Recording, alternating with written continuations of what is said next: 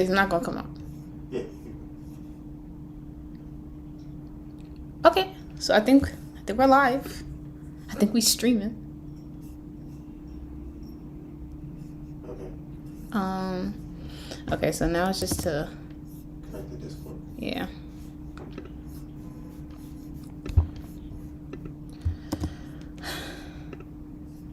He said invite inside. Right? I guess we'll come back. Oh yeah, cause he's in the other one. Right. So. Okay, first Alright. of all, we are annoyed. Second of all, Hey Sarah. Sarah's here? Yeah. Hey Sarah, pull up to the Discord. Right. Hold on. And then, oh, you know what's crazy? What? Put the well, you can put either or. I was gonna say put the video, Discord one. She's on. She's in it. Okay, she's in. Okay, wait. Oh, okay, wait. Ah! Hello? It says voice connected. Voice suppression powered by Chris. Damn, that's the only thing. Shit. Sarah, can you hear me? You know, I'm gonna try. Oh, fuck, I don't know how to do this. Okay. Fuck. Huh. Okay, I'm gonna mute myself on here. I'm gonna try and do it on my phone. So you muted. You mute yourself from I muted myself on the computer. on Discord. Yeah. Okay. Okay. Let's see. Your voice has been disconnected because you connected another location. Okay, that's cool. Hello? Yep. Yay! Hi, Sarah! Oh shit, this is hella delayed. I got you over there on the live on the phone and shit. So try and do it on the computer. Try to do it from the computer? Yeah. Making me anxious. Okay. Yeah, because I'm like trying to figure out. There's no Okay. rush. There's no rush. You're right. You're right. Let me breathe. Okay. Because my thing is that, like, how can I hear what she's saying coming from the computer without it causing an echo into the stream, if that makes sense? Well, then again, I don't even know if that'll happen because I haven't tried it yet. So let's see. Okay. All right. So, see, but I can't hear Sarah. Is your volume up on your computer? Is the volume up on my computer? It's up now. Okay, you know what it is? I think there's no audio source. It says new audio device detected. Discord has detected a new audio output device named Yeti Stereo Microphone. Do you want to switch to it? No, don't switch. But you heard what I just said? Yeah, I heard you. But it says Yeti. There's no Yeti connected to anything Wait, where are you seeing that at? on my computer. And that, I'm confused. Right. It says Discord has detected a new audio output device named Yeti Stereo Microphone. Do you want to switch to it? No, don't switch.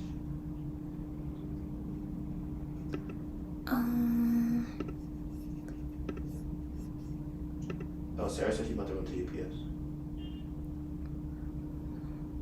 Okay. I see Frederick a bunch of times on the right. What's that about? I'm like, can we both be on the same? I mean, but I'm not logged into whatever you're logged into. That's true. There's something I'm supposed to be doing on OBS that is not happening. Because I feel like I had to do this before. See, there's nothing for me to select for audio. Do you need a mic? But that's input, that's not output. Oh, that's true. There should be a way for me to hear what's happening. Oh, it's a lot. It's a lot on my screen. Wait, why you turn the TV down? I want to see. I'll turn it up and then turn it down. Oh, maybe it's because I'm screen sharing the TV? Let me try and take that down. See what happens.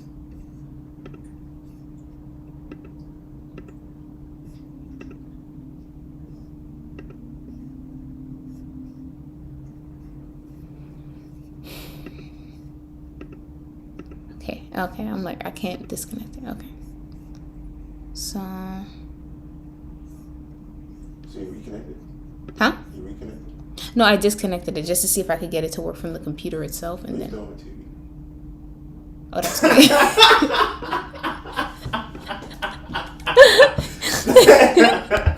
I'm like, no, that's not what I did. I still see you.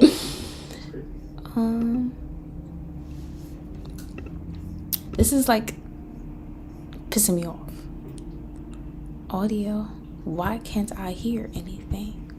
Properties. There's nothing here for me to choose from. This is a problem.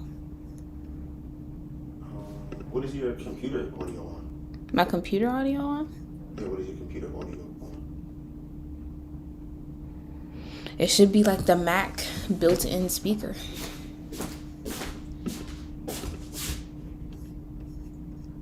Let me see, output. Wait. Go back to output one. Mm-hmm. Go down. Excuse me. Okay. And then let's go up.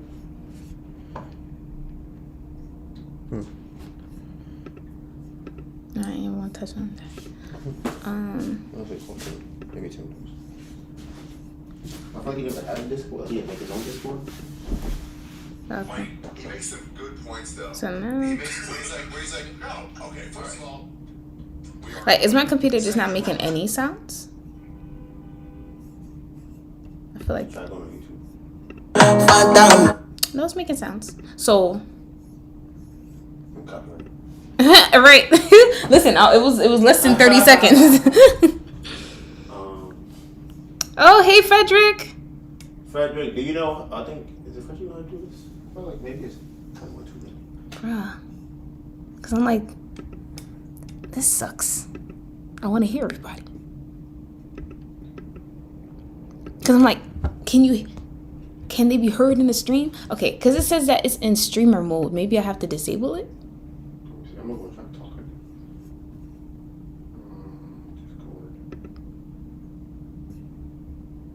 That's an input, the output. Oh, okay. Oh, we can hear? You did something. Yeah, I think. Hello? Okay, I'm going to. You hear anything now?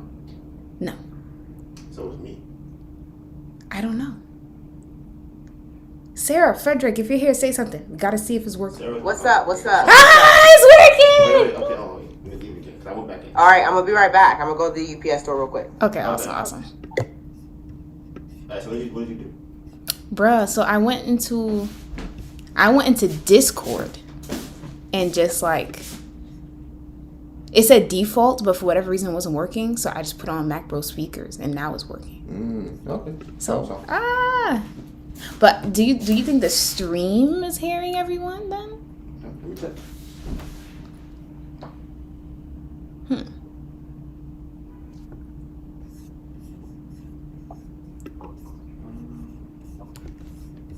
I feel like OBS should have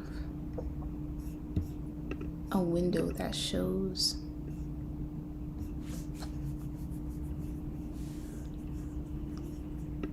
if someone is talking. Let's talk.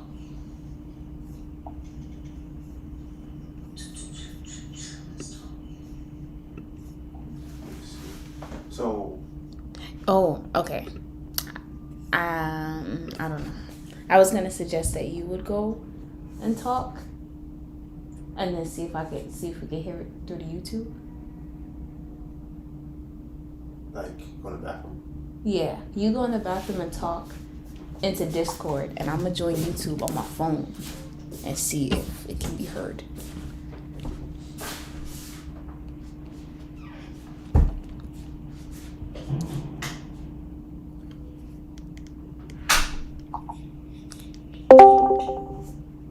Hello? Alright, talk again? Hello? Okay, I can hear you. Awesome. Huh? Hear me on live or Discord? Oh, I heard you both. Yeah, my middle initial is J, Okay. so JQ from the ABG. I feel like we want that. Huh? I feel like we don't want that. Oh, yeah, What you mean? what's funny about it is Right, and like if I can hear you through Discord, and I heard you through YouTube no on my smoke, phone. tell the truth.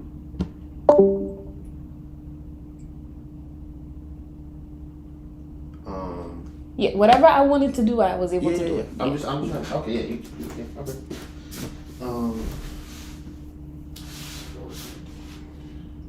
They have Wishwick pens. What's that? Make a wish. Write it on your wick. Create a candle with your wish wick, and then burn it to make your wishes come true. I feel like that is borderline, Dangerous. like witchcraft. Am I bugging? Like, I'm serious though. Like, I feel like that's sure. I feel like I was thinking more of like just frivolous, but sure. nah. Like, I feel like they are appealing to the witch people, like the Wicca. Maybe I don't. I think probably Because that's like the intention crystals and stuff like that.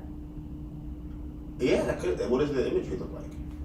The imagery is, I'm pulling TV When you put it up on your phone. Pull up on my when you put it on the computer. on the computer. Share Okay. your screen. Oh, You it's try to get all the right. and everything. Okay, let's see. Okay, that's in my email.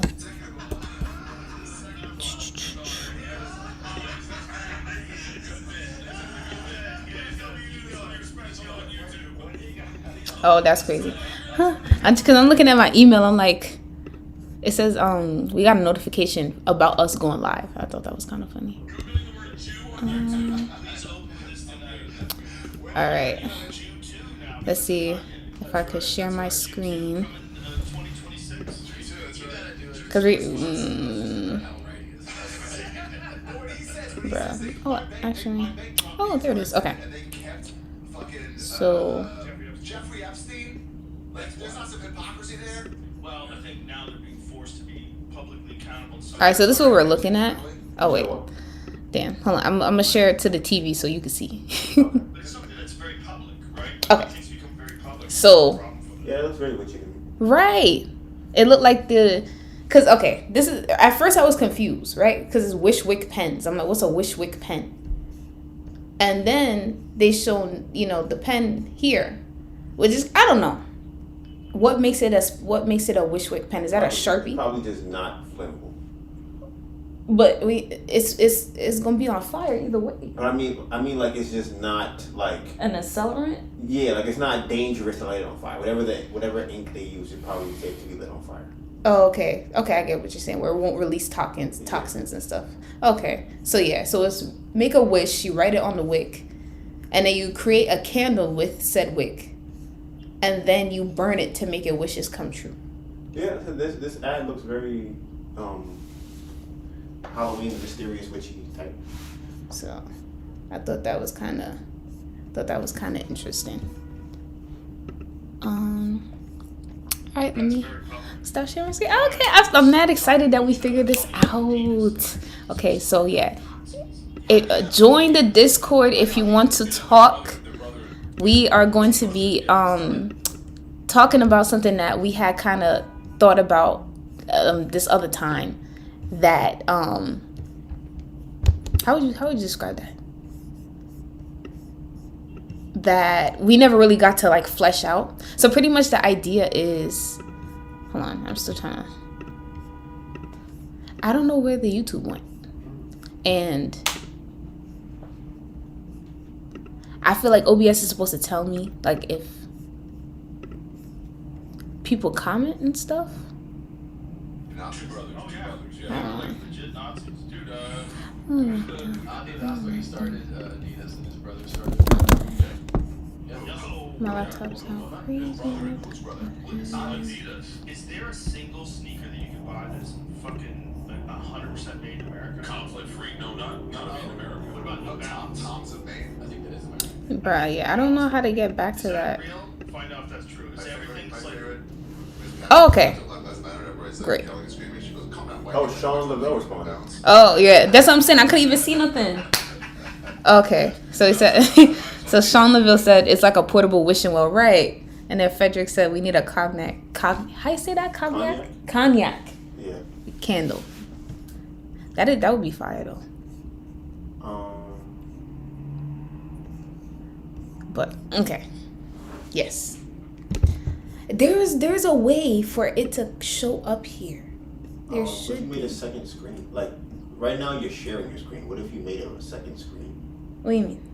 Instead of sharing your screen out, you can have a separate screen if you use a computer as a screen, your iPad as another screen, like 2 separate screens. Oh, okay. It's a great idea. Because what I was trying to figure out is they have it where it's supposed to be like a tab on the side, like how Photoshop has it. So that's what I was trying to figure out. Does that make sense? So you know how like Photoshop has the little window on the side that you can use the tools? It's supposed to be like that on OBS for you to see what the things are. Are you able to go back and forth on here on Wait. OBS? What you From mean? Discord to like through OBS. Are you able to do that? I Do you don't- know how to do that. I don't know. Understand your question. But what do So right now you're leaving OBS to click on Discord, right? I'm leaving OBS to go on YouTube. And Discord. Yeah. Okay. Is there a way to click it from OBS? I don't know. Okay, that's what I'm saying. To see if they say like, okay, switch your screen to Discord, but do it through OBS. You want me to do that right now? You do something else. I'm trying to figure out how to separate the Oh displays. yeah, no, so yeah, do that first. I was just saying as a suggestion to try and see if we can learn how to do that. Okay. Oh, somebody else commented. Like I said. They said, okay, 50 nickels? Oh, 50 nickels. 50 nickels. Appreciate that. Hey guys, been following the channel for a bit. I appreciate the sincerity also. Thank you. Appreciate you. Right. What was your first video that you found of us? Was it Turo or was it wholesale? I thought it was probably Turo. But there's a way. Okay. And if y'all want to talk, you can pull up to the Discord. They said the Turo one. Was it the 3-month update?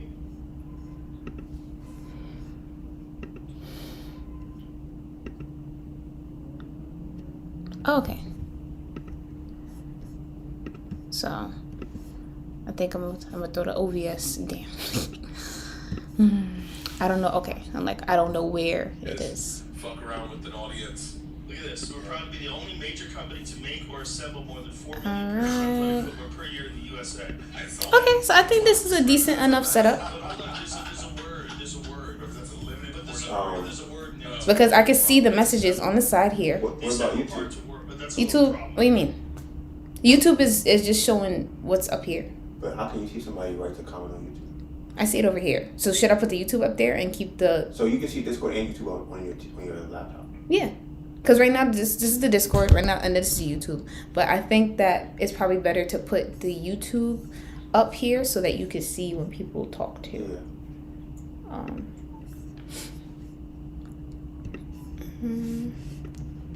Damn.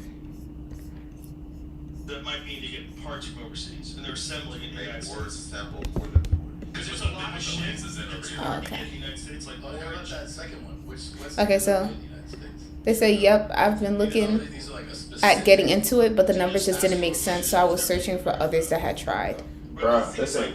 So, like I said, pull up to the Discord because Sarah Alaba, she has 4 cars on tour right now. So when she comes back, she can kind of tell you her experience with it, and you can ask her some questions about what she thinks about Turo and what to expect from Turo. What city are you in?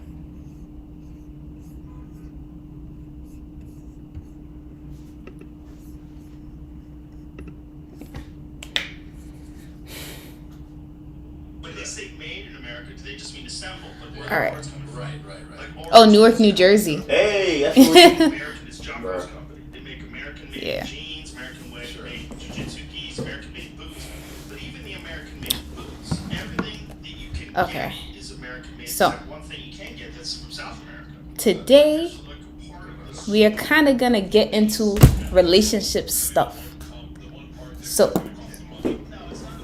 the thing that we were thinking about talking about.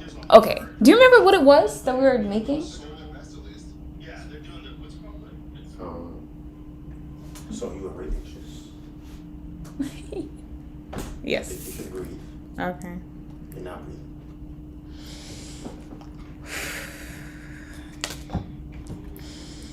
I'm still not calm. I don't know how to You're not breathing. You're literally not breathing.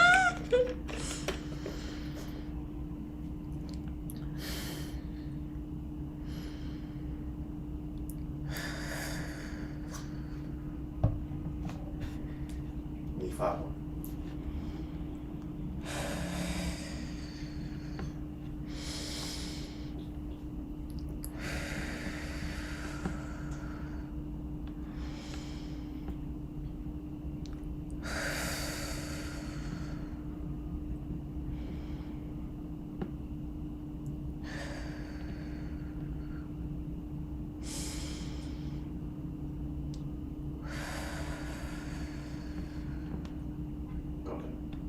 What is it that you are trying to say?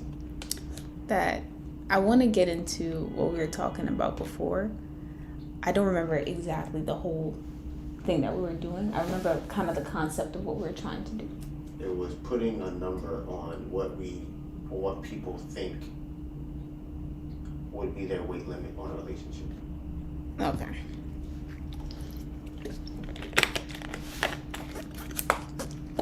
No, it's not the that's the insult. Let's see. That's the insult. It's whatever. I don't think they're calling it that. So, It might be that, but it's like all it's right. a So hard- before Donovan and I were talking about like, transparent about it. Like this is one thing. It's as soon as we get sources. I guess what I wouldn't necessarily say what's the breaking point for a relationship, but more so like what should people kind of be, I don't know if I would say willing to bear, but like, yeah, what is that limit in a relationship where you decide that you can't, either you won't move forward with the relationship with the person. And we came up with that kind of like concept, or like we're talking about it just because of different experiences that we know of that people go through when being in a relationship. Oh, we got someone new in the Discord. Hey Thrice. Are you still in the voice Discord right now? I should be, yeah. So is Thrice in he's or she? They just joined the server in general. Okay. Let's tell them Huh? that. Thrice, if you're on the live, because Thrice might be the Nickel. Is it Nickel? I don't know. What's that person's name? Oh, 50 nickels. Yeah. I'm 50 Cent. Let me see. Because all I see is that like someone joined the server. Oh, Thrice is in the, okay. Okay, what's up, Thrice? Can you hear us? Oh, you can't hear me. Hey, Thrice. I mean, I think they could probably still hear you on the computer.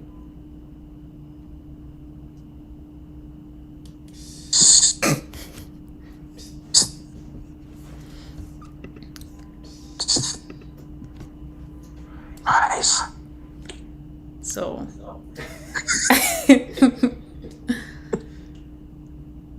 Are you 50? Are you 50 nickels? 50 nickels. Oh, Sean is here? Hey, what's up? Hey, what's up, Sean? Yo, what's good? Alright, so what you talking about? What's good? What's good? Oh, you left? Yeah, can you still hear me? You said yes. Say it again. Can you still hear me? I can. I'm trying, because I'm watching the live stream at the same time. So it's like an echo. Yeah, I can hear you. So it's an echo. Let me see. It's because like I'm watching the live stream is on the right in a window, and then Discord is on the left. So if I mute the live stream, I can hear you just fine. Oh, Okay. okay, I get what you're saying. Yeah. Okay, so yeah. Yeah. Live stream is not important. Yo, y'all need to check out this Reddit called r/truth off my chest. Okay. You will see like the craziest stories about like people's thresholds of when like what they can handle and stuff is the craziest shit. Like relationship threshold or like physical threshold? Both. There's stories about like, oh,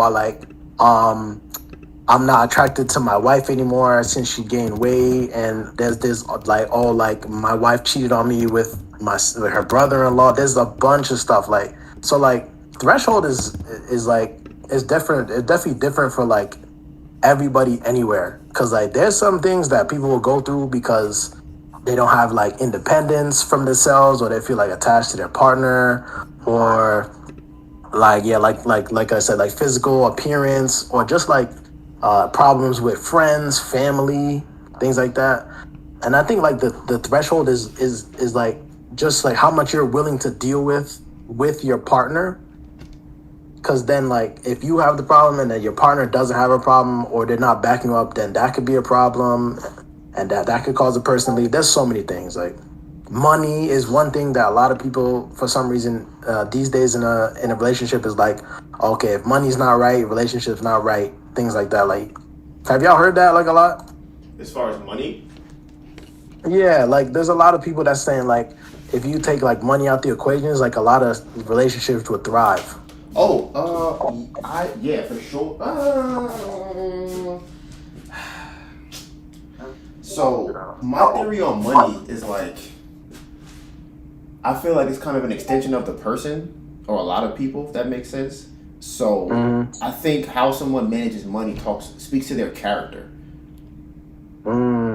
So it's like if you have to provide and money's not in the equation, then that means you have nothing to provide. So then what would your value be to her if you can't provide anything? If that's what kind of person you are.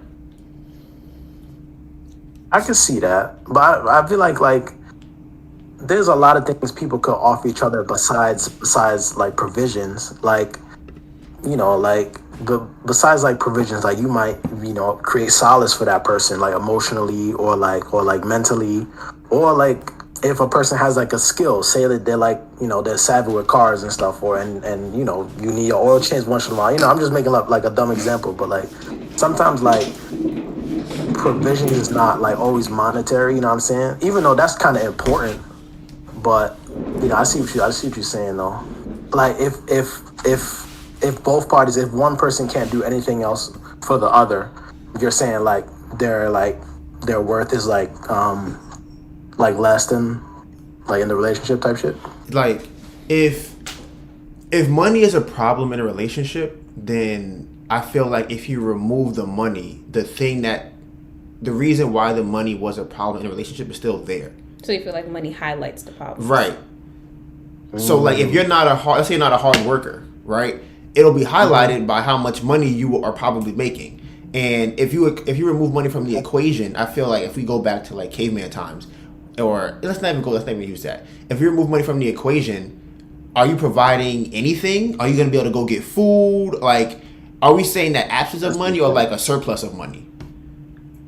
Because there are people who have a lot of money who still break up and get divorced all the time. Like Jeff Bezos Right. and McKinsey. She got the richest billions of dollars, and they're like, nah, that's not working. Like, Right. So at that point, it's like, how important is money? And I think part of the problem is the people that don't have money think that the money is the problem, and they don't fix the things that come outside of the money. I agree like wholeheartedly. Sometimes it's just not like, it's not the money, it's other factors that maybe contribute to you not having money at all. And then if Right. you fix maybe some of those things, that's what's gonna, you know, the relationship will probably like, I feel that. Yeah, so I think that's what I would say. As far as like, yeah. Because how do we get to that conversation? We were talking about just kind of like relationships in general, because it's kind of like if there's people that relationships that we've seen where it's kind of like, okay, at what point does the person cut off the relationship, or at what point do they like I guess try to work through it? Like, how do you know what your limit is, pretty much? yeah. And we were thinking that like there's a weight for all the different kind of like issues that come up in a relationship, and let's say that it's 100 pounds is the limit. Do people assign the weight when they go through those problems, if that makes sense? Like, let's say that cheating is I was just about to say that. right. So if cheating is a 60, but not taking out the trash and not doing your taxes on time and not picking up the kids, if those are all like 10s or something like that, like at what point do you hit your limit? Is it going to be the 10 small things that makes you hit your limit, or do you need like cheating 2 times and then it's over? So that's kind of what, like, we're trying to do the math of like what would be the boundary for people. Damn, that's a hard theory. Yeah. That's I never thought about it like that. That's crazy. Yeah, like the 10 small things that a person does or doesn't do. If that'll make or break you, or like a huge mistake that you could take in. That's crazy. Yeah. We were I thinking about. definitely think there's a weighted aspect for sure. Oh, oh, done one too many said, man, I'm deep into this couch, and now you do Discord and YouTube. Bruh, we was thinking about coming up with some type of. We probably would sell it at some point, or like create something where where people would put their own weights on it, because like in our conversation, we were just thinking. People, when they think about, okay, why I would leave my significant other, it's usually like they cheated, they abused me, something like that. But Like a survey, like a weighted, like a compatibility test or something like that. yeah, compatibility. It would just be so people can see in front of them how important certain things are, because. Nah, we can't hear you, Thrice. Yeah, I was just about to type it. I think your mic is muted. So like people will say, okay, cheating is big, but they don't think about the small things, like the person doesn't wash the dishes, they don't take showers, they always, losing stuff. Like enough of those small things stack up could be the equivalent of somebody cheating to someone. Because it happens so frequently, but it's smaller. It's like, yeah, I just can't put up with that. And I didn't know I didn't like that until I started talking to someone that does those things. So it's like trying to figure out what. And me and Melissa were gonna try and do it, because we never actually flushed the idea out. So we're gonna do it now on streaming, for us, and see what our things are. Okay, there's a lot going on because Thrice is trying to be heard, and then Done One Too Many said they can't hear us in the stream. So I'm trying to figure out what's happening there. So y'all not in Discord, that's why.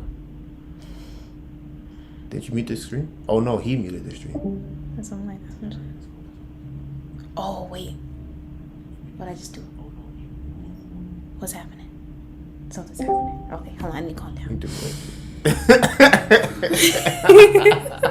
How about now? Who was that? Hello. We heard him. Thrice. Oh, what's up, Thrice? Hey, Okay. Nick. Hey Thrice, how you doing? Doing great. Okay, we can hear you now. Wait, what's your name? Oh, you're on mute again. Let's just stick with Thrice. Okay. Gotcha. Because I'm like, wouldn't it be funny if it was Kais? But yeah. So how did you find our channel? Was it Turo also? Yeah. It was the Turo video. Like I said in the chat, I was trying to figure out like I was doing different models, like different occupancy rates, different down payment amounts, and like the numbers just did not make sense. Like I couldn't get like more than like $200 a month in cash flow after everything, and I'm like, you know what? Let me see if anyone else has done it. Your video came up, and then I just started getting into the other ones. So I'm curious. Do you have it muted on stream on YouTube, or is it the voice audio still on? I'm sorry, what's that? Are you watching the stream while you're on Discord, or are you off of one of them? No, I'm off. Okay, cool. So yeah, bruh, I agree. When I was doing Turo, I'm like, this does not make sense, and I hate Turo. I have come to learn that I hate Turo as a company, or as a platform to make money on. I think there are very specific ways to make money on it, and I think it's a volume game where you have to get an obscene amount of cars or find a way to get cars without having to pay for them. So I'm thinking if you were to manage somebody else's fleet, or manage different fleets or something like that, I could only see it being profitable. But yeah, $200. And when you looked it up, what cars did you see that made $200? I mean, the cars I was looking at, so like my budget, I didn't want to spend more than like $14K, which puts me, because I didn't want to take out a loan or anything. So I was looking at like Fiat 500s, Jettas, Honda Fits, but just like car prices right now are insane. Like if this was 2 years ago when you could pick up a car for like $7,000, but now it just doesn't work. Yeah, the market right now is terrible. They've been saying that ever since the end of the pandemic. I actually picked up my first car, not for Turo, but like just in general, in October of 2020, and that was just right before there was a huge boom of like used car sales. I think in the next few months, there lots of people are projecting that used car sales are gonna plummet. So it might be a good time to try and see if you can start. Like, that's why I'm doing this, trying to see if I can get like a car for Turo, or even rent out my own. But mine's kind of old; it's like over 10 years old. But the thing about Turo for me is about like a lot of what Thrice says, like just the car note is a lot to cover, to make a profit every month. You're talking about like a $20,000 car, that's like $400-$500 a month. You got to book, then you got to book the car for more than 2-3 weeks. It sounds like a hard process. And then when you think about the weight of having a car note every month that you gotta pay, it kind of people become wary for that fact, Yeah, like I said, anybody asks me to do about Turo, now I'll be like, listen, just don't do it. And the only people I recommend to do Turo, if they really want to, would be someone who is probably younger, so probably early 20s, maybe 19 years old. But for someone who is trying to make a significant living off of it, I wouldn't suggest it. And I use what's her name? I forgot. I think it's off with the A. She's on Turo. I mean, she's on YouTube. I can't remember. There's Samaya, who does like luxury cars, and then there's the other girl who does like more economy type cars. And I think they have close to 20 something cars, and they might make like $100,000 a year, maybe a little bit over that. And I feel like to manage 20 cars to only make that amount of money doesn't seem worth the payoff and the amount of work that goes into it. Like, one of the things that people I don't hear talk about when they do Turo is the stress of getting bookings in the middle of the night, because you literally have to be on standby at 2 a.m. to get a booking for your car. Nobody talks about that. So like Sarah knows about that, but Dude, can I ask real quick, how'd you get into the candles? I just sent a link to the Discord. My friend also makes candles in his garage. Mm-hmm. I just sent a link to it, but how'd you get into it? Yeah, I was just looking at it. So this is okay. So last year we were. I'm gonna share the screen so people can see the candles. Okay. Last year we were trying to figure out how to pay like our monthly bills and the house we have in Philly that we're renovating. So Melissa was saying, okay, we should sell candles. And I was just kind of like, sure. Like, I don't know who buys candles, who does that. It's probably a small market of people that buy candles. So she went and started learning about, how to make them and what ingredients and things like that, what she wanted the candle to look like. So we started doing that. So she had the website up of last year. And then the sales weren't really high on the website because we weren't actually pushing, doing ads or whatever. So then in January, we went to a craft fair. And the COVID here in New York, they didn't allow us to be there at the place because we weren't vaccinated. So my mom and her brother went, and then they made $400 on Saturday and $500 on Saturday, and then $400 on Sunday. And I was like, I'm like, what? And this is still kind of like where we didn't come out of the like people were still not going outside as much in this time period. So I'm like, wow, that's kind of crazy. We made $900 in a weekend with candles with no idea about how to sell. My mom went there, her brother went there. So then me and her went to another craft fair up in Manhattan, by like Upper West Side, and we made $800 in one Sunday. And we were like, oh, this is crazy. We were like, we got to figure out how to do this, because if we're making $800 in one day at a craft fair and my mom and her brother are making $900 in a weekend at another craft fair, there's potential to make this a really big thing. And crazy enough, the more we did it, it's almost like it just started getting better and better and better. Like sometimes you do a thing and it gets harder when you do it. It seemed like the candle just kept getting like people would call us and say, hey, we want you to come to this fair, and hey, here's a loan for this, and hey, and it was just happening throughout the whole year. So that's how we ended up where we at now. And it's I think it's going crazy. This year, I mean this month, we probably did like $8,000 in candles. Yeah. And that's mostly just selling on the weekends. Yeah. That's incredible, guys. Yeah. Like, Yeah, 8 racks with candles is crazy. Bruh, it's only the weekends. That's like, this is what like a lot of people come to like channels like this for. Like a lot of people just want to find out one thing that they can do, or like, you know, that one hustle that's really going to, you know, get them there. And you know, because people are these days, like, just one job is not enough for anybody these days. So like finding a hustle like that, that's great that you guys found that. That's cool. Yeah. Oh, excuse me. Guys, what city you guys in? We're in New York. Oh, okay. Bruh, yeah. You're in Jersey, right? Yeah, I was gonna say I've been doing those electric scooters, like for Bird. That's what you guys should check that out if they have it over there. It's pretty good deal. You rent them Like truck, to them? like to anyone. So you buy the scooters and then you rent them out? Yeah, so they give you the scooters, and then you just gotta fix them. You gotta charge them. You gotta put them out on the street, and then you split the profit with the company. Oh, that's interesting. I know they're up in the Bronx, but I don't They know got where. those around DC too. Yeah, I think I've seen. It wasn't scooters, but it was like bikes that I saw in Far Rockaway they were doing. What's the money like for the scooters? For every like 100 scooters you got, it's about like $1,500 or something a week. Every 100 scooters. And they give you 100. Like how many do they give you at one time? Like how would I be able to scale that? I mean, it really depends on the city. So like Newark's got a limit of like how many scooters, but yeah, they'll give you as many as the city will allow. Because yeah, like my brain is always thinking like billions. I'm like, how do I get 10,000 scooters if I'm gonna make 1,500? That's my brain. But I think she like maybe was falling off the chair while she was sleeping. That sounds crazy. Right. So are you gonna do that? Are you only doing that now instead of Turo, or are you still gonna try and get into Turo? No, I don't think Turo's gonna work out.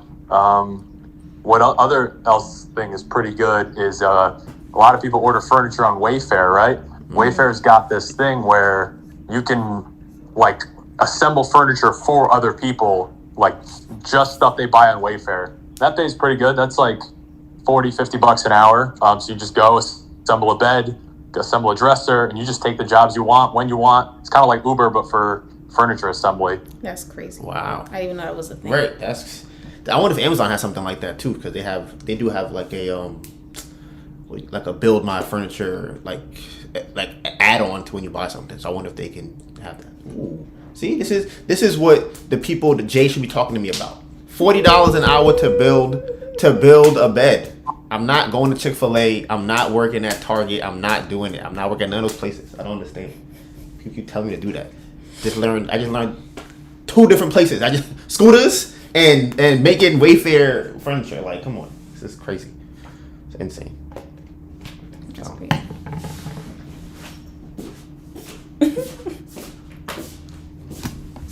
But I'm thinking about ordering food. Order food. Yes, I'm hungry. Yeah, I'm sorry.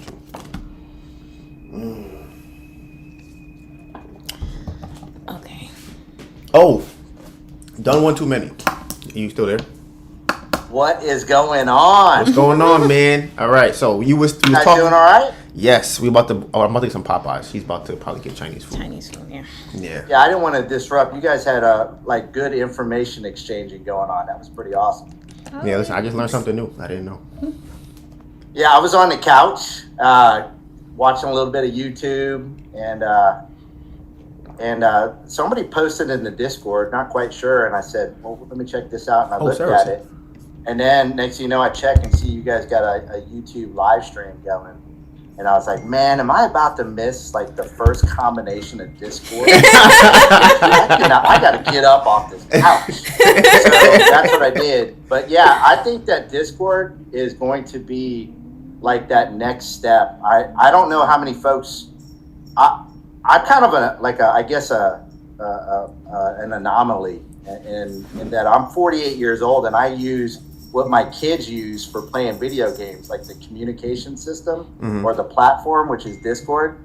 I use this for gaming and for exchanging information and joining like different communities and stuff. And what I've known or what I've learned is, I'm pretty good with typing and messaging and stuff, but there's nothing better than hopping in a voice channel and just talking it through and exchanging ideas. So I was pretty excited to see you guys get one going. Yeah, I think. And I don't mean to hog the mic. I'm sorry. Oh, you're Yeah. fine. Funny enough, that's one thing that I was just thinking about right now. Was like, I guess right now it's cool. It's like what 6 of us here, maybe five, whatever. I'm like, it's cool because it's just us. But trying to manage it, if it's gonna be 30 people or 40 or 100 people, I have to figure out how that would work. It honestly, it reminds me. So of what Clubhouse. you're gonna want to change the permissions on this channel right here. You're gonna want to set it so that you guys are the admin moderators of this channel. And then when you go live, if you have somebody that's hitting you up with some questions in the comment sections on your live stream on YouTube, then tell them to come into the Discord, and then they'll go into like the general voice channel. And when you see them in there, then you pull them into this chat, and then you have that one-on-one discussion with them live. So you don't have 15 or 20 different people giving their, interjecting with ideas. Because yeah, everybody means well. But the problem is everybody's like, let me answer that question. And really, the people are watching your show, so they need to kind of give priority that way. You just got to kind of regulate it. Yeah, that's cool. I didn't even think about it like that. So the general will be kind of like a waiting room, and then you would pull them into the live for it to be like a one-on-one. Or you can just have like a waiting room. You can call it the waiting room or something like that. That way, folks can still come to general, right? Like you might have side conversations going on, because once this community gets a few thousand people, you're going to have people, especially if you do your voice channels right, put a lot of focus on your voice channels, because there's nothing better than having 20, 30 people that are always voice talking in channels on your Discord. You want to talk about something that becomes very popular very fast. A lot of Discords, they just do messaging channels, and they just post pictures, memes, and talk about great ideas and share their different links for different ideas. But if you get people that are regularly coming in every night between say 5 p.m. and 11 p.m. and they're chatting up all night long and they're having friendship conversations and talking about their day, and you have a multitude of different voice channels that are doing that, your Discord is always going to be popping. People are always going to be doing something in Discord. Yeah, see, that's cool. Yeah. It gets, again, in the gaming community, it gets pretty big. But it's not just the gaming community. Like I'm part of a crypto Discord where my buddy has a YouTube channel that's on crypto. And people will go in there and we'll share, GPU settings, overclock settings. We'll talk about power bills. We'll talk about expenses, where we're getting these GPUs from. Anything related to crypto, we talk about in that channel. And we do it over voice, because sometimes messaging is just too much. Yeah. Yeah, for sure. So yeah. With the what I want it to be is similar to what you're talking about too, where because right now there's Sarah's here, she does Turo, and I know my guy Tori from Atlanta, he's getting into new development, and I feel like that'd be real estate, and she does YouTube and Turo, and to have those separate channels of people who are also in that space, because I think we're all pretty small in what we're doing as of now, but we still have information that somebody else may not have that we can give to them, and then somebody else that knows more about something, like how Thrice was coming and talking about the Wayfair. they can then give to us the stuff that they know, and we can have that together in the Discord and separate channels. Absolutely. So that's kind of the goal I'm trying to get to.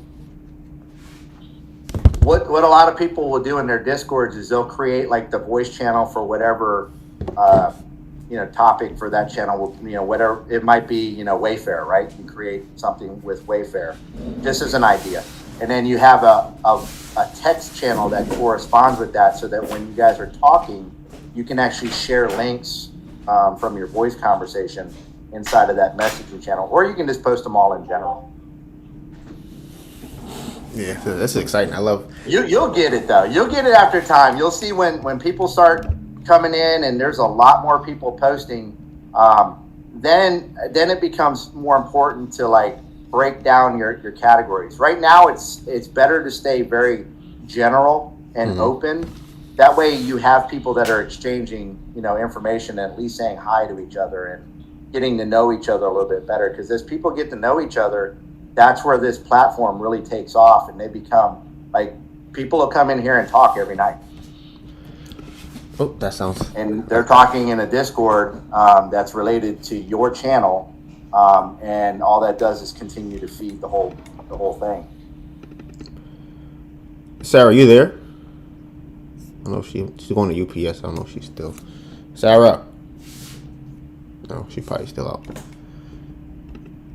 Yeah, because I was saying she has 4 cars, and I wanted her to just kind of give her input on it, because there was someone else who had asked about it, and I'm telling y'all, Turo is not it. I cannot. What is this called?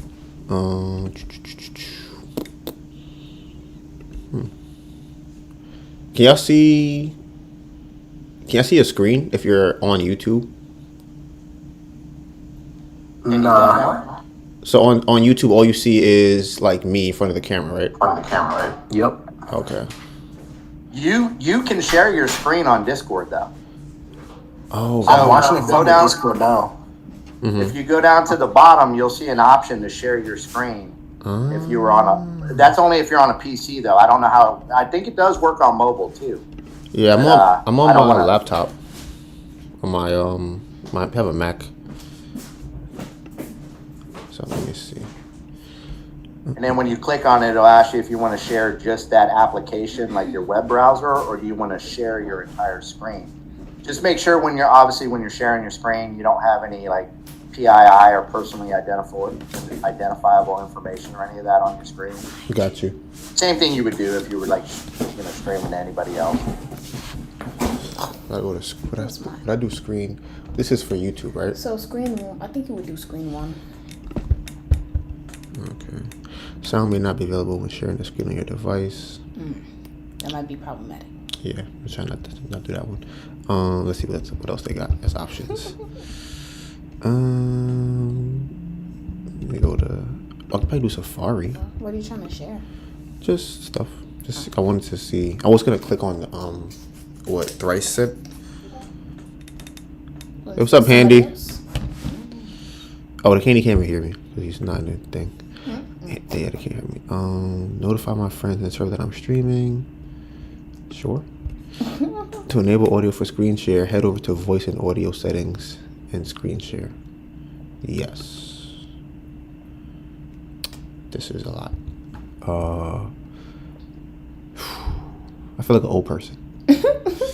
Okay, let me see. Having mic issues, bro. I feel like my mom.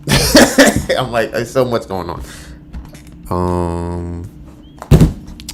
Should I press escape?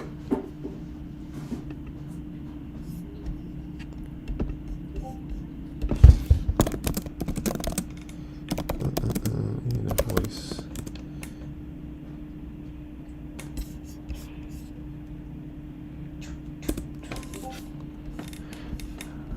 Okay, so let's see. Share my screen. Safari.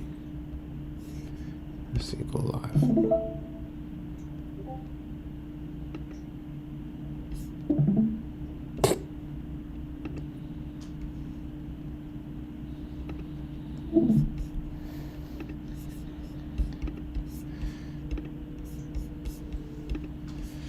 Change. Voice and audio. Okay. Voice and video settings, screen share. Voice and video settings, screen share. Oh, there's mad stuff here. Oh, I have to install something else? The audio capture extension requires authorization. Check your security and privacy settings to learn more.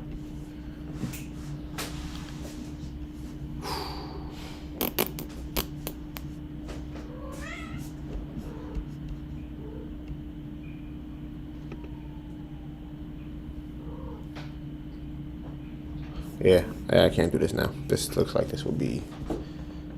I'll probably have to close Discord to be able to do this. It's telling me to restart it.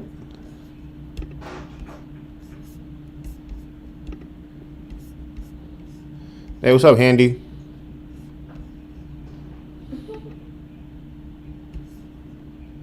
Can you hear me? Yeah, I can hear you. Okay, cool.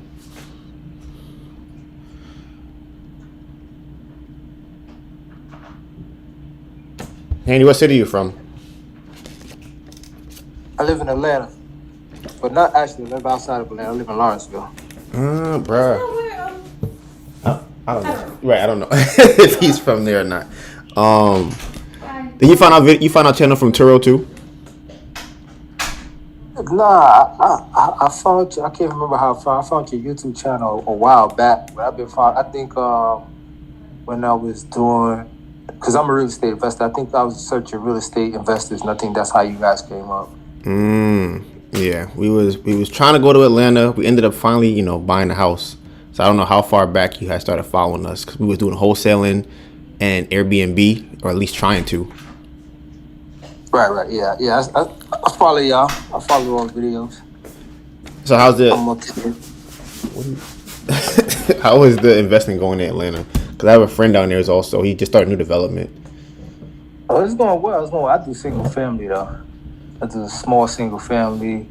I'm just now trying to get into out of state, like North Carolina, South Carolina, Alabama. But my goal for next year is to just go into Alabama, since it's much closer and it's more affordable. Have you thought about is this South Carolina? Where is the Hornets at? I don't know. That's not a what? Right, the New Orleans Hornets. Because I feel like, where are we supposed to move to? What place was that? You talking about like North Carolina? Is that where it's at? Well, Yeah. we wasn't trying to move Yeah, there, so I don't that's even North Carolina. You've have you thought about investing over there? Yeah, I looked into it. You get pretty decent pricing over there, but I think Alabama, you get more for your money in Alabama. Alabama, Mississippi. The further you go in the South, you get more for your money. And what are you trying to do with the real estate? One of the good kept secrets, Kentucky, a state that I never imagined living in. But recently I found out that they had a huge fiber optics, a state-run fiber optics push where the state of Kentucky, all the way out into rural areas and everything, they ran fiber optic internet connections. So you can buy land in Kentucky out in the middle of nowhere and potentially end up with something that has fiber optics running to the house. So you could have legitimate broadband, like fast internet, like you were living in the city, Look, the messages was here. but pay very, very low prices for property. There you go. Stop trying to do. Because the one thing I can't live without anymore is good internet. Like, good internet has become a way of life for my household. We're streamers, cable cutters, so we don't want to move out into the country and necessarily live on satellite or anything like that. So Kentucky is one of those states that I'm because Uber is blocked. No, I owe Uber money if you're gonna use Uber. Oh, sure. First I use DoorDash.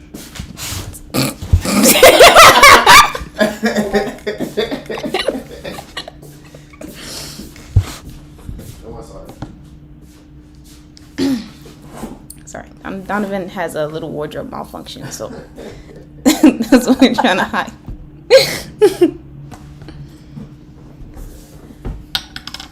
Right. Let's see. Continue with Google. Here, we're trying to order food really quickly so that it could get here before it gets too late. Do you want to start making your list of the things that I would do to make you break up with me? Okay. So how would that? Okay, so it would be because you envision it a different way, a different layout than I do. Mm-hmm. So I guess we can brainstorm on here, see which one makes the most sense. all right. So what we were trying to do is we want to make pretty much like two separate lists to kind of account for what would be the breaking point for relationships, just in general, not necessarily ours, but we're going to use ours as a tester for the concept of the, like, I guess you could call it like a questionnaire. So I got paper.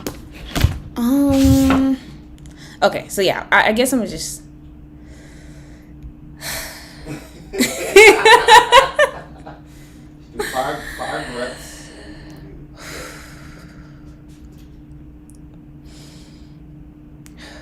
You doing too deep? You doing too fast? You doing too fast? There's no danger. No fire.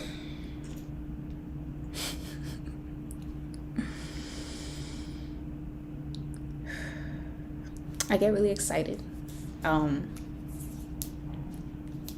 Okay. Oh God, Melissa, what are you about to say? Sarah!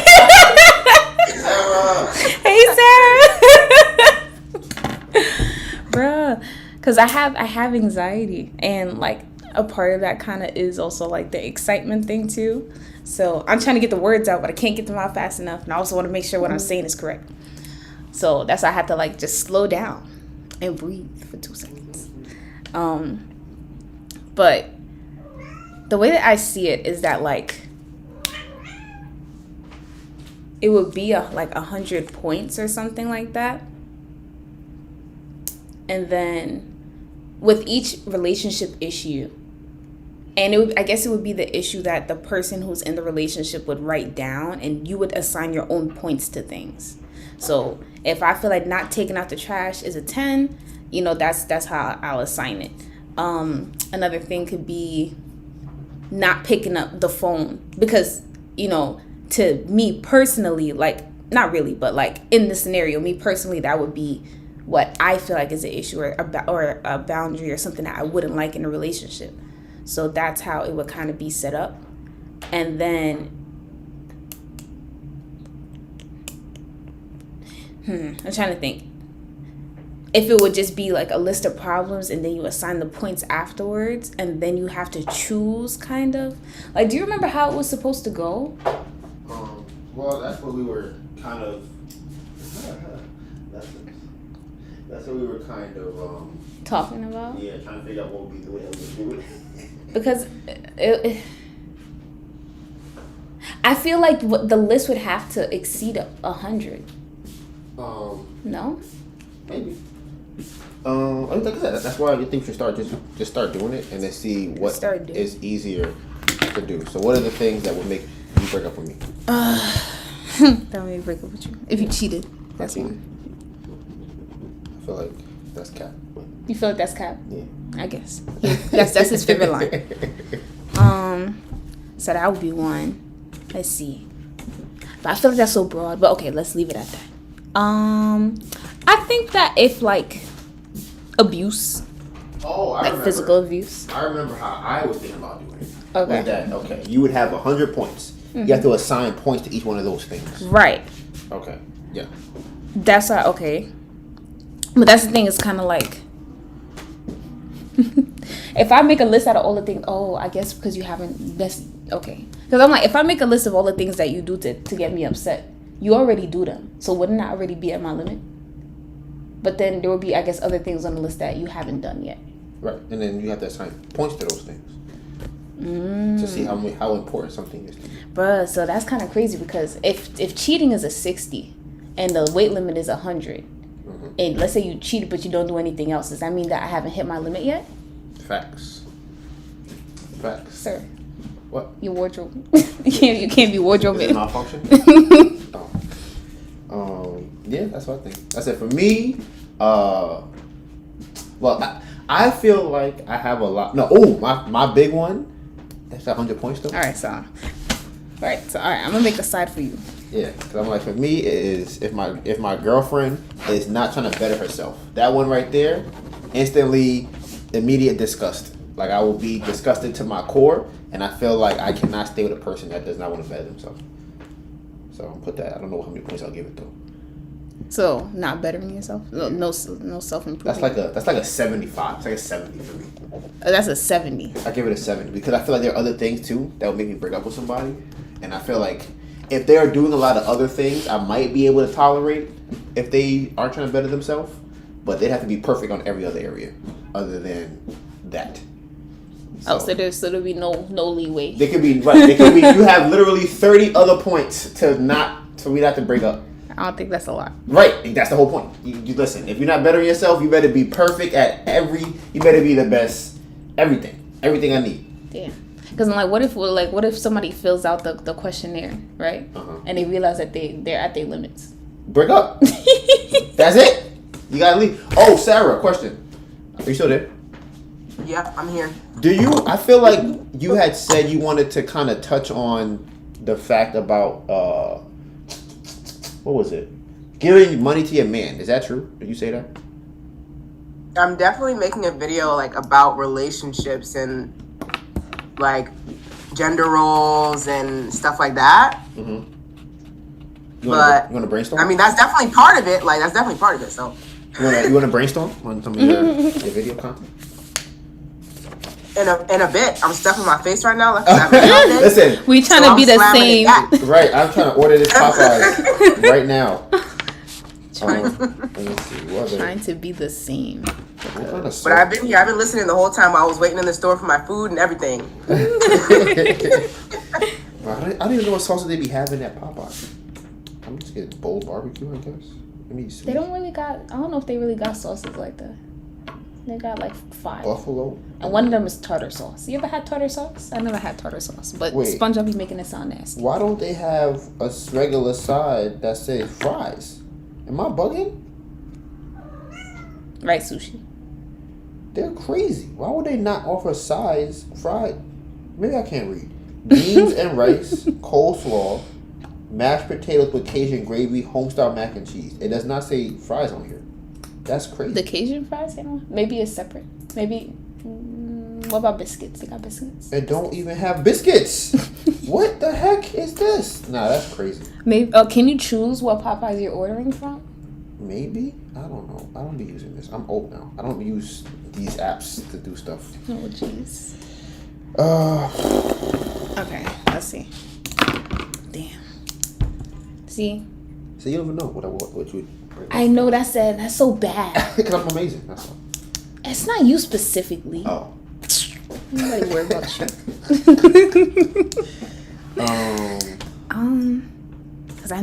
Because I think I'm kind of lax in general. Okay, so cheating is definitely one.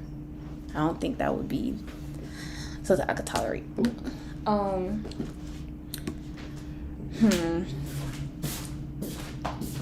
You know what would hurt me a lot? What hurt you a lot? Take a guess. Cheating with a white girl. No. It's not that. Oh. What? You should know the answer. I think you got this. Is it food related? I can't tell you. I feel like I need it. You get 2 guesses. I feel like can you give me a hint? You get 2 guesses. I don't eat your food. See, you got it on the first try. You would break up with me for that? I don't know if I would break. Maybe. But what if you? If a man didn't want to eat my food, maybe I would have to break up with that man. That's crazy. But I feel like you don't even. What if you don't even like cooking like that? Whoa there. I wouldn't say I don't like cooking like Tell that. me after this. You telling me if we was rich? Well, when we get rich. Oh my gosh. But when I do cook, you will refuse it. That's tough. Right. That's tough. I would literally have to hang my head in shame. I don't think I could continue to live in that household. That would hurt me to my core. Yeah, that's tough. So I think that would be one for me. That would be one for me. But I don't think I could tolerate that. Oh, okay. Let's see. 4-piece. All right, what's another one? I'm mad that they really don't have No. fries as an option. Like, that's so crazy. What are you doing? No. This child is biting up our furniture. I'm about to call them and be like, what you mean you don't have fries? What are you using to order it? DoorDash. I'm about to use my ears. Yeah, I'm like, maybe Uber Eats will give you better. Young man. Sir. Okay. Not eating my food. Okay, let me try to think of something that's more serious. I feel like OG. I mean, let me be serious right now. Like if a man is bendable. I don't think you care about that. Well, maybe how bendable, but I feel like he's a flexible. That's mad funny. He's flexible. He's expandable. that you're not gonna tolerate. Oh man. Okay. Yeah, I definitely think like domestic violence is a problem. I think that's a hard one. Like that's like not a hard one. I mean like that's like a hard no. Like But like, is it 100? Probably. What about 90? No. Right. We gotta figure out how this works. Jesus Christ, he just Oh my gosh. jumped on my head. We gotta figure out this. How to do this. I don't think it's a 90. But if you give it 100, then how do you weigh everything else if you already have 100 for one thing? Right. That's you just don't come back from it. But you can't add anything else. How do you? But that's what I was saying. Where I think that it would have to be like, you would assign. There would be like, let's say there's 20 things, and you would just assign points to all the things, and the limit is 100. Okay. So it's kind of like, so if somebody does something that brings you to 100, then you should break up with them. Like that's just really what it is. Because I think if everything adds up to 100, you will never really hit your limit. I think you always hit your limit. If all the things add up to 100. Like if you have a list before you start talking to somebody, and then you're like, this is my list of 100, and then they punch you in the face on day one.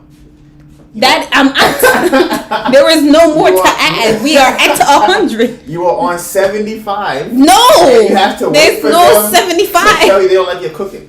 That's the once they add in the not liking the so cooking. You gonna punch me in my face and then not like my cooking? That's it. That's deceit. That's it. Right. That's it. You can no longer. No.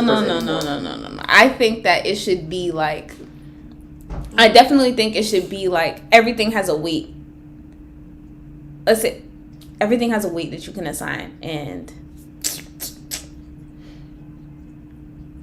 because like I said, if everything adds up to 100, if it's 10, 10, 10, 10, and 10, then I think that's what it was. I think it was like there was 100 points to choose from, and you had to assign each problem a certain amount of points, but the limit is 100. Right, but that's what I'm saying. So if someone is cheating, if someone is domestically violencing you. Right. Okay. And you have to choose points to give them. If you choose the 100 point for that thing, you can't choose anything else. So then, what if it would be like there's 150 points total, or like 110? Because you still need to hit your limit somehow. But if domestic violence in somebody is the highest level, then it's going to be 150 points. No, but that's the thing. You guys are tripping. Look. How to fucking up. Okay. All right. It accumulates to 100. Okay. Mm-hmm. So Donovan has, like he was saying, if he has his 70 on, if she's not trying to better herself, then that means you got 30 left of whatever else you can't take. That's it. So if 70 is that much, that's it, Melissa. No, but it's like, okay, because the way that I see it is like, she's saying that. Look, how about I give my scenario? What if I get? Let me give my scenario. Okay, wait.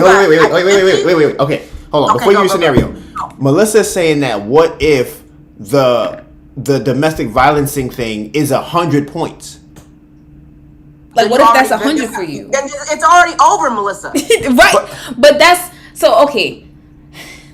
Because the way I see it is that, like, let's say that there's 10 options that a person could do to you, right? So if Donovan hits you right now, is it over? Absolute. Don't. It's not over. It's probably not over because now, why did Donovan hit you? Is Donovan a violent person? No, probably not. That's what that is. He gonna start hitting you all the time now? No, it's like a start. He's starting a cycle. So it's like he's gonna stay and take that beat, right? Or you gonna bounce. And it's up to you to abide by your 100 points or not. Because clearly that 100 really ain't real, really. You know what I mean? So it's probably like 90 domestic violence.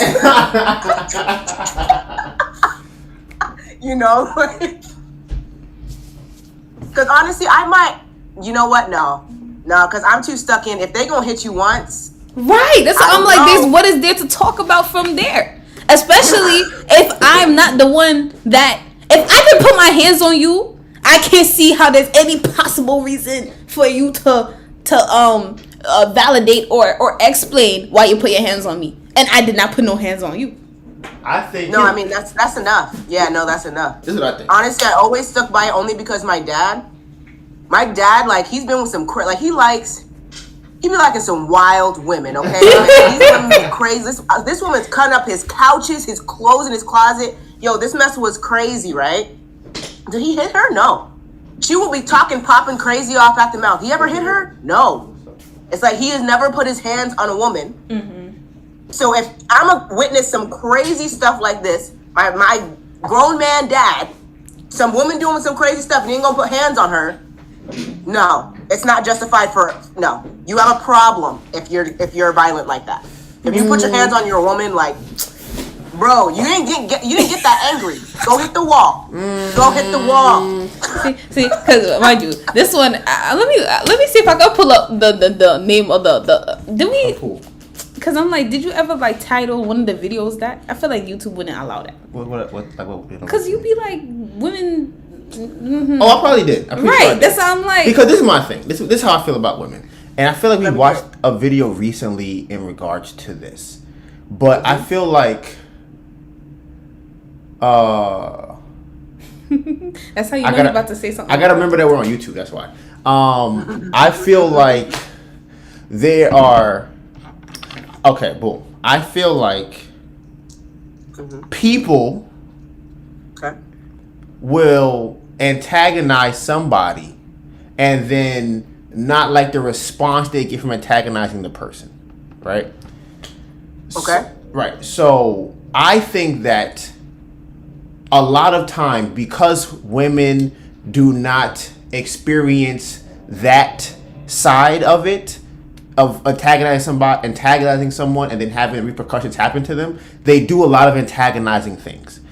And a lot of men who talk about this always say that women do not have an expectation in their mind that their actions will get them into a physical altercation with a guy. So they always do, or they will continue to do things that if they were a different sex would end up in some type of physical altercation. Okay. If that is a scenario, right? In scenarios like this, I find myself asking, why are you around them still? Why is the guy around the woman? Exactly. Why is the guy around the woman? Why is he still there? If he's so angry, built up inside, or if she keeps doing things that press him so bad to his core that he turns to a violent man, you shouldn't be around her, right? That's the end. Like, what's up? Sure, that is easy in theory, right? Because that's equivalent to saying that's the domestic violence cycle, right? Because it's not easy. Like, it's not easy to just be like, you know what, I have to just end this. Of course not. But that's just the reality of the situation. I'm turning into someone I'm not really. I'm not violent, but I'm being violent. But if you are violent, then you need help, right? So it's just that person is having that effect on you. It's turning you to someone that you're not. It's just not. It's not good for you. But you have to come to that own. You have to have that introspection yourself. Like, it's no one else's responsibility but your own. You can't control anyone else's actions but your own. So it doesn't matter if that bitch is fucking popping off, keeps antagonizing, keeps pressing your buttons, because she knows exactly how to press them and what buttons to press. Every single time is going to play out that way, right? So let me ask you this. Why do you think a guy would not leave in that situation? People become comfortable with their circumstances. There you go. Right. It's easier. It is easier. Right. And I think it doesn't sound like it is, but it is. Because it's a lot of work finding. It's a lot of work finding somebody compatible with you. Yeah, exactly. I honestly, I've heard so many of those stories, right? And then they're always like, at the end, it's just like, well, he's what I knew, or she's what I knew. I didn't want to like start all over with someone else, or like, we did so much, we've built so much, we've gone through, no one's going to understand my issues or this aspect of me the way this person does. Even though they do this awful thing to me, it's still just like, there's still like an element of love there. Right. So yeah, I don't think that's the part that I think is not accounted for in that thought process, because it is an element that exists where if the person is thinking like, okay, either I'm comfortable here, this is what I'm comfortable with, I'm gonna try and fix this, right? So let's say you cheat or you hit the person, you're like, you know what, I made a mistake by cheating, or which whatever, I don't necessarily agree with, but I made a mistake by hitting you. I'm gonna try and fix it, right? Is that a possibility for that person to fix? And if it is a possibility, that's enough reason for somebody else to stay in that situation. That's fair. But then, how many times you're gonna go through the cycle? It's up to you. That's what matters, right? If you hit me one time and I decide, you know what, we've been together this long, you haven't hit me not one time. All right, and then you hit me. If you hit me one more time, that's it. That's it. Because that just means no matter what, this isn't gonna stop. If you hit me once, I forgive, fine. Honest, you saying three is too much. No. Three, that's too much. Honestly, I think after one, it is just statistically speaking unlikely that it will stop. Exactly. That's just a fact. Exactly. I agree. Yeah, I agree. But we're talking probabilities here. People and it doesn't matter who gets hit, the female or the male. It doesn't matter who gets hit. If my wife puts her hands on me, she is statistically speaking more likely to do it again than she was before she put her hands on me. That's right. Oh yeah. Probabilities. If we're talking probabilities, is it more likely that she will again? If the answer is yes, then I need to move along. Yeah, but people aren't going to move along. It's hard though. Man, that's hard. Because like I said earlier, I'm 48. That's a lot of work for me to start over with another person and build a life together. Yeah. That's a lot. So it would be easier for me to say, you know what? I got to give her another go. I have to. Yeah. But the probability is she's going to do it again. Yep. Yeah, and I think another issue that another issue that comes up in not that my wife's touched me. Sorry. She did not touch me. I think that one of the she's yelling at me. Don't have to think I'm beating you. It's like once something like that happens, right? Then you go, okay, well, it happened because I have this. I drink a lot, right? Let's say that's the reason. Right. So now it becomes okay. Well, let's work on your drinking, right? So now to work on the drinking part of it, I feel like there still are other reasons that are available to use as to why this happened. So that means the person could still use those things to go, I'm still trying to work on this and this and this and this, and that's why that is still happening. And that's why I'm like, that makes it harder. It makes it harder for one of people to leave in that situation, because they might go, you know what, I got to work on my drinking. I got to work on my anger issues. I got to work on it's because I don't have a job and I was mad at that, so I got to work on that. And the person I got hit will go, well, we're gonna get him a job, and we're gonna get him off his alcohol. Then we're gonna get him off of his anger issue problem, and that should solve this thing. and because of that, I feel like it makes it easier to stay because of that. There are things you're looking at as to like what they call it, a light at the end of the tunnel. Like, oh yeah, this can end somehow. So I think like that that part of it isn't accounted for in the thought process, because it's easy to go, hey, it's supposed to cheat, leave, they hit you, leave. But as we see, people get hit and cheat all the time and still stay. Yeah. Yeah, but we know that they just go set down they just turn into statistics. Right, but that's the thing. I don't think we're addressing the other part. Like, why is that statistic? Like, we know that it goes back to the same reasons we just talked about. It's a matter of, I've become comfortable with this person. This person is the way forward, and they're making excuses for themselves, like why they have to continue doing it. Like, not doing it, but I guess being receptive to the abusive behavior. That's all it is. They're making excuses, rationalizing everything to themselves on why they have to allow it to happen for these other reasons. Exactly. They're more important. Yeah. But they're not. And that's the thing, is that once we get violent with each other, or we touch each other like that, we've mentally shut down. We lost. Like, it's over. If I was to touch my wife, that means I lost. Like, mentally, I lost. And like, that's tough. That's tough for me. And that would probably, like, if I thought my point, whatever it was in that argument, was so valid, and then I went and she said something that like shut me down and I couldn't think anymore, and I put my hands on her, I just lost. Like, my game over, I lost. And the next time I'll probably be more apt to jump to that sooner. And it's just the way it works. I don't understand why, but that's what happens over and over again. Yeah, I think what you're saying is 100% true. And I'm thinking, so like, I'm just thinking about, is there a way to account for the fact that people tend to stay in that statistic, and how does that play into the decision making? Because telling people just to leave clearly doesn't work. So what would another alternative be? Because like an example of that, or a parallel I would draw, is that people say, like, when it comes to drug addicts, they say putting them in jail and putting them through rehab is how they would be better, right? And then I remember reading or hearing that in one of the other countries they legalized it, and that's how people stopped taking drugs as much. So it's like, what is the other alternative that is out there for situations like leaving a relationship that people don't really think about? Sure. Communication is always going to be the number one thing.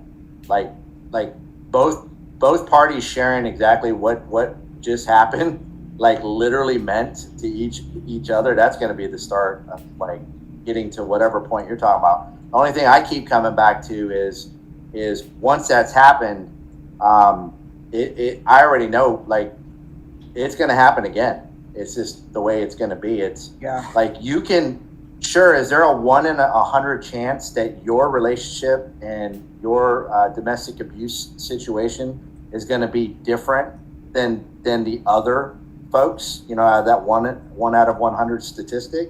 Sure, you could be the one, but you got a 99% chance that y'all aren't the one.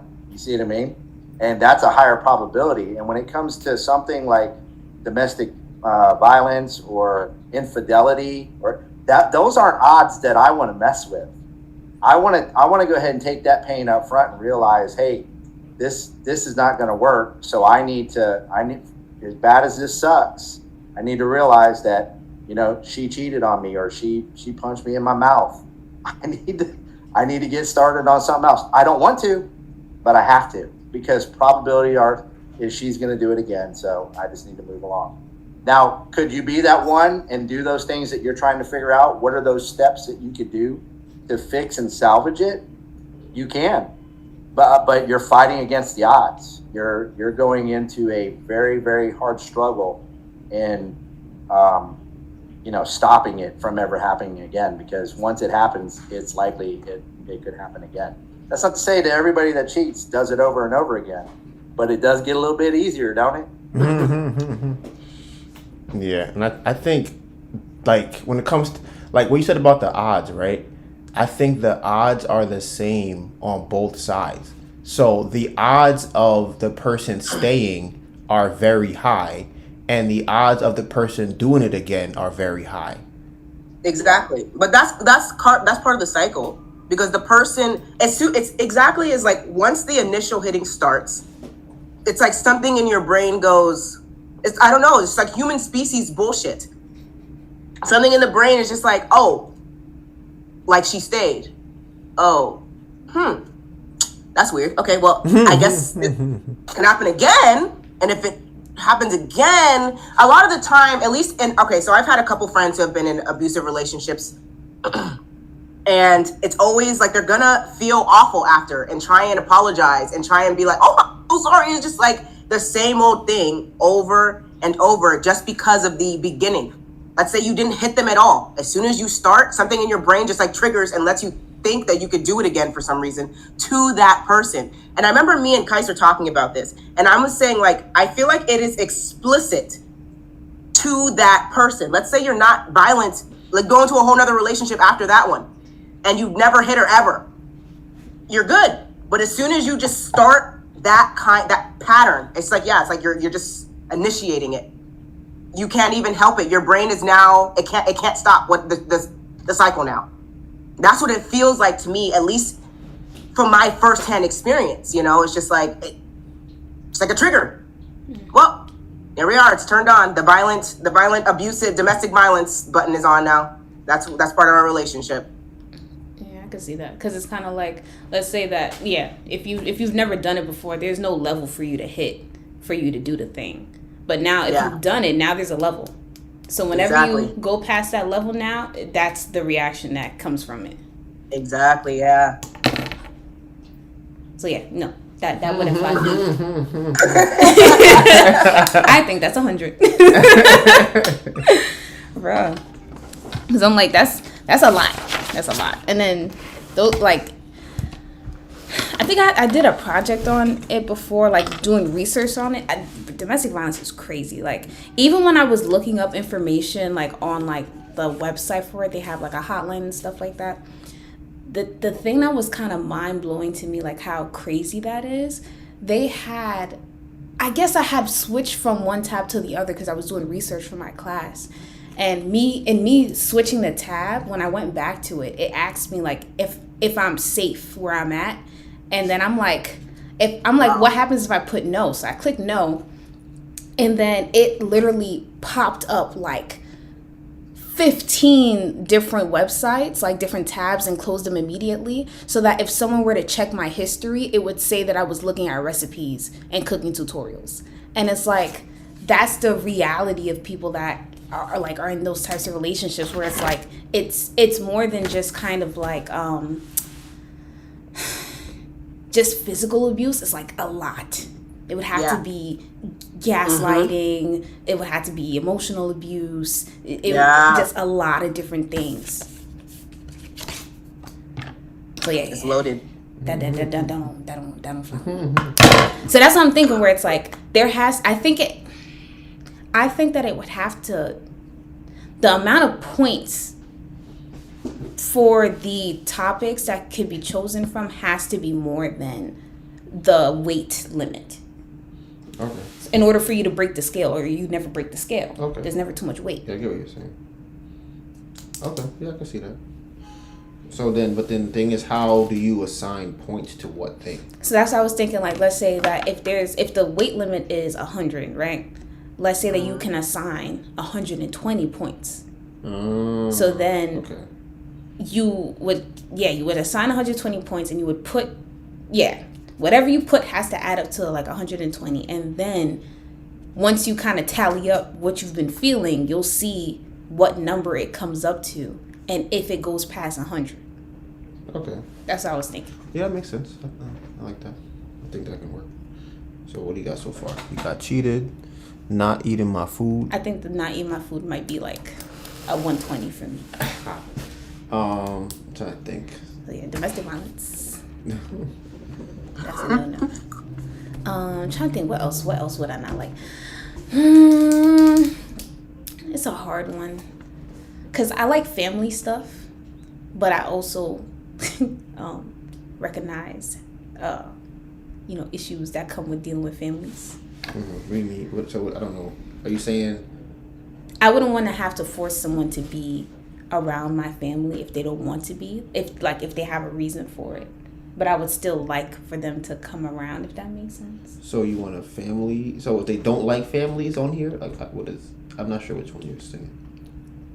I think not being family oriented is not something that I like. Okay. But then again, I don't know if that falls into the list. What is the list again? I It would falls put, into the list. you said what? It falls into the list. Right. It falls into- I would okay. say it might not have a lot of points, but it would be on there for sure. Okay. So Yeah. family orientation. That's how you would say that? Oriented. Oriented, yeah. There we go. Yeah, you got it. Let me think. What? Bro, I'm so mad I cannot find. I just want regular sandwich. I just want some chicken, legs, and wings, and that's it. I feel like you should be able to. Is it the same one? This is Uber Eats. Oh, okay. So Uber Eats, because you see how it has the Search?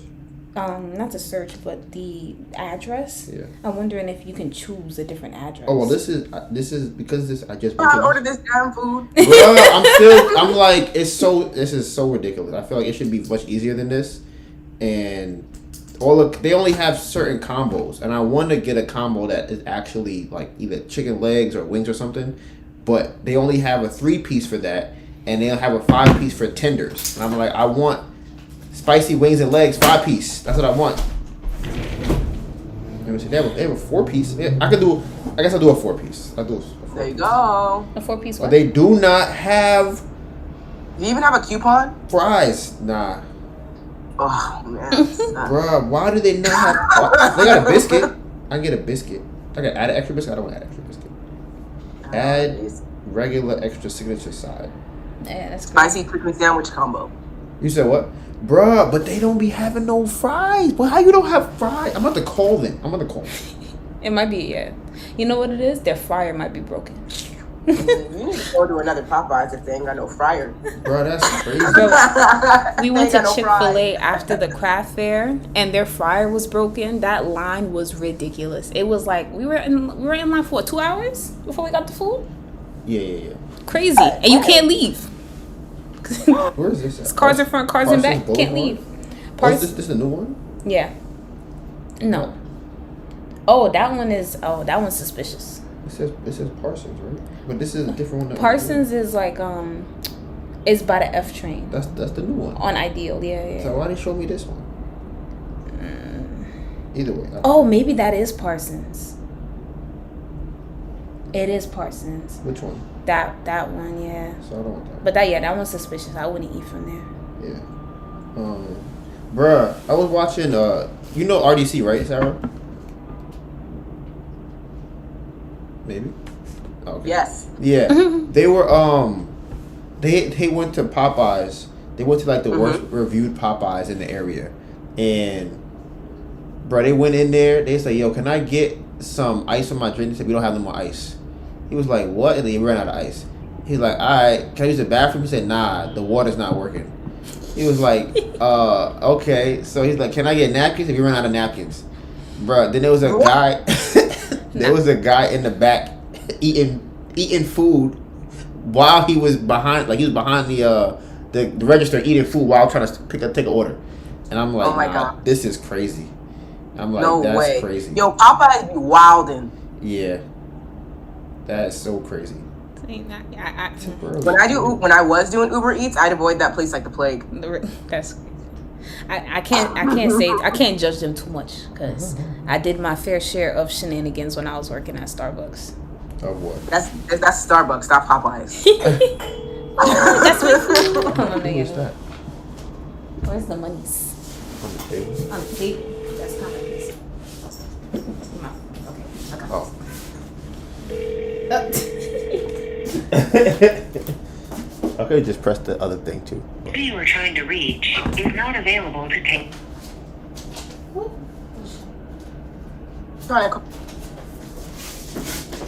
You think they got somebody to answer the phone? You're crazy. You said what? Oh, right, bruh, craziness. And just like, this is just You more, better choose another location. more of a struggle than I anticipated. This shouldn't have been this hard. Let's see, this one is recently.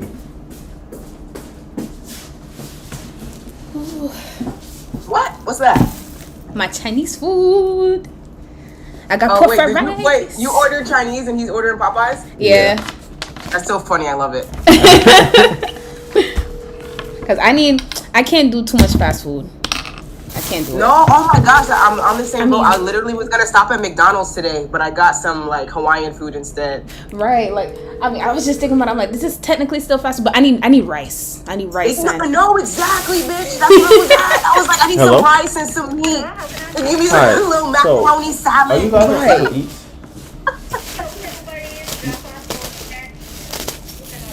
Okay. Wait 1 second. What is it? 166.24. Okay. I have a question. So if I order online, do they have fries as an option? Yeah, we have fries. We have options. Okay, say all right. extra duck sauce. And what's the address one more time? If you don't get in the price option, when you just order outside, then you call again. You say, I cannot do fries, give me fries, okay? Okay, cool. I can do that. Thank you. See, they got 425 reviews, 4 stars, which is okay. She said, listen, if you can't get fries on the app, just call us back, tell us who it is, and we'll put fries on there. That's the kind of service I like.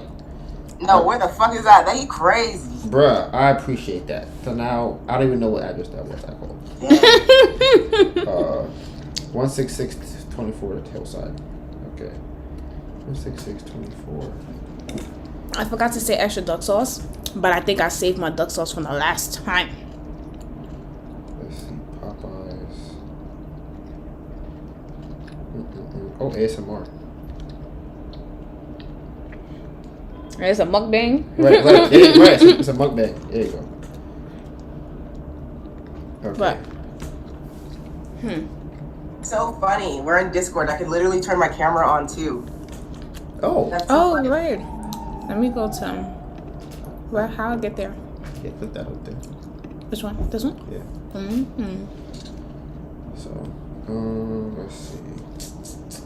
Bruh, I need Jay to pull up to the Discord. Yes, we have to have a conversation.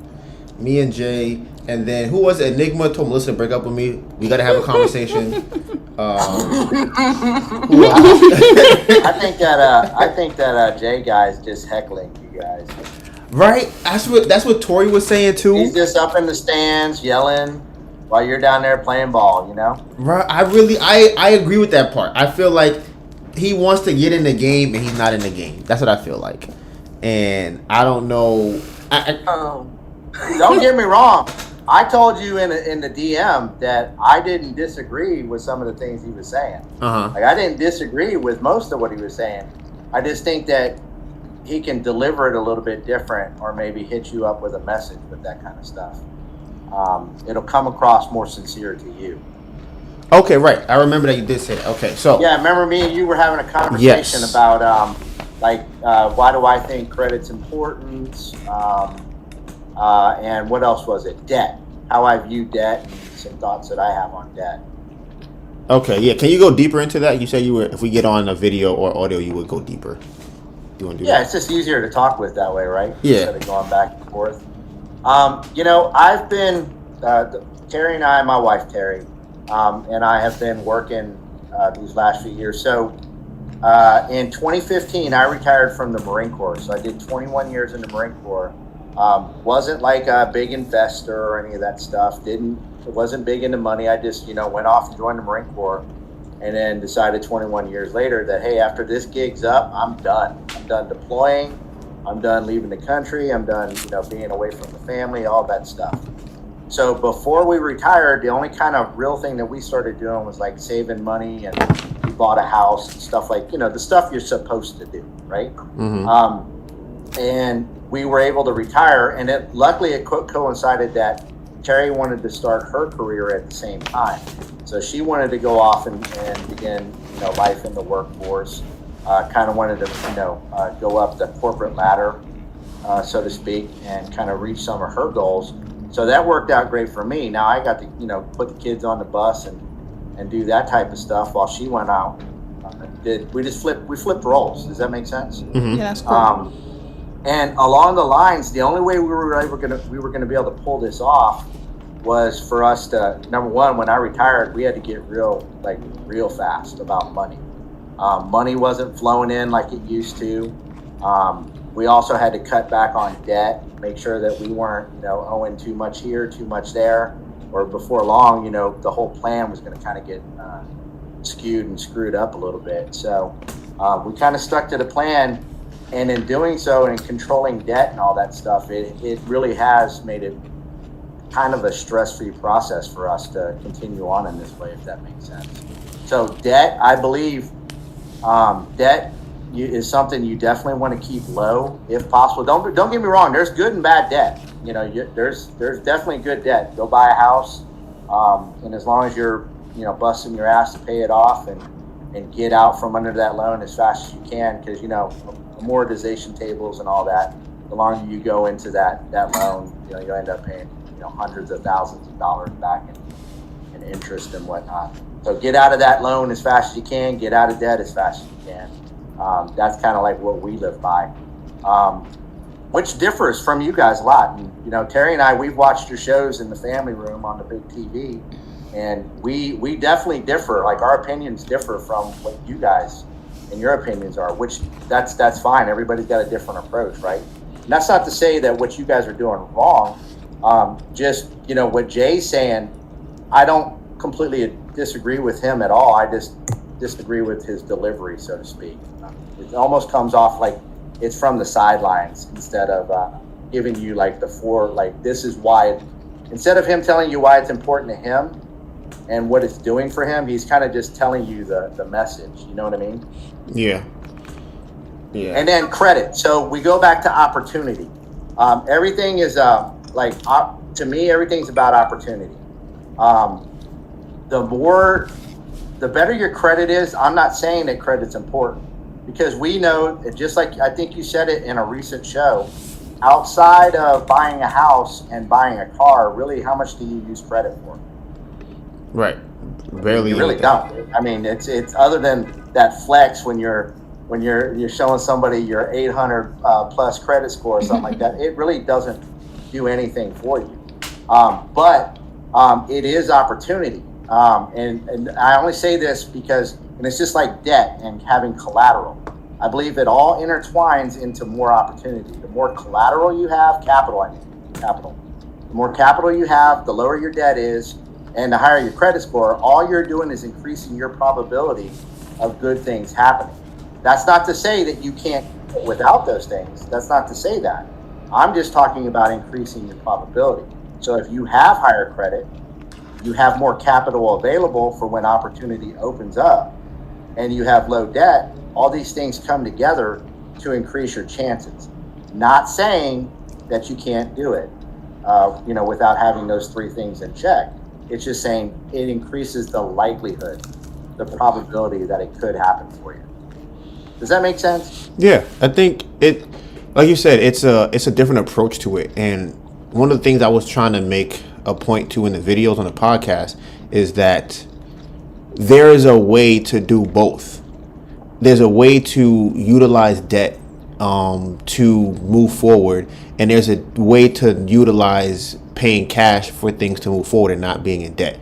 And because of where we are at, we don't have we don't have capital or cash. We have to figure out, okay, how do we properly utilize debt to do that, to move to where we want to get to? Because the alternative would be to try and get a job, and the job that we would have to get wouldn't give us the amount of money we need and the amount of time that we needed to do the things we need to do. Because even if I was to get a regular job, I don't even think that it would cover all the money that we needed to either flip the house or pay the rent or do the candles or anything else that we were trying to do. So for the people who aren't working or don't have those who doesn't have a job or capital to do those things, there's a way to get around doing that, and there's a way to do it intelligently, and that's by understanding how the whole system works. And that's why one of the things I was trying to point out is that these companies have a system in place when someone does not pay money that they owe them. So for them, it's like, okay, we have a balance sheet that says we are going to lose, $100 million this year for people who are not going to pay us back. And we're going to probably, either sell it off to make 70% of it, or whatever we'll do to make money off of that money is what we're going to try and do. And I think a lot of people who think about debt, they look at it as being very scary. And I think that's because they don't have the information of how it works. And that's why it's scary to a lot of people. I wholeheartedly agree with you, and I do believe that debt absolutely can be used in a positive way. And one example that I always share with my family and anybody that asks me my opinion is, if you got an opportunity for 0% interest loans for cars, home repairs, upgrades, you name it, right? That's capital and money in your hand. That's an interest-free loan where somebody put money, buying power in your hands, and all you have to do is pay them back over time. You have to meet the terms, right? Mm-hmm. If they say you owe them $100 a month, you need to make sure you pay them $100 a month, because you might end up in a situation where they go back and they hit you for the full totality of all the interest that would have accrued over that time. Does that make sense? Mm-hmm. So if you, for example, 3 years ago, we had to replace the air conditioner on our house. The company that we were using offered a 0% interest financing on the air conditioner. I already had the money to pay for the air conditioner, but I took the 0% loan anyways, because all they did was they opened up my buying power, because I wasn't paying any extra to make payments on it over the next 4 or 5 years. Does that make sense? Yeah. It didn't cost me anything extra. They gave me an interest-free loan. It just gave me free money. So then I could turn around and take that money and use it for other activities, whether it's investing in my case, it was crypto at the time. I'm kind of phasing out of the crypto scene and getting more into like stocks and stuff like that, and more property. But scenarios like that, if I finance my car with a 0%, you see where I'm getting back with the credit now? Mm-hmm. If I have good credit, opportunities like that interest-free loan for my air conditioner or 0% interest on the car that I want to finance, those opportunities pop up. And if I jump on them, that's just free money that they're letting me take the car, and I'm only paying them back what I would have had to have paid in cash on day one to begin with. Yeah. Except sometimes there's like a little finance charge, but it's not substantial at all.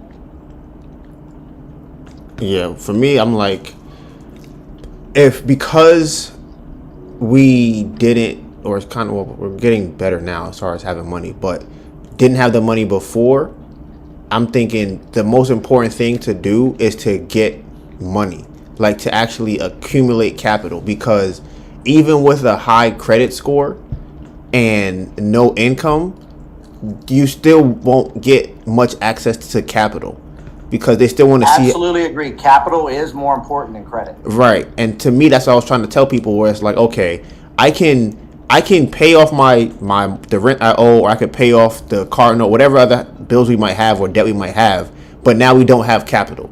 And if I continue to reinvest the money that we do have to make it grow to a point that it can then cover those things, then getting good credit is one, not as important, but also easy to do once you have money. Because like you said with the air conditioner, they may have seen my credit and go, you know what, we won't give you 0% interest, we might give you 15 or 20% interest, but they'll still give it to me just with not as good of a term. But by doing that, I still am now building my credit. So it's like, okay, that way to me seems a route that we can take, because at the time we had no money and no credit. So like, okay, which one do we get? Do we try and get the credit, or do we try and get the money? And it's really hard to build credit with no money. So I'm gonna walk this all the way back around and tie it into kind of some of the things that Jay was saying. By the way, I am not Jay. I'm Bill. My name is Bill. What's up, Bill? I'm in Virginia. I'm Virginia. I retired out of Quantico, Virginia, and I'm definitely not Jay. Okay. But I do agree with some of his points he was making, and that's why I took a little bit of time to DM you and let you know, hey, well, once again, not feeling the delivery, but I hear the message, and. When we talk about credit is not as important as capital, capital's pretty important. And that's what Jay's kind of getting at with the part-time job. He's talking about stacking more and more, like anytime you get. Now, in y'all's case, you guys are running a business. You're doing the candle thing, which I am completely oblivious to candles, so I can't even Listen, on that. I was there too. But you guys do have a business. You guys are generating money, the whole 9 yards. So if that is legitimately something you're doing 100% of your available time to make money, then that's great. But if it's not, and you're only doing 60% of your time doing the candle stuff, and you have 40% of your time available, it doesn't matter if it's Chick-fil-A, because I've heard you bring up Chick-fil-A a couple times. It doesn't matter if it's Chick-fil-A or Popeyes or wherever it is. If they're gonna allow you to come earn some money and make some money and add to your capital. Remember, this ain't forever. This is something you're doing to get to the point where you have that capital and the capital's going to open up other opportunities. Right now, the kind of the thing that the wife and I are experiencing is because we're fortunate enough to have capital as a result of years of, building capital. That's all we've been doing is building capital. But because of it, now opportunities. Please don't take this as a flex. It is not. I could care less. Honestly, I could care less about money. The only thing we're getting ready for is to dump this stuff on the kids when we're not roaming this earth anymore. You know what I mean? I drive a 2003 Ford Excursion pickup truck, and my wife drives a 2006 Hyundai. We don't care about like money and all that other stuff. But what the capital does do for us is when opportunity opens, we don't have to hesitate. We can say, hey, we'll do that. We'll buy that. Hey, we'll get involved in that. Hey, we want to get a little piece of that pie as well. Whatever you guys are talking about, we want some of that. And while we don't necessarily go, knee deep on anything, we try to get involved in anything that we think might be like forward progress and building more capital and, working towards getting these houses paid off and stuff like that. So yeah, I understand what Jay means by, getting a job could help. I'm not saying he's right, and I'm not saying that you need to run off and get a job at Popeyes. That's not what I'm saying at all. But if you're only doing 60% in the candles and you got time, then you might want to figure out what to do with that other 40% and keep building that capital with that extra 40% of your time. You know what I mean? Mm-hmm. So I think that sounds like me saying you should get a part-time job. I think, Donovan, I'm listening. Through all of this stuff, even through all the comments, even whatever Jay was saying and stuff, I think, okay, so I obviously see your point. But I think what the internet is hearing when you say what you say is I don't give a fuck about credit. Fuck. Like that's what they're hearing. And so the thing is like it's like this battle of like, and you've been taught one thing for so long, right? Obviously, a lot of people don't have the knowledge about credit. A lot of people don't have the knowledge about the scare tactics, and so they're gonna pay the money and they're gonna be bamboozled and they're gonna pay extra interest and do all that extra stuff. But it's just a matter of, if you have good credit, like he's saying, it just gives you more opportunities. Like you're saying, we didn't have credit, we didn't have capital, so therefore we got our loan based on these terms, and in turn we are going to take this investment that we did and apply it to our businesses and make more money this way. Okay, a lot of people aren't thinking about it like that. They're just hearing you say fuck credit. So I feel like since the dialogue is being, it's so like, they're like, but Donovan, good credit does this, and this for you, Donovan. Why, Donovan? And you're keep saying, guys, like, you don't need credit. It's fine. You obviously know the benefits of good credit. And that's why you ended up saying, look, guys, you can literally go get someone to sign, to be an authorized user, to do all this stuff, use their credit, and you're good. But the thing is people are just like, but you should have your own good credit. She's dead on. Yes, that was the last thing. And you know why it is? It's because you're going out of your way to address the comments on the side. And the more and more you do that, the more and more time you spend addressing the J or whatever comment, the more it sounds like exactly what she said. You're saying fuck credit.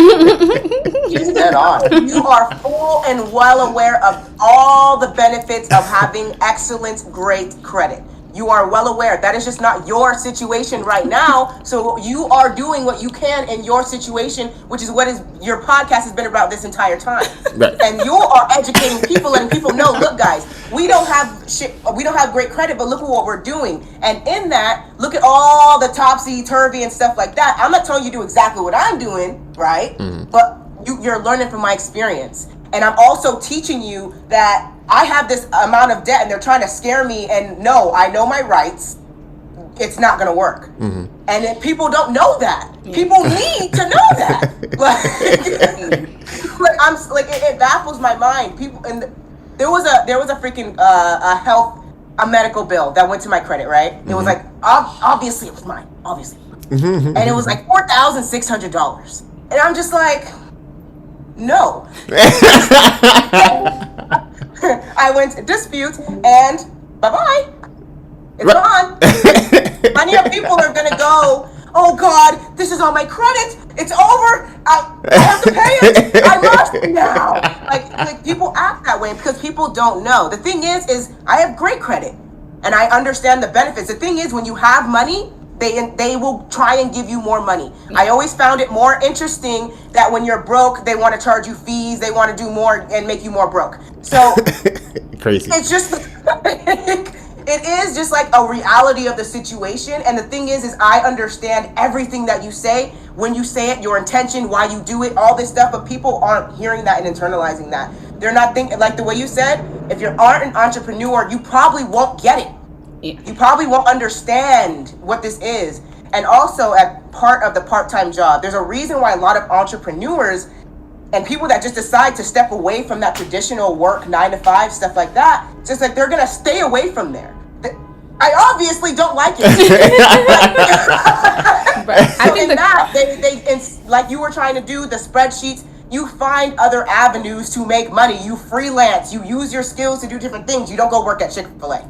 Like, people want to stay to do this stuff, but you're right in the sense that, no, it isn't as simple as I'm going to go and work this little job for 20 hours a week. When you know, oh, God, I have my podcast, I have my candles, I have my this, I have my Turo business, I have my other business. You're doing all those things, throw in this, like, mechanical, someone is your boss and telling you that you need to be here on this time, like, when you got so many things you've invested your life and your time that you enjoy and you're trying to monetize and make your money and build your assets and do that way. People don't understand that.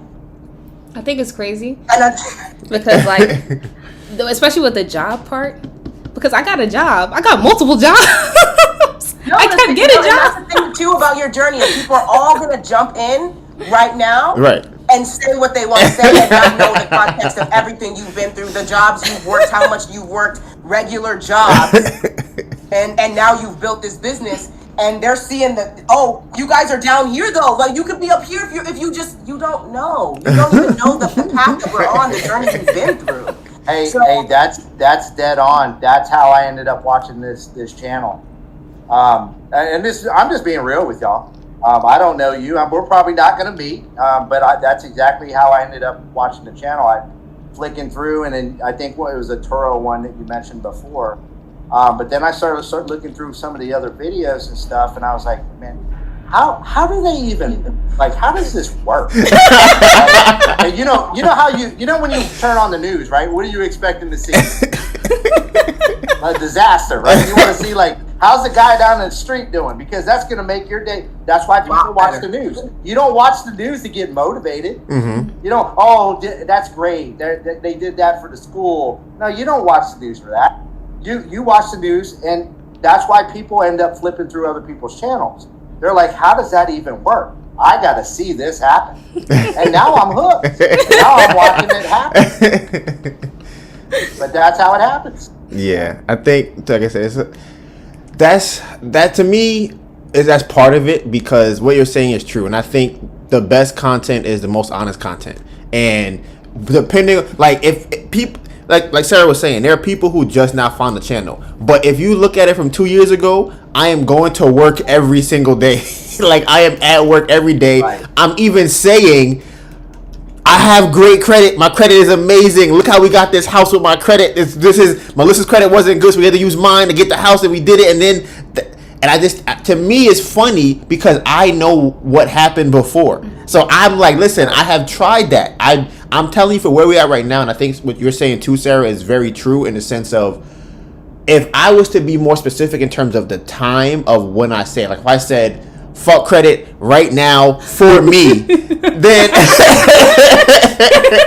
then people might go, oh, people might be more understanding. I don't know if they would understand it completely, but they might be more understanding of it, because I'm like, look, if I was to, and it's the point I was making to Jay, where if I was to take time from putting it into the candles, like Bill was saying, if I take 60%, put into the candles, I have 40% left over.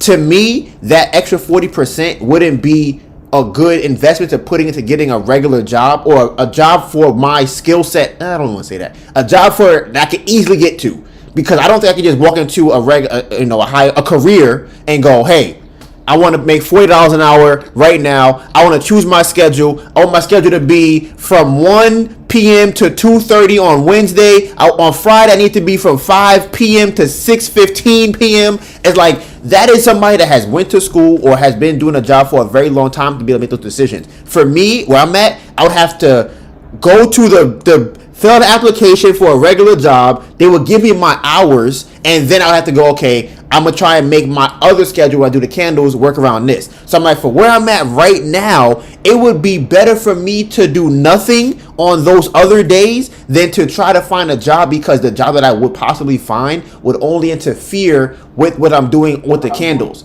And then on top of that, and just from a time standpoint, I think the energy that goes into doing those other jobs, people don't account for with the rest of your week, because jobs are exhausting even when you're not at the job. Like, think about, for example, right? Y'all know about Turnstile, right? The one that's 30 days a month. There's a location that we have that's in Manhattan that we booked it for. It's 30 days every single month, right? They want us to be there at least, I think, like 6 or 7 hours a day. Yeah. It is almost unbearable for me to even get there. And I'm like, I have to go there and sit there for 6-7 hours, and it's not, because of the location and how it's set up, it's not a craft fair. It's more of a location. It's like, think about a mall. You go to a mall, you're sitting in the mall at the kiosk, and you wait for somebody to buy something from you. That's what it is. So I'm like, it's so hard, because I'm like, okay, tomorrow I have to get up. I wake up at 8. And I'm like, dag, I have to get ready by 10. So that means I got to start getting ready before that, get myself out the bed, and then I got to get dressed, take a shower, brush my teeth, get on the train for an hour to get over there. Then I got to set it up. Then when I get there, I'm sitting there for 6-7 hours. Then I got to break everything down, get back on the train and go back home. And then I got to do that again the next day. It's just to think about that is exhausting. It's to think about it is exhausting. And then people are like, okay. And that is doing it for our own business. So I get to at least make the rules when I get there. Or I could come in like 15 minutes late, 20 minutes late, because nobody's really clocking me like that. If I go to another job and I'm coming 20 minutes late every day, they're gonna be like, sir, what are you doing?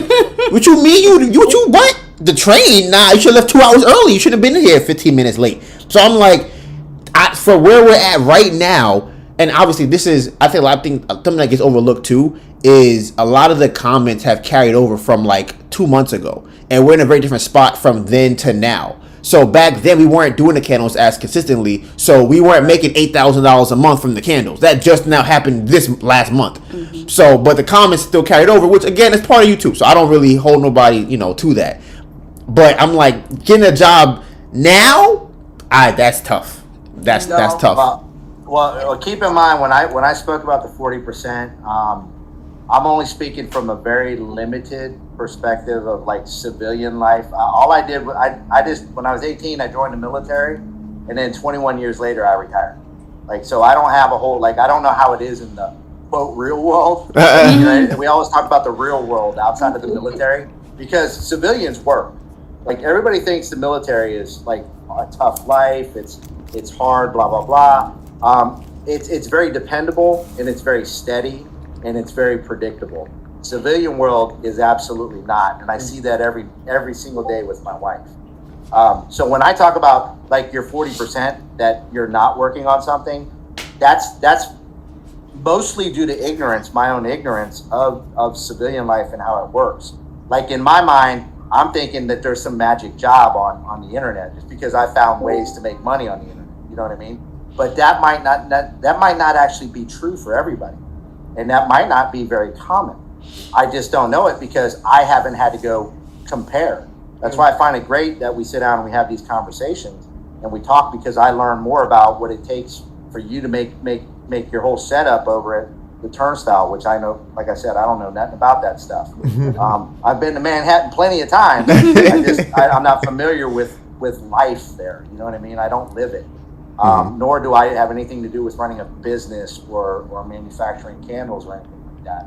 So yeah, keep that in mind. All I'm suggesting is maximize your capital growing time. Like the time that you can grow your capital, maximize that absolutely as much as you can. For me, even though I retired, I still have a paycheck coming in from the government. I day trade on the side, and that's what I do. I sit at home at my little computer and I day trade to make extra money and to keep more and more coming in. I could sit at home. Remember, the wife and I, we traded roles. So I could sit at home, and once I get the kids on the bus, I could crash out on the couch and do absolutely nothing. But it's better for me and better for my family that I maximize the capital that we're stacking. So I keep on doing stuff during the day. And Donovan, give yourself. Take that however you want. Don't say like you're 60%. Don't say you're 40%. Like you got so much in that 40%, bro. Listen, you got so much going in that 40%. You ain't doing nothing. Listen, right? That you 100% right too, because and this is what one thing that Bill is even speaking on right now, where it's like there is and you know what's funny too, I think about it too, Bill, is the fact that what you're doing now in terms of day trading is similar to how we operate with the candles, because my assumption of when you're day trading, it's not like you just day trade for this 1 hour of the day. You check your phone throughout the day, right? That's right. Right. So now that's your job. So you wouldn't really put an hour time on, because you might wake up right now at 3:00 in the morning and go, you know what? Let me check my phone, trade something real quick, go back to bed. You might do it again at 12 in the afternoon. You might be real excited, do it for 4 hours straight. Like it varies so much throughout the week because your whole life is part of the business now, because this is what you do. Right. So there are some people who are still who don't even have the insight that you have because you're day trading. They only know of and this is what I was trying to make the point of podcast. They only know once I get off of work is finished. There's no 3:00 in the morning. I'm going into Chick-fil-A. Like I'm not going to work before my shift. Or that's not happening. Right. I can appreciate that. I can absolutely appreciate that. Right, and I think a lot of people when they hear me talk about it, especially people who don't invest or who don't like have some type of business that they're creating themselves, they think of it in slots, like 5 to 10, 6 to 8, whatever the number is. That's what I'm doing, and it's so much more fluid than that, because like last week we get a call that the freaking wax is not going to come in. Now we got to drive to Jersey to go pick up the wax. So it's like it wasn't part of my day, but now every day is now candle stuff. So some days I'm like, I'm off today, I'm gonna relax, but now I'm on my computer, which is relaxing, doing inventory for the candles. Let me just put these numbers in here real quick. Let me just do this type of thing. So like I said, that's something I think is, like I said, you have insight onto it because of the day trading. Sarah does Turo. She wake up at 3:00 in the morning for a booking. Like it's a very different this feeling when you have it. When it's your own business. It's just a very different mindset you have when you approach it. Yeah, honestly, you were talking about like this Turo, and you're like when you're talking about like the time invested that you have to do, right? It's just like, yeah, no, I'm not considering that time. That time is just like, it's a pleasure to do it. Like it's my business. I don't know. It's just like I don't feel like, oh man, fuck, I gotta go. Oh man, I don't know. You know what I mean? It's just like, oh no. I mean, it takes. I guess now that I put a number to it, takes about maybe 45 minutes to get the car ready every time. I'm sitting over there checking the Turo app. I'm over there checking Turo videos, doing market research randomly. I'm not like, oh yeah, I work 24 hours a day. Oh God, like, bruh. And that's what it's Jay. a pleasure to do it. That's what Jay. It's my life. That's one of the things too where I'm like, Jay, I felt was trying to. I mean, there's a lot of things that go into it, but I think that he was trying to minimize how much money we made in the weekend because of the mindset of looking at it as a regular job. Because I'm like, if you would never apply that philosophy to another job, like you don't look at somebody working a regular job and think about the time you got up for work, put that into your hours, and then the time you got off work, put that into your hours, and the time to travel and to get ready and the thing. Nobody does that. Like if you have a car for Turo, you think, okay, my car's gonna make me $500 this week. That's how much money I made this week. That's what you think. I made $500 for my car this week. Whatever goes into it is what goes into it. Yeah. And then you kind of work backwards from it. Like, okay, if I want to have 6 or 7 cars, I'm gonna need help. I'm gonna hire a person to do that thing. It's gonna cost me, maybe $50 for the week, $100 for the week, whatever. So now I know it's $100 to get extra 3 cars. I'm not thinking about it like how much hours I'm putting into it myself until I have to hire somebody else. Yeah, exactly. So, no, exactly that. Straight up. So, but here, what's up, Rue? New to the chat. You said I think this is your first time download Discord, so your mic is probably on mute. That little mic button. Wait, can I do it? Let me see if I can. Oh. I know how technology works. Oh, my bad. I didn't know. I didn't want to. It's fine. It's Sarah. Oh, Sarah, from Cali? Yeah. I don't consider myself from Cali, but I hear you. Where are you from? South Florida. Okay, cool. So, but Sarah that lives in Cali. Yeah, I've been here for like a year and a half, so I'm like, the from part is a little much. I've just been here a little bit. Yeah, man, you liking it out there in Cali? Because yeah,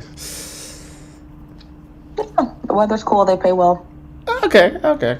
Yeah, I mean, last time we were talking about it, I'm like, them laws, they every time I hear about them on the news, I'm like, they get me every time. I'm like, yeah, but the laws are also what make sure that everybody gets paid well.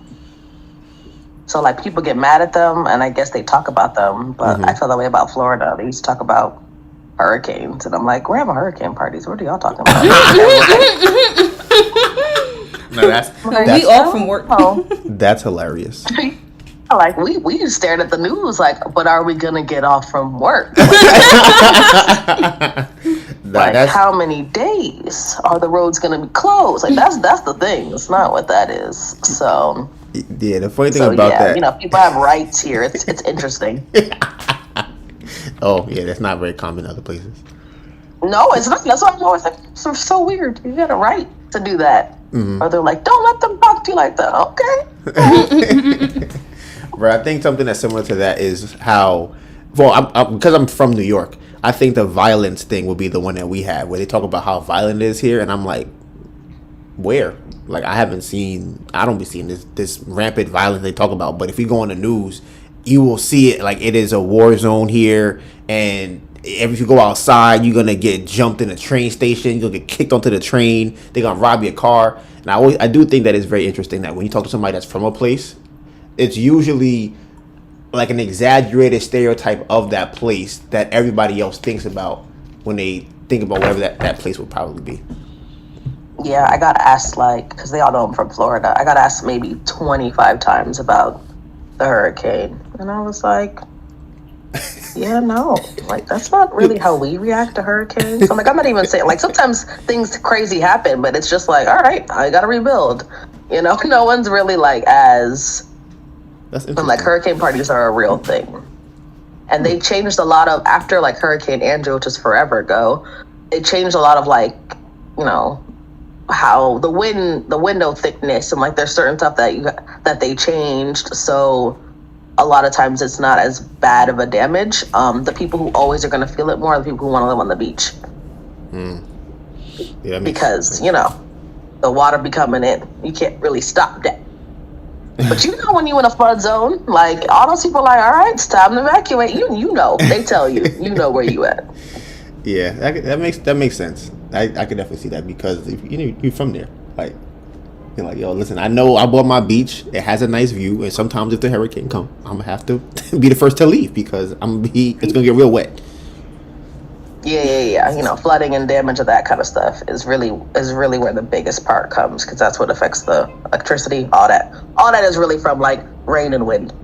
Even if it's not a big hurricane, it's really like, okay, but how much wind are we gonna get? How much rain's gonna happen? Because when the lights go out, like the electricity, it takes forever to get it back up and running.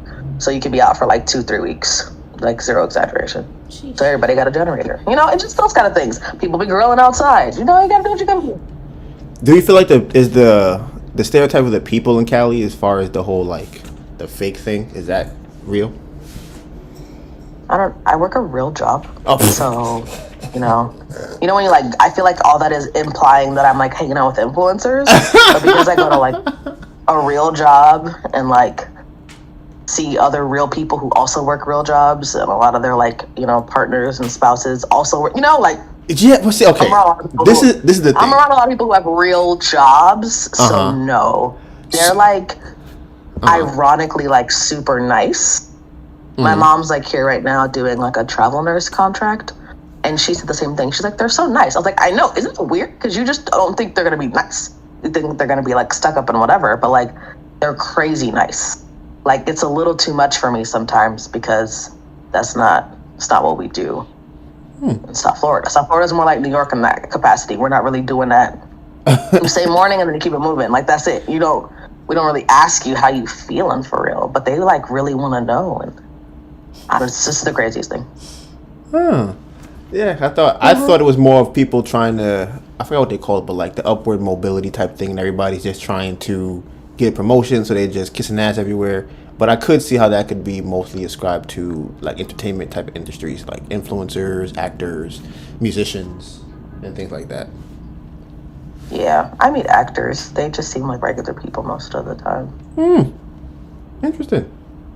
When I was working with film people that came from, I think they came from LA, they were mad chill. Like mad chill. Yeah. It's the weirdest thing because you assume that they're like going to be, and what is that? It's just not. Right. Like if you're late, they'd be like, "Oh, that's cool, that's fine." Just like, okay, just set up over there. Bro. Yeah, New Yorkers are not like that. Nothing is cool. Oh, that's crazy. But how did you feel about the whole part-time credit situation? Are you pro great credit? No, are you pro part-time job? Well, I guess you have a part-time job, do you? Or I know you do a Turo. No, so that's what I'm saying. I have like a real job, like a full-time. Oh, full, okay. I won't say 9 to 5 because I'm salaried, but you know, like a job. Like a job. So, You looking at me? Yeah, I thought you said something. Oh, sorry. no. Yeah, so I don't know. I feel like I'm with what's his name, Bill? I'm with him on the fact that Jay does have some like solid points amongst all of his crap, so it's hard to like read through the crap to like get, like, okay, here's a point I understand, that was dumb, and then I'm like, okay, here's a thing I understand, more dumb stuff. Like I feel like that's where I go when I read his thing. I also get like super bored reading it because it's so long, and I'm winded. So I know I talk a lot, and then I see his post. I'm like, wow, like, is there not a character limit? I thought there was a character limit on there. I swear. When I respond, I'm like, nah, there gotta be a limit. I'm like, I swear there's something on here that's a limit. I could have, maybe it used to be one. I don't know. But yeah, his I don't know. He cracked the code and he knows how to make sure ain't no limit. Because wow, this is long. But yeah, I told you. I mean, I definitely am on the fence. I could see why he would say, like, why someone would tell you to get a part-time job. And in your mind, you're like, I don't need to get a part-time job. I think sometimes you sound like Jay in the capacity of where like he don't want to hear nothing and you don't want to hear nothing, so the both of y'all are on the other edge like, no, job, and he's like, you not today, and the two of you just go back and forth because y'all just be on other ends. But like getting a job in my brain is not to like replace the candles. It's just literally to have. It's that same concept Bill was saying of like capital. It's for me. It's just to make sure that there is money coming in consistently. So, because fine, the candles are doing great right now, and all of that is happening. But we know that if something happens, you can't do X, Y, Z, Q. Then literally you become at a standstill. And I don't like being at a standstill. Like I want to be able to keep walking, and I can't keep walking if I'm dependent on other things. And I am in the mindset of like going on a part-time job. I don't care about them. When I was saying I worked at Target while I was like doing other stuff, and I would literally just tell them, no, I'm not coming into work today. Like, what were they gonna do? I'm a great worker. They weren't gonna fire me. Like, and that's probably a horrible outlook on life, but I literally go into most jobs like, but are they gonna fire me? It's probably not. Because like they would have to replace me. I'll be doing what I'm supposed to be doing. Like, is it really gonna do that? And right now the job market is crazy. So as long as you like do a little bit, they're not gonna fire you. You can probably ask for a week off right now, and they'd be like, all right, don't want to do that, and they're just gonna give you the week off. Like it just, I think you're like going into the job with like, this is something that I have to do great. And in my mind, I'm like, nah, just get a little something for those days when it's kind of crazy. Is you in my brain $300? The number you keep using. I don't know why you keep using. Why do you keep using the $300 number? I feel like I probably use 600, but if I'm using 3, it's probably half of what. Like if I'm working part time of minimum wage, probably like 300. That's probably okay. That's I'm probably like, what keep saying 300. I don't know why. You're right. Maybe you were saying 600, and I was like, I heard 300. But yeah, so in my brain, that's just for like covering your expenses. And I know you're like, well, you could just take it for the candle money, but like in my brain, that's not really productive because you're taking away from like the money that's going in. If all the money is going into the candles, back into the candles, then that makes sense. But you can't have all the money going into the candles and then eat. Like you have to eat somewhere else, like from some other money, wherever that money is coming from. So that's where I was saying like part-time jobbing to me is to like make sure that you have money in your eating account, whatever card or whatever situation that is, there's money in the eating, not where I'm like, oh, gotta pull against this. Cause then that number in my brain also comes back slower because you're having to account for variable expenses all the time, as opposed to just business expenses and then house expenses. Like those should be separate, and they can't be if you have to like take out money from it. Mm-hmm. Okay, yeah, so that's all my. Okay, so let me ask. I want to ask this: with working a part-time job. Well, first, what industry are you in? Me? Mm-hmm. I'm in education. Okay, because I was thinking like one of the issues I had with Jay was what job he was talking about getting, and then if I'm going to work the job, what is the what is a realistic maximum amount I'm probably going to make from this job, and then how much do I have to put in to get that amount? So if to get $600, he was doing a lot. I told you there was a lot of crap. I want to make sure we on the same page. There was a lot of figures that didn't make sense. Okay, I taught math for a very long time. I love math. I can crunch some numbers. His numbers were not numbering. Right. The math was not math. Right. So like I love numbers. I'm like a very analytical type of person. So when I see like that's why I keep using $600 because that would be me having to work full time. And I'm like, okay, if I'm not going to work full time, which is what nobody's saying to do, I would have to work part time. So it's like, okay, how many hours am I working? How much am I making? Am I spending 2 days? Because it's like if I'm working 8 hours, it might be 4 days today, 4 hours today, 4 hours tomorrow, or is it 8 hours for the whole day? Like kind of. Oh, I think she left. Yeah. Why did she come back? But yeah, that's one of my things. It's just like. And again, I said earlier, I don't know if she was here, it carries over from before. And I also think that I was trying to work. I feel like people like overlook that part. Okay, and the reason why I'm saying that is because I still probably, I definitely did not have the same outlook on how to deal with our financial situation as you did. Is this correct? Incorrect? Look at this child. Look at this child. What Look at him. Look right there. Move your hand. Are you serious, sir?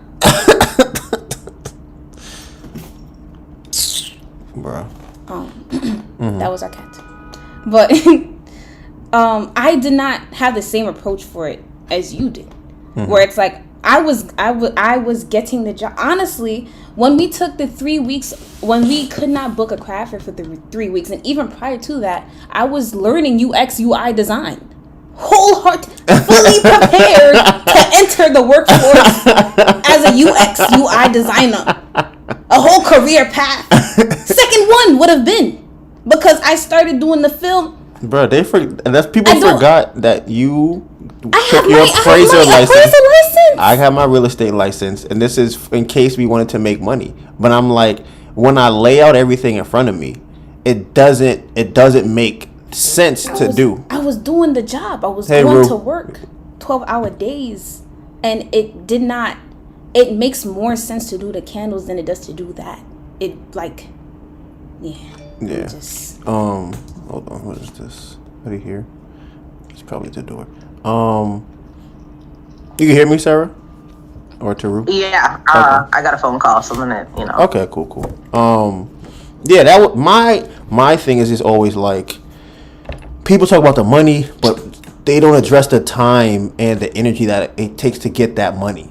And I think for me specifically, and this is not something I feel like is attributed to everyone, but I would rather do nothing than spend my time to make a minimal amount of money to say that I have that money, because I value the time and energy that I would save from that, because I know it will carry over into the rest of my life. So I'm like, if I have to choose to make $200 for the weekend or $300 for the week, but I have to give up 2 of the days to do it, I'm like, I don't know if that's worth it, because I know it's not just go there, make the money and leave. It's gonna be, whoever's at the job stressing me out, whoever, get on the way to work stressing me out, thinking about going to work is stressing me out, like all of those things. And then I have to account for what Jay was trying to talk about, was opportunity cost, which is what am I now not doing because I'm doing this. So that's usually where my perspective was when I was talking to him specifically. I'm just like, bruh, what is the how much hours are you attributing to this for me to do, and how much money am I going to make from that hours? Got it. Yeah, no, I don't let people stress me, so that's an easy no-brainer for me. Being at a part-time job, they mean nothing to me. So I'd be like, yeah, cool, I got you. I'll get to that when I get to that. That's very much who I am, for the good or the bad of that. So ain't nobody gonna stress me at a part-time job that I know is just a means to it. So that is why I sound like that, because I'm like, yeah, I'm gonna go a part-time job, do it. I know a lot of people who do overnight jobs in that same capacity, where, again, they're only working a couple days a week. They do overnight so that they can have whatever, so that they can build their business. Because really that's what it is, right? Like, it's just building your business faster. So yes, your time is worth a lot, but some people just choose to sacrifice differently. And you're like, my time is worth more than that. That's just how you feel. I don't think my time is worth more than money right now. It'd be in 5 or 10 years, but right now, it's not. Definitely could be doing more. Yeah, and then that's what happened when you should I do Uber Eats again? Because I used to do that just again, because I'm like, could I be doing more? And again, not great money, but it's all about consistency. Yeah, Melissa was saying when you had got a phone call that she was working, like she had applied, she had started doing the UI UX design thing to get a job, to go into the career force. Before that, she had got her appraisal license, because she is very opposite, or polar opposite to my mindset. Hold on one second. Absolutely. Of course, because that's the way most women think. They have their stuff handled. Right, so and men be like, it's cool. And be like, no. I was ready. It is not cool. I was out there. Because I was working 12-hour days in the film industry. But that's too much for me. We're not a nurse. I was ready. It was $250 a day, 12-hour days. And I think the most that I did it was 2 weeks straight. And I could not. I don't know how people do the film industry in general. It was crazy. I found another gig after that. That was event planning. Not event planning. It was kind of like a production assistant for events. That was my favorite job, but it wasn't consistent. Because I was like a freelancer, so they would only, request me when they had a job for me to do. So, and that one was like, I think it was $25 an hour, so that one wasn't bad either. And then I was going to get into UI UX design, and I was fully prepared to work remotely, to get my resume done. I was working on my projects. I still have them here that I started working on. I think I completed maybe 2 months worth of courses in 3 weeks, 2 weeks. I was really ready to get that done. But then the candles started moving a lot faster, and then, became just more consistent. Because this whole month we did 5 craft fairs last month. Yeah. Pretty much every weekend except for the first weekend of October, and one of those weekends we did 2 at the same time. So it's like, if I were to, and then we making all the candles in the house. If I were to get a job on top of that, that would be a lot. All right, and then I know, but we want to remind you, and I think Donovan said it in one of the things. No one is telling you to get a job. Right. I'm telling Donovan to get a job. No, we see you, Melissa. We see you, Malcolm. We see you sticking. Ain't nobody telling you. Melissa running the show. You see her? She's like, I can't get another. No, nobody. They looking at Donovan like, you for it? You can be watching for it. Bruh. And that's what I was gonna say right now. Is that when you said earlier about what you're willing to sacrifice. For me, I have no problem dealing with the stress of having debt collectors call me, threatening to come to my house, owing all this money to them, and things get repossessed and get shut off. I'm like, yeah, I feel fine. I'm okay. But she stress-inducing activities, all of these things, all of them, she's like, oh my God, I cannot function with all this type of stress. I completely agree. I've been watching y'all, and I was like, dang, they ain't paying nothing. I paused a payment for one of the cars, and I was like, ooh, how do you do this? I'm like, this is too much. That's one car. No, that's not true. Two cars right now. I'm like, dang, he do this for months. That's one more. You're giving me palpitations. And I think that's why, I'm willing to trade that for the working thing. She would rather work and not have that. I'm like, yeah, I'm fine. The house is on fire. It's like, all right. I've been, becoming more desensitized to it. But we're definitely. No, you're supposed to change him. You said what? Huh? I said, no, don't go to his dark side. Come to the dark We side. ain't wanting you to be level-headed. If you come with him, then it's It's fun on this side. On this side, you get to relax, answer the phone call, say, who is this? Click, hang up. Bruh. But like I said, the candles, they're really moving right now. The candling. Yeah. So right now, my main focus kind of is to design the because we have a booth at Turnstile. We had mentioned it earlier in the live too. I have to design that. So close. I want it to be something like, okay, because the way that the train station is set up, people are just walking through and they're on their phones, or they're very tunnel vision. They're trying to get to their train, they're trying to get to work, they're trying to get home, whatever it is. So I really want the display to be something that catches people's eyes, where it's okay, maybe even say something that would entice them to smell a candle or something like that, so that we don't have to try and talk to everyone. The more so the imagery of the brand will bring them over for us. So I have to design that. Bro, shit is disgusting. You seem like you don't like your food. Bro, it tastes like fish, but it's chicken. Oh. That's nasty. But yeah. Bro. But yeah. That's funny. Yeah, I don't know. Like I said, that whole working day, we're gonna see. We're gonna see what happens in the next couple of months. We did pretty well this month. Hopefully next month is better.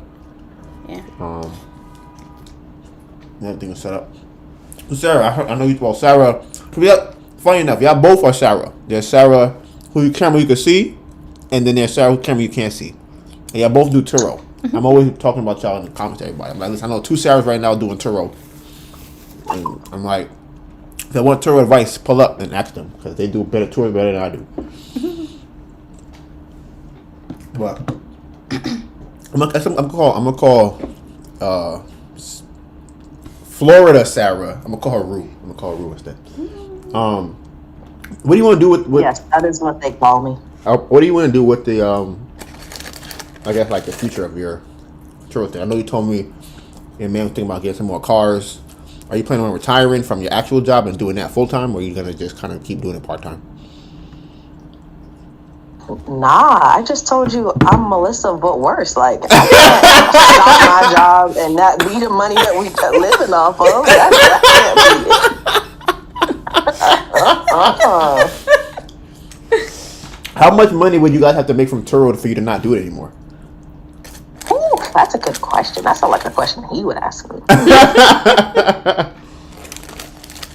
What's a number that I would be comfortable with? His number is too small for me. Of course it is. It always is. That's a guy because his number still implies that I'm working. Like, I guess I could like find a little. I could substitute teach. That could be like a little hustle. Because you know that's the teacher shortage, so substitutes make a whole bunch of money. They make like $220 a day. And my uncle's a substitute teacher. He used to be a full time, then he stopped. Yeah, subbing would be an easy like because I don't gotta go every day. I could just show up when I want. What was your number? And it's definitely not a 12-hour day like Melissa was talking about. I'm doing math, sir. Give me a Oh, my bad. So. I guess it would be $6,000 a month. Mm-hmm. For you to stop doing Turo. I mean, for you to stop working at a full-time job. Okay, so that's like $90,000 for the year. See, I'm doing the math right now. That's $72,000 for the year. Wait, I feel like I ain't do that right. Brown. Yeah, 6 times 12, 72. Yeah. It was a really big number that I got. I realized I put 52 so you instead did of 12. something wrong. Right. Okay. All right. Okay, that's we can do that. Well, what is he? Is he working too outside of Turo? Oh, so he just doesn't. No, he acts. So Turo's easier because he could flex and do the stuff, you know. Oh, that's lit. Oh, so you have more interaction with actors. Yeah. Yeah, I said that. But I thought that you just meet them like in passing. I didn't know that you were like. No, I don't talk to enough people to meet people. I don't be doing that. You're hilarious. I'm not friendly enough for that. That's too much. So you're from New York? I'm telling you from New York. You sound like you. I'm not from New York. I was born in New York. How long I had you my stay first here? birthday in Florida. Oh, okay.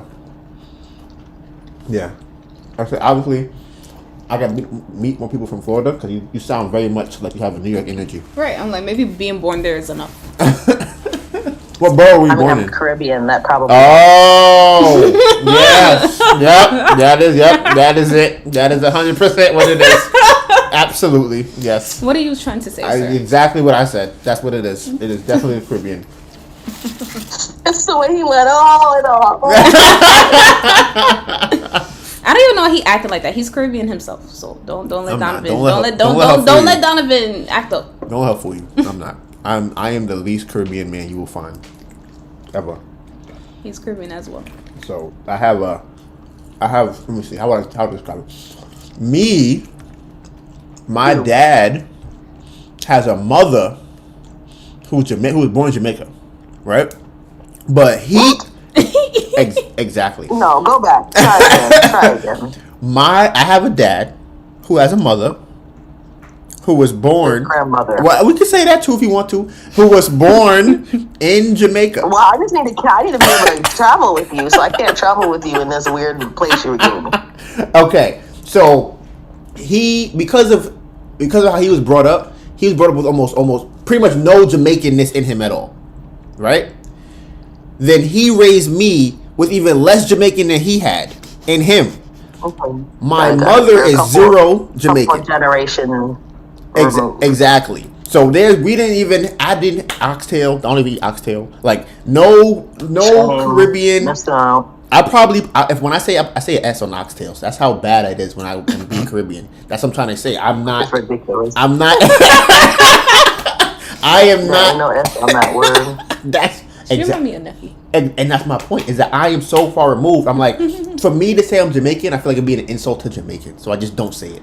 Listen, he is of Jamaican descent, and that's all that matters. So that's how I feel about it. Because you be talking crazy about the islands like he is not, his blood is not from there. You can't prove it. He's obviously been so diluted in his mind. Facts. I've been bleached out. No more. Got it. Well, I'm first generation American, so Oh, wow. yeah. It's not as removed as you are. Same here.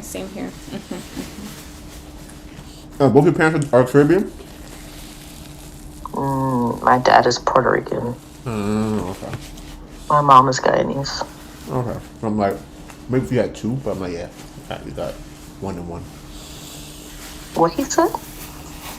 I was thinking that I thought you had 2 Caribbean parents, because that would have made you even more Caribbean. Because even though you were first, Depending on who you ask, Puerto Rico, Yeah, you know, technically. they just is what? Technically, should be considered having two. Oh, excuse me.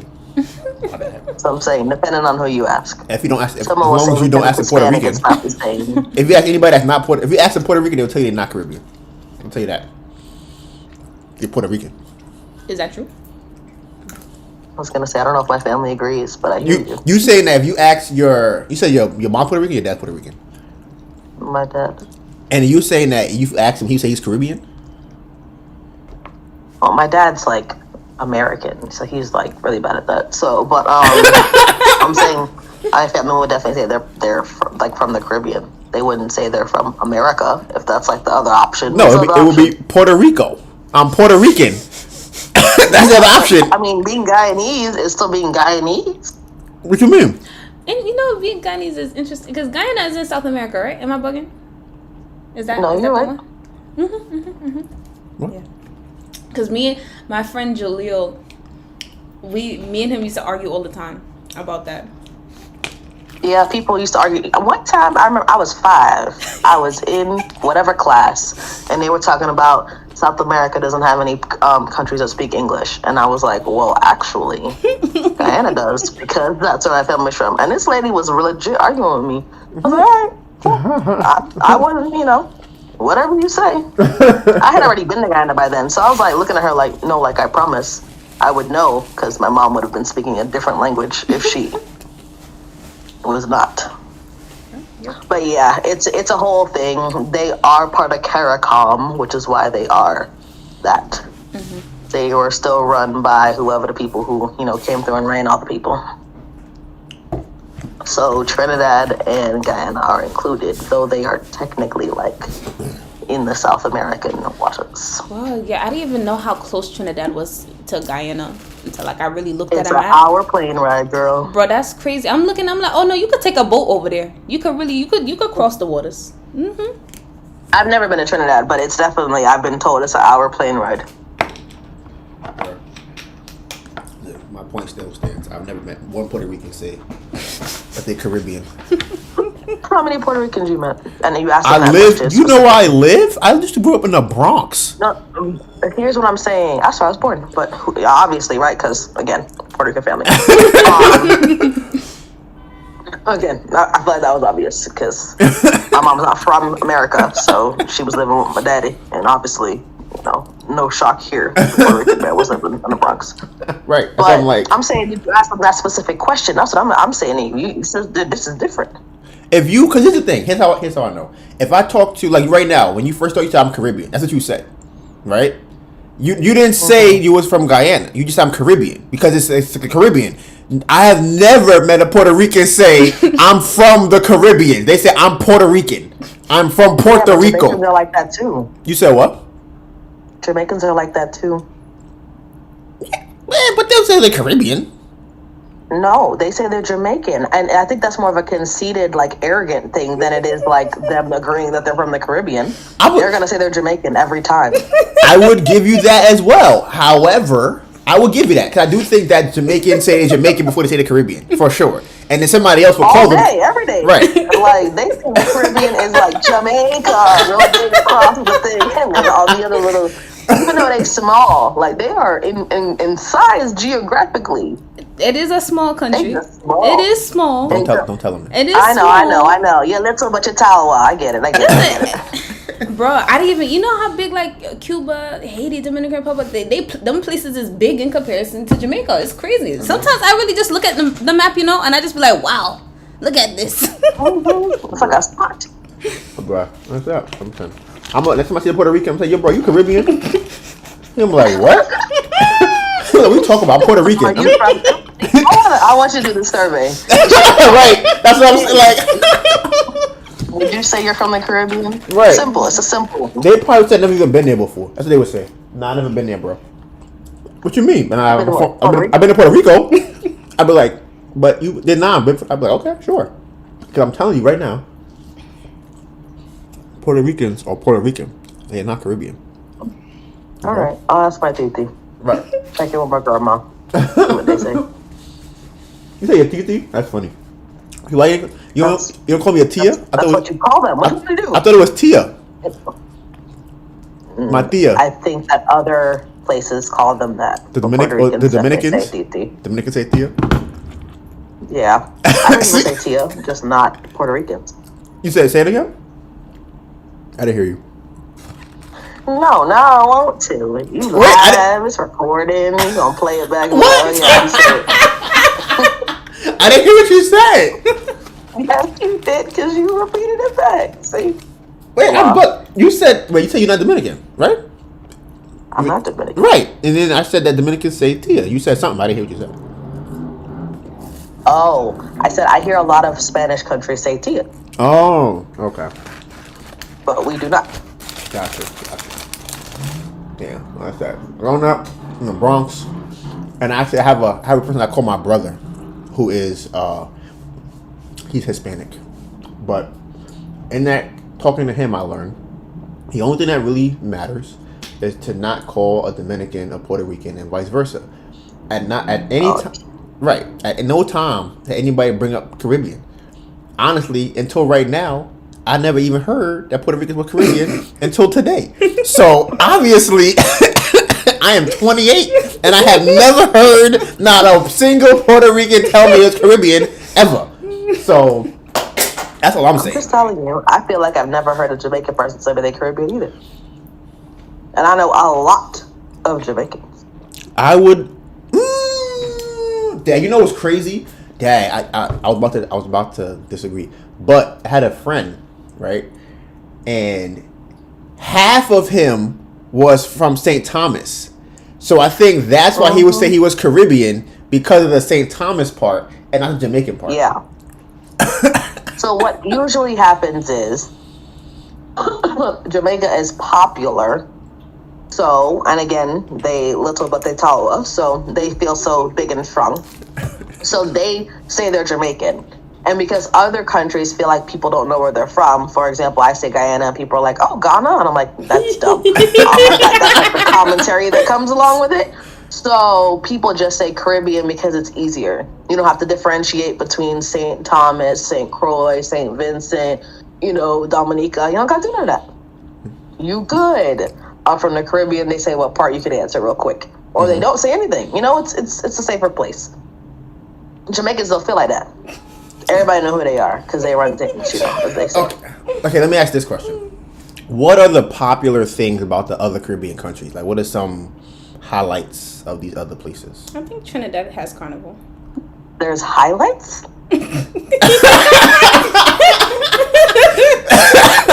They all have beaches, they all have water. Like, I don't know. Like, it's hard because, I Carnival, right? So, I could tell you the carnivals at all these places, but that doesn't mean that that's popular, nationwide. Because this is why I asked that, right? Because I feel as though the reasons why Jamaica tries to stand out from other. No, the reason why people don't know the other countries is because they don't have the things that stand out. That's something. Cause I really, it's because they black, and that's not how the world works. Jamaica's People be not knowing black? These little small, itty bitty European countries that don't nobody even go to, but they be knowing the name of them. like what? Wait, like those countries, like the ones you just named? No. I said European countries get noticed and named regardless of that. Like so which I don't ones? think it has anything to do with that anything other than people just don't look at the Caribbean unless they're going to go vacation there. But okay, what other small country you talking about? That's like that. I don't know European places, but people be like, oh, and I'm going to go to the, and I'll be like, I don't know what you're talking about. I could name you like 100 Caribbean islands. I got you. Bro, that's what I'm saying. There's so many islands. That's why I'm like, I feel the reason why myself, that I don't know, I know the names of them, but I cannot tell you anything about any of the Caribbean islands because I don't feel like they have the things that people go, hey, St. Thomas is known for this, Dominica is known for that. I only know about Jamaica two known other for? ones. You said what? What's Jamaica known for? Food. It's funny. I did the hand, but you said what I was thinking. Food. Like people think of Jamaica for food, right? I think music. Yeah, but too. see, the problem with that is that, like, they think Jamaican, they think curry, but curry isn't really Jamaican. Whoa, curry whoa, is like whoa, Trinidadian whoa, Guyanese. whoa, whoa, whoa, So whoa. it's one of those like appropriation Whoa, whoa, things. whoa, Like whoa. people just all grouped it all in as Jamaican. Whoa.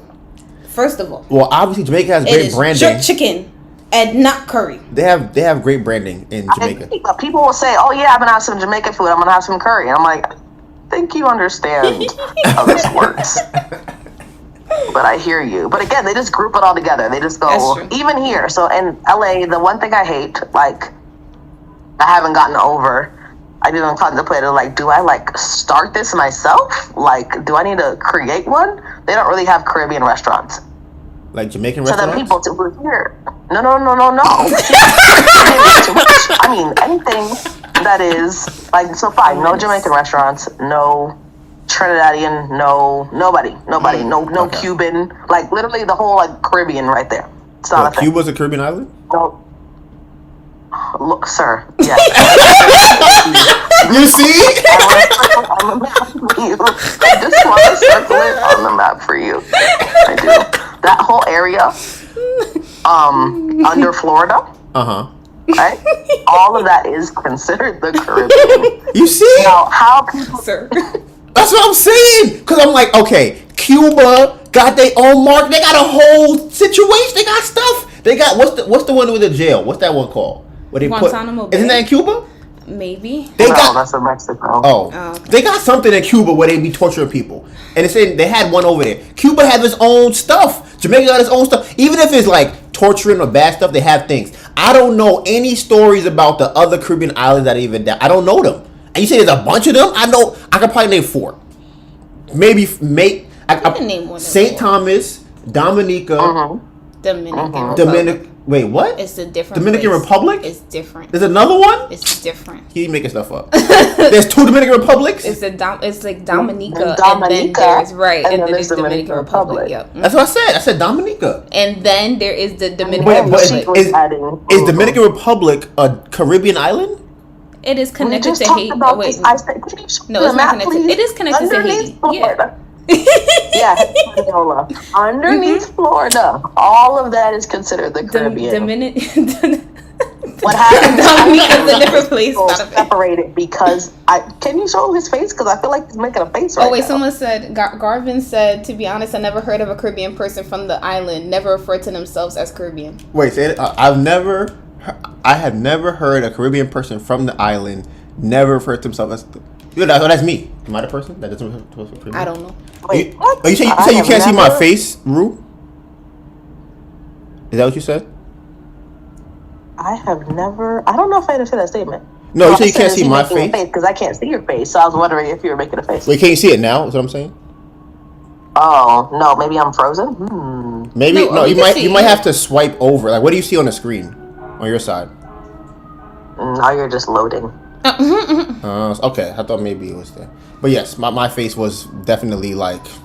There's Dominica, What do you mean Dominican Republic and is then there? there's the Dominican Republic. It's 2 different Yo, places. Garvin, pull up to the Discord.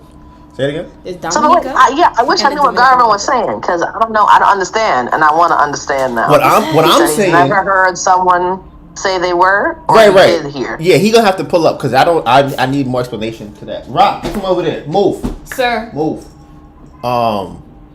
Yeah. Okay. People places y'all naming as Caribbean. That's what I'm confused. Dominica is different from Dominican Let me say it one more time before Melissa goes back. So what I'm saying is, all of those places underneath there are part of the Caribbean. What happens culturally is CARICOM, which is like that commercial thing that they have. That is where like West Indian people come in. So that kind of gets separated from like Hispanic versus non-Hispanic Caribbeans. But all of that is the Caribbean. Okay, so then here's something else too that I have realized in my my big age is that as a non-Caribbean, also American. What are you saying? That's not even grown, an accurate grown description person. as a What I have Caribbean learned, heritage man. what I have learned is that I wish she come back to tell her. She might have got a phone call. Yo, Garvin, you know how to join Discord? What happened? Oh, she's back. She's back. Okay. Okay. All right. You can hear me, It was Ruth? so bothering me. Okay. So, what I've noticed is that people who are not, mostly Caribbean people, know geography very well. As an American, I do not know geography. So when you say below Florida, I don't know what's down there. I don't know any places that's down there. You have to tell me the name of the place and then I will know it. I don't know where it's at, but I know Cuba is supposed to be somewhere near Florida. I know that one. I know Jamaica is in the water, but the other ones I don't know. I don't know what Dominica is. Honestly, Dominican Republic, I thought it was near Puerto Rico, but I heard it's near Haiti, which I don't even know where that is. Next to Haiti. It's Right. I don't know where that is. So the other islands that exist. Hispaniola. You said which one? Hispaniola. That's the island. That's another place? That's the island that occupies like Haiti and Dominican Republic because they share the same mass, but it's two separate countries. They're wall blocking it. But here's the thing. You know why you guys know this? Because y'all are Caribbean. It is. Again, You are Caribbean as well. Here's the thing. I'm saying, no geography. Once we start to like leave the Caribbean, right? We start to go somewhere else. I don't got you no more. I've left the chat. If you go somewhere else. Hey, what's up? If we go to the that's right, Oh, that's if we Tori. start to Oh, go that's into Tori. the Hey, other waters, Tori. I don't Hey, what's got up, you no Tori? more. And Garvin just entered the Discord. Okay. Wait, so I didn't hear you. My bad. You said what? I was saying I could only give you that information about the Caribbean. If you ask me about Europe, I'm gonna be like, Right, but this like is where is it next to them? I don't know. right, but that's the thing, right? If the people who are born in America, like Caribbeans, and two things. I think people who are born in the Caribbean islands, which is not you, because you said you were born here and then you were Not me raised either. in. We'll come back to you. were raised in America.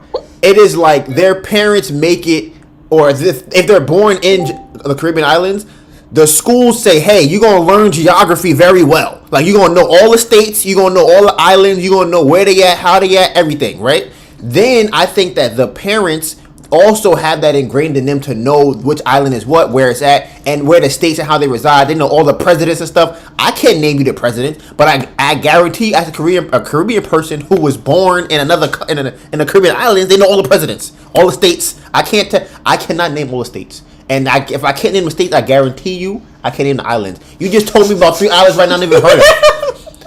You told me Dominican Republic is in the Caribbean islands, bruh. Had no idea. Yo. Okay, y'all can hear me. Alright. Yeah. So, Hey, Garvin. What's up, man? I think you had a question about my comment, right? Yes. So, as a fellow treat, Yep, I knew. throughout there, everything, what I was saying is that as someone from the Caribbean, basically, we don't refer to ourselves as, we're from the Caribbean. Like, if someone comes up to me and asks me where you're from, I just say Trinidad. I don't say Caribbean. And I have never heard like a Jamaican said that. I've never heard Dominican said that. Like, so if someone said, know, so if someone said, "Are you Caribbean?" What would you say? Caribbean.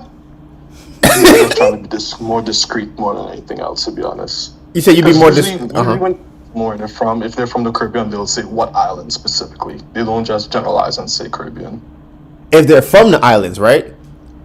Yeah. But if they're from someone, the but islands someone who is not, you would say yeah, Caribbean.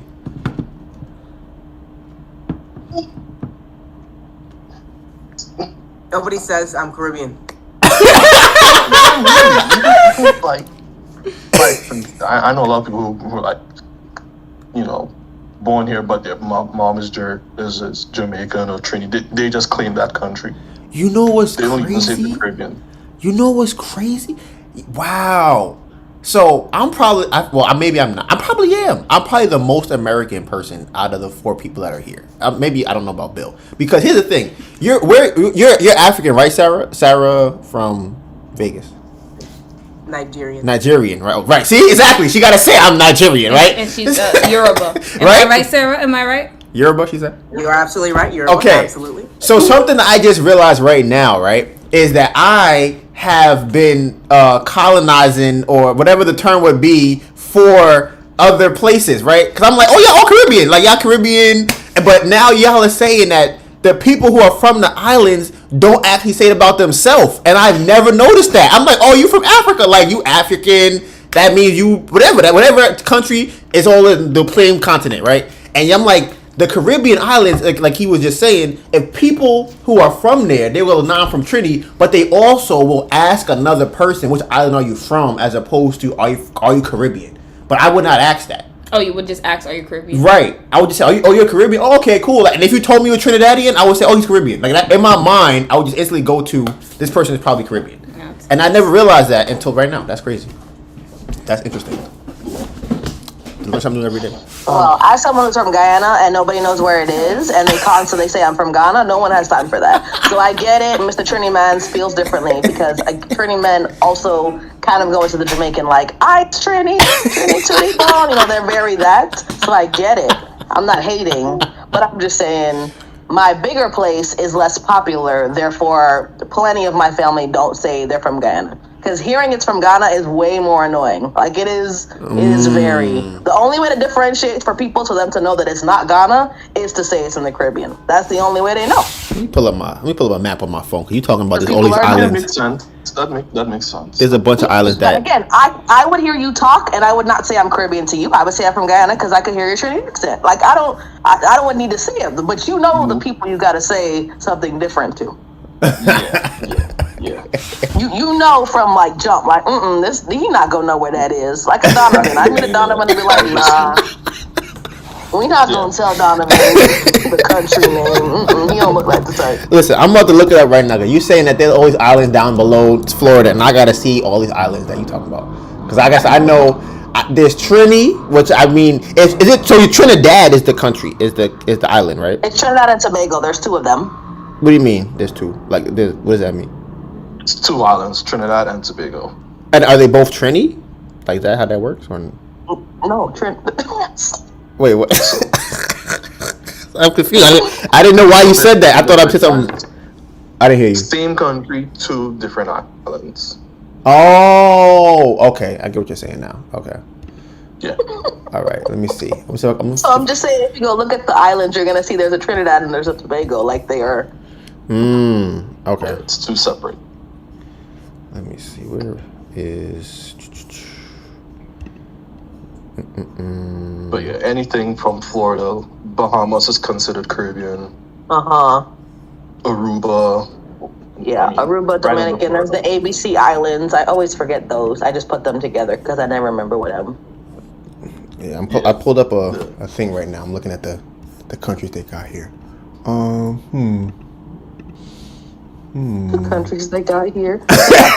What are you typing in the map? Can you share your screen or are you looking at it on bigger screen? I feel like I need to see what kind of foolishness you're looking at.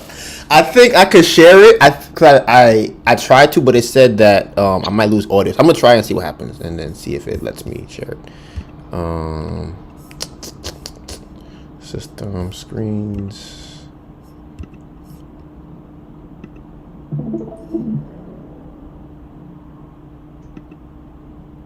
Can y'all see the screen? Nope. Well, I can't.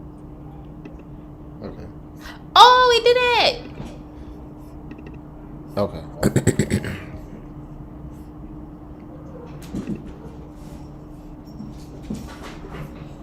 Wait, I don't like. It says it has an exclamation. Okay, I'm gonna wait. Oh, this is on silent. Hello. Okay. You can hear us? Okay. Can somebody send something to say hello or anything? Someone. Oh yeah, I didn't hear you, Sarah. So let me see why that would happen.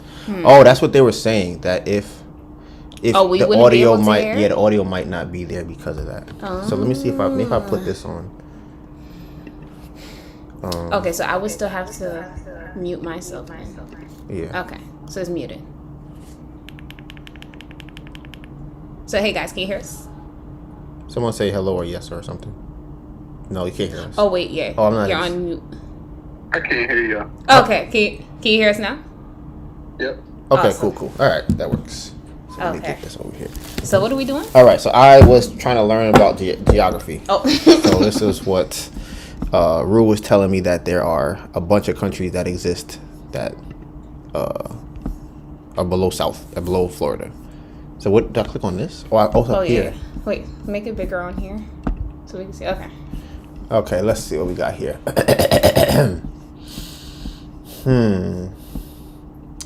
Bruh. Are all of these islands?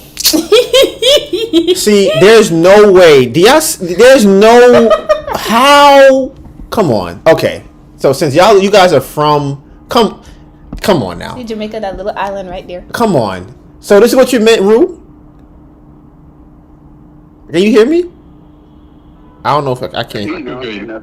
Okay, because y'all can hear me. Because I'm like, bruh, there is so many islands here. I don't even think I would still ask which island you from. Because this one says Virgin Islands. That's more than one. You said what? Yes, VI. Yes, but that islands was an S. So that means that the one Caribbean island is more than one. Then there's Anguilla, St. Martin. Okay. Are there, like I was asking earlier, are there highlights from these other countries? Like, do you have like a popular artist or like some type of popular food or like an event or something that like y'all know about? Anything like that?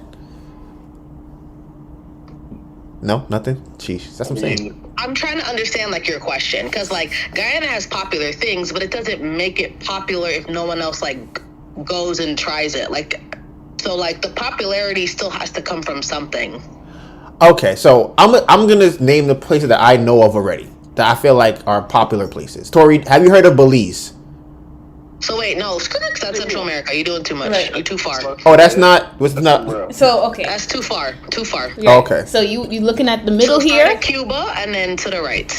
Oh, so Belize is not even a Caribbean island? That's crazy. It's not an island. You see this over there? But neither is Central America. Guyana is not an island. That's the only one. But that They're literally you the cannot. anomaly. But you cannot. You cannot say that Belize is not a Caribbean island because it's not an island, even though Guyana is not an island. No. It's not a part. Like it's not a part. Like it's not They're a So wait. So what is Belize? What is Belize? It's South America. It's South America over there with Honduras and Nicaragua. Okay, so I'm gonna. Yeah, Okay. Central America. They're a whole thing. Okay, so I know Haiti. Yes. Okay, cool. You got one. Wait, is Dominican Republic more than one place? No. Yes. Yes. Dominican Republic is one place. Oh, Dominican Republic. it's one place. Okay. Right. And then there's Dominica. So which That's one? down there. Which? Don't confuse them, Melissa. Right. Exactly. Okay, so They share the island of Hispaniola. you said what? They share the island of Hispaniola, right? With Haiti. That's what we was Yep. That's what we told him. Right. Okay. So this said Dominican Republic. Which one of these? Tori knew that. I just want you to know. Tori was saying. Go ahead, Tori. But see, this is the thing though. What I was saying was that we might know one, maybe two. Like you might know a thing. Like I said, I know the Virgin Islands. I know about that one, bro. I didn't know Puerto Rico's over here. That's crazy. Okay. So Dominican Republic. Which one of these places is that? What you mean? It says it right here in big right over here. No. It's where the word Santiago is. That's that. Oh, okay. So this is like a capital, Santiago. Yeah. Oh, okay. So this is okay. Got you. Puerto Rico. I know that one. Very popular. I know Puerto Rico. Okay. I'm proud of you. Thank you. I know Aruba. They advertise Aruba all the time. I know another one. They always advertise for Aruba. Yes, those are what I was saying are the ABC islands. Okay. I've been to Curacao, They so kind of that's get grouped cheating. like that. They have their flag is literally the same, but the like crest is different. Where's Rihanna from? Rihanna is from Barbados. Is that over here? It's over there next to St. Vincent. You see, I know that one too. That's what I'm saying. That's a popular person.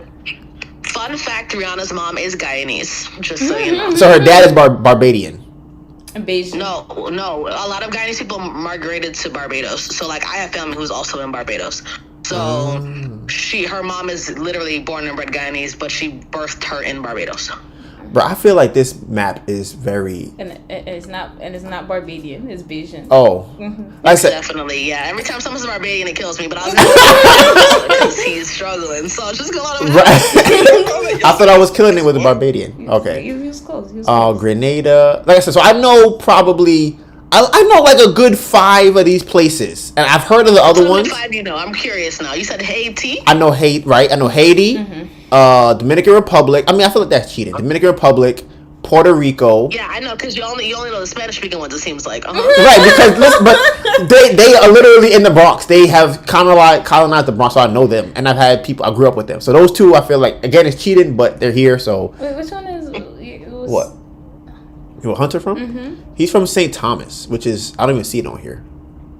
It might be small. It's part of the Virgin Islands. Oh, okay. Right, that is true. Which one do I know? Oh, Barbados, Aruba. So that's 5. 1, 2, 3, 4, 5. And the other ones I don't really. I've heard of them, and I might have been there, but I feel like that's. You haven't heard of St. Vincent? I've heard of it, but I don't know. Trinidad, Tobago. I've heard of those. I heard the name before. Like I've heard the name, but I feel like that's not enough. He's disowning you a little bit, bro. No, that one is for Ariel because But that's the thing. I literally don't know. Like, okay, if I hear 2 people who are from the Caribbean islands talking to each other, they can say no, we're different because of this and this and that and that. I don't know those things. So to me, it's like okay. Because I can differentiate between these places, I don't want to say that I know. Like I've been to Curacao, right? But I've been to Aruba. Can't tell you the difference. I don't know. But I know I've heard of Aruba a lot. Not very different though. Again, ABC Islands, they're very tiny. They're very similar. Okay. So yeah, I guess I would say and Jamaica's on here. So I would say Jamaica, Haiti, Dominican Republic, Puerto Rico. Cuba? You keep saying Cuba. I feel like that is not. I keep saying that. I feel like that is not Caribbean.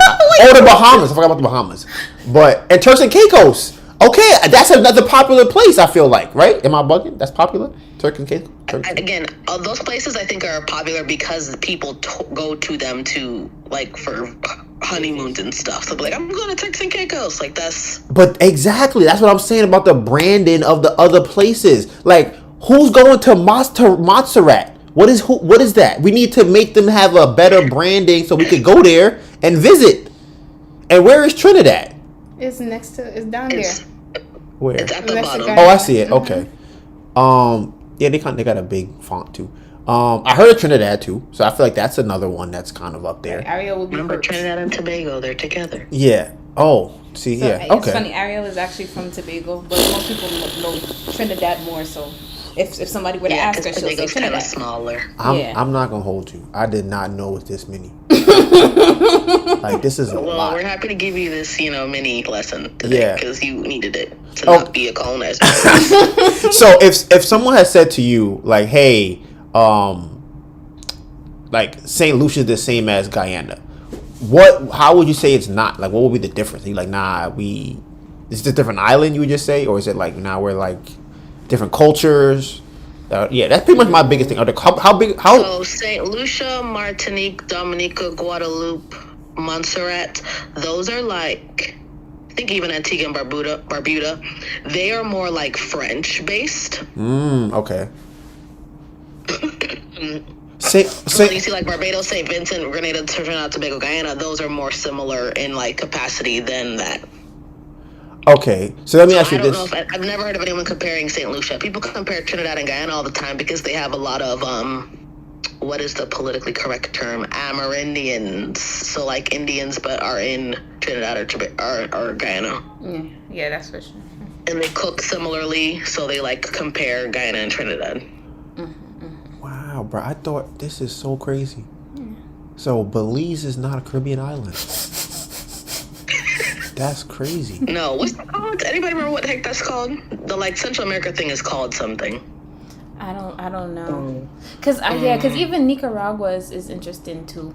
Like they are kind of like Caribbean-ish, if that makes sense. I feel like Listen, I party and go carnival with Belizeans all the time. There's a big Belizean population in LA, but I mean, I guess it makes sense that it's just a car ride up. Bro, this is crazy. This is how we talk about the geography. I don't be knowing, nothing at all. And I think another thing too is that Africa probably, I mean, that's because I guess I'm black, but I feel like they have more cultures. Like they can differentiate their culture between each other more than I feel like Caribbean islands do. But I don't know why that would be. I was just about to say what. Right. You disagree? I'm just wondering what would differentiate African. Right. Listen. Look at Sarah's face. If you told her that she was another country, that if you say, yeah, you kind of Liberian, she'll be like, what? What's in the whole? Oh, call her Ghanaian. That's another. What's Ghanaian? Which one that? It would be Ghanaian. That's when I'd be beefing. Right. See her face. You see her face. You see. You see. I mean, I don't know if they're. But that's how you say it. It would be said as Ghanaian. If you confuse African cultures or like two different countries for each other, they will explain to you in detail how they are very different. I don't feel like that is the same in the islands except for Haiti, Dominican Republic, and Puerto Rico. Those are the three that I feel like will tell you how they are different than everybody else. And maybe probably Jamaicans too, maybe. They're like, nah, I'm Dominican, I'm not Haitian. Like, nah, we different. We not the same because of this and this and this and this and this and this. And Puerto Rico's like, nah, I ain't Dominican. I'm very different than that. But I feel like everything else on the right side of that, I don't think they would even. Again, this is me because I don't know the cultures. Nah, they care, bro. They care. Okay, so then that's what I was saying. Do they have a culture that differentiates those things, or is it just I'm from a different island?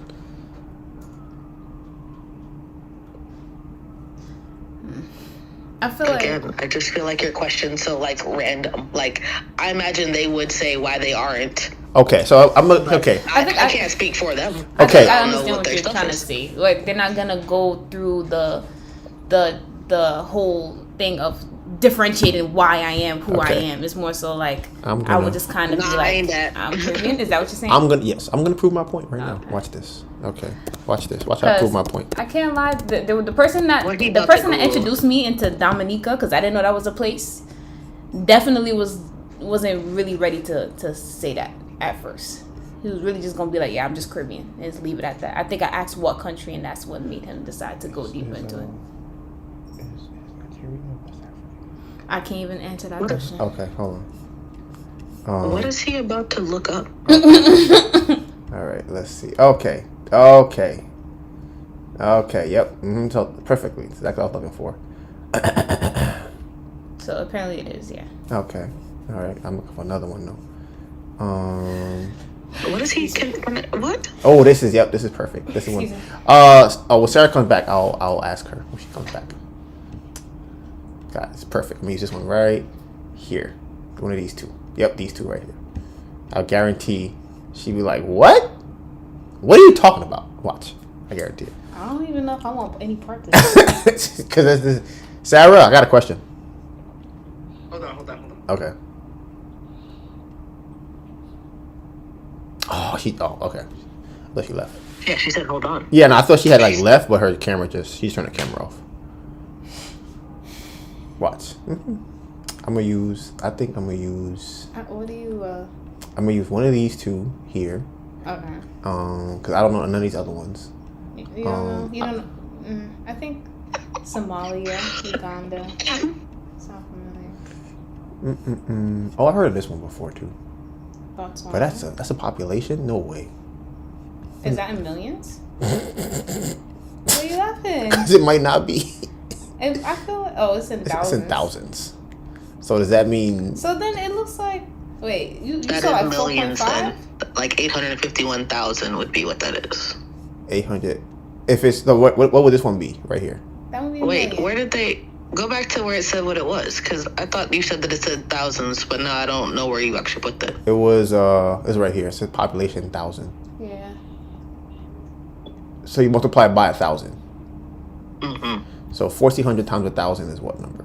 1,400 times 1,000? That's a million. That should be 1.4. Million. You just add 3 zeros. Okay, so that's 1.4. But this other one said 96. 96,000 people. It's kind of a lot. I feel like I saw 4. 96,000 is not a lot. It's less than Kai Stream, but you know, I feel like you saw a 4, huh? like just the one number 4. I thought so, That's but tough. I can't tell. Go back up. South Africa is not a. Oh my god, bro! I think it's so crazy how just geography and countries work. Maybe I'm. Oh, See, 4.5. that is Right. Jamestown. That's the capital. Ooh, I heard of this one. 4.5 thousand? Yeah, That's so crazy. bruh. That's what I'm like. You know how many people are in LA? Honestly, yeah, LA would be I got bigger. more than 4.5 thousand students in my school district. I'm not even a big school district. Bruh. Oh, I know about this one too. Well, this is.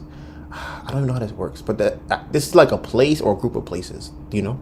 I'm not familiar with Watch. African I'm telling you, watch. countries Sarah, like she's gonna be like, Morocco, bruh. This is cool. This is very cool. Africa over 6% of the world's surface area. Honestly, I think the only reason why I even know what I know about the Caribbean, bro, my aunt, when I was younger, she used to, it's funny, what you said about the presidents and stuff, she definitely had me memorize those. And she had a globe, and she would I think she would either tell me a country and then have me search the globe to find it, or it might have been the other way around where it was like she would she might have did both, spin the globe, whatever it stops on, we would look up the country and kind of what it's about and all that stuff. That is very anti-American. What? Bruh.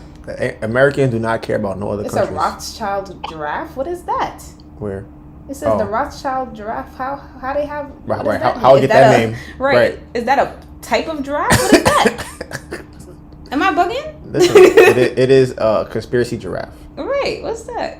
It's probably very rich. Sure, I gotta look it up.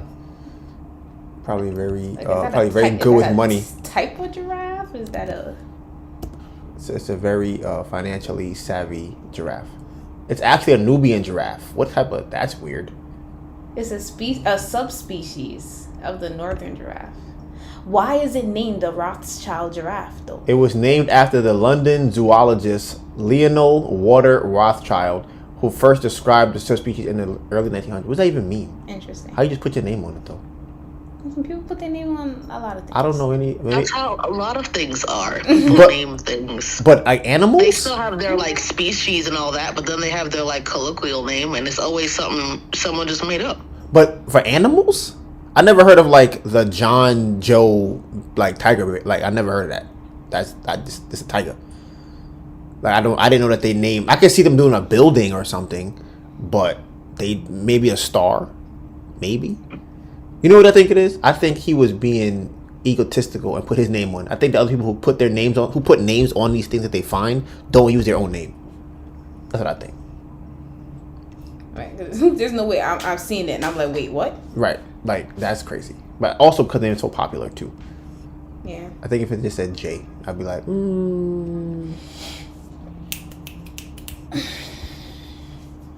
Let's see. But that Popeyes was so disgusting.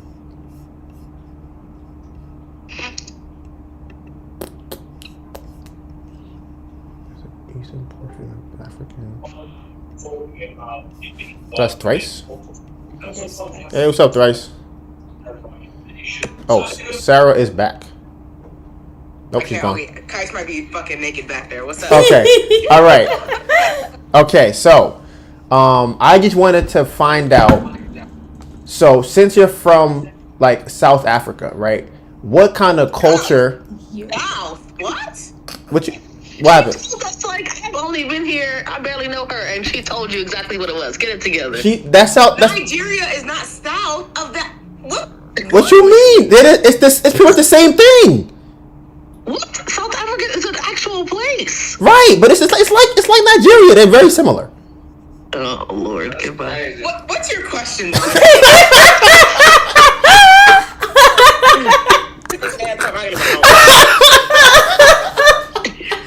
Sorry, y'all. Why are you doing this? Okay, so then if they're not the same, what's the difference there, Sarah? So you're trying to tell me that they're not the same? I'm looking at it on the map right here. Say they're the same. It say South Africa is very similar to Nigeria. What's the difference? The location? That's it.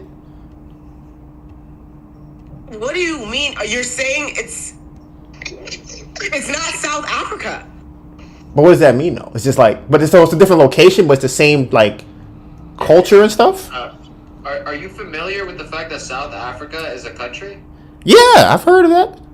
Right. So if South Africa is a country, then South Africa is a country within the continent of Africa, meaning Nigeria is also just another country in the continent of Africa. Right. So Nigeria has nothing to do with South Africa. Isn't that the conversation here? Right. So what I'm trying to figure out, but like because they're both in Africa, they kind of the same. I mean, do you feel like? No.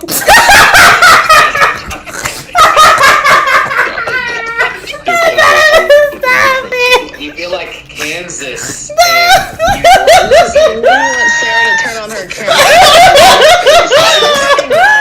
Deal without seeing her face. She's saying this tomfoolery. I need her face.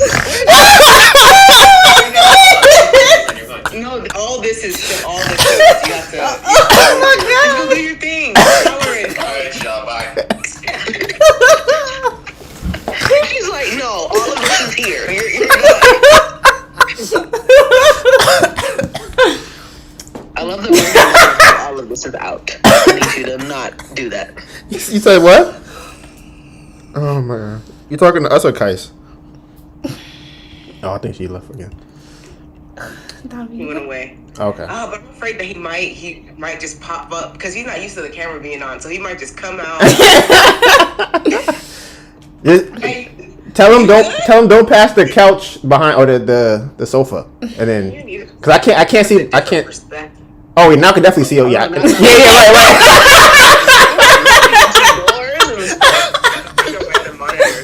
Oh wait, ain't he right there? Oh no, right. Naked?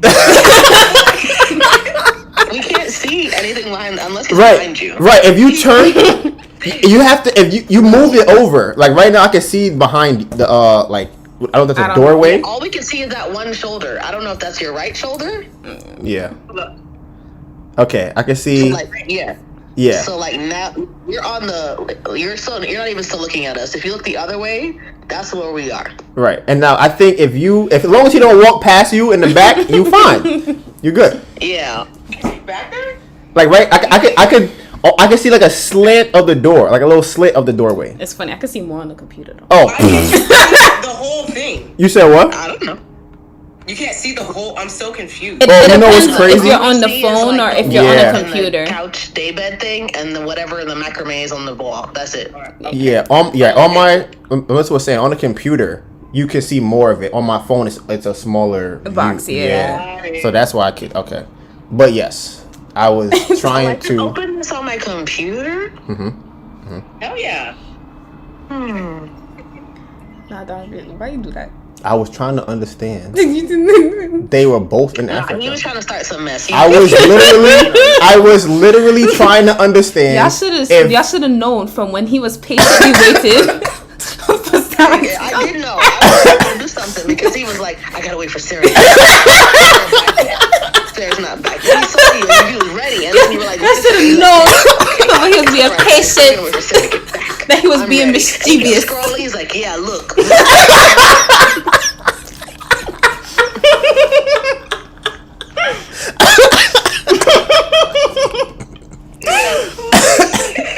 Oh my gosh. The point I was trying to make. Go to bed. The point I was trying to make was because they're both African countries, it's similar to Caribbean countries. They're similar. They're very similar. That's what I was saying. And I feel like Why are you making that face? I don't understand. So, okay, Sarah, since you are...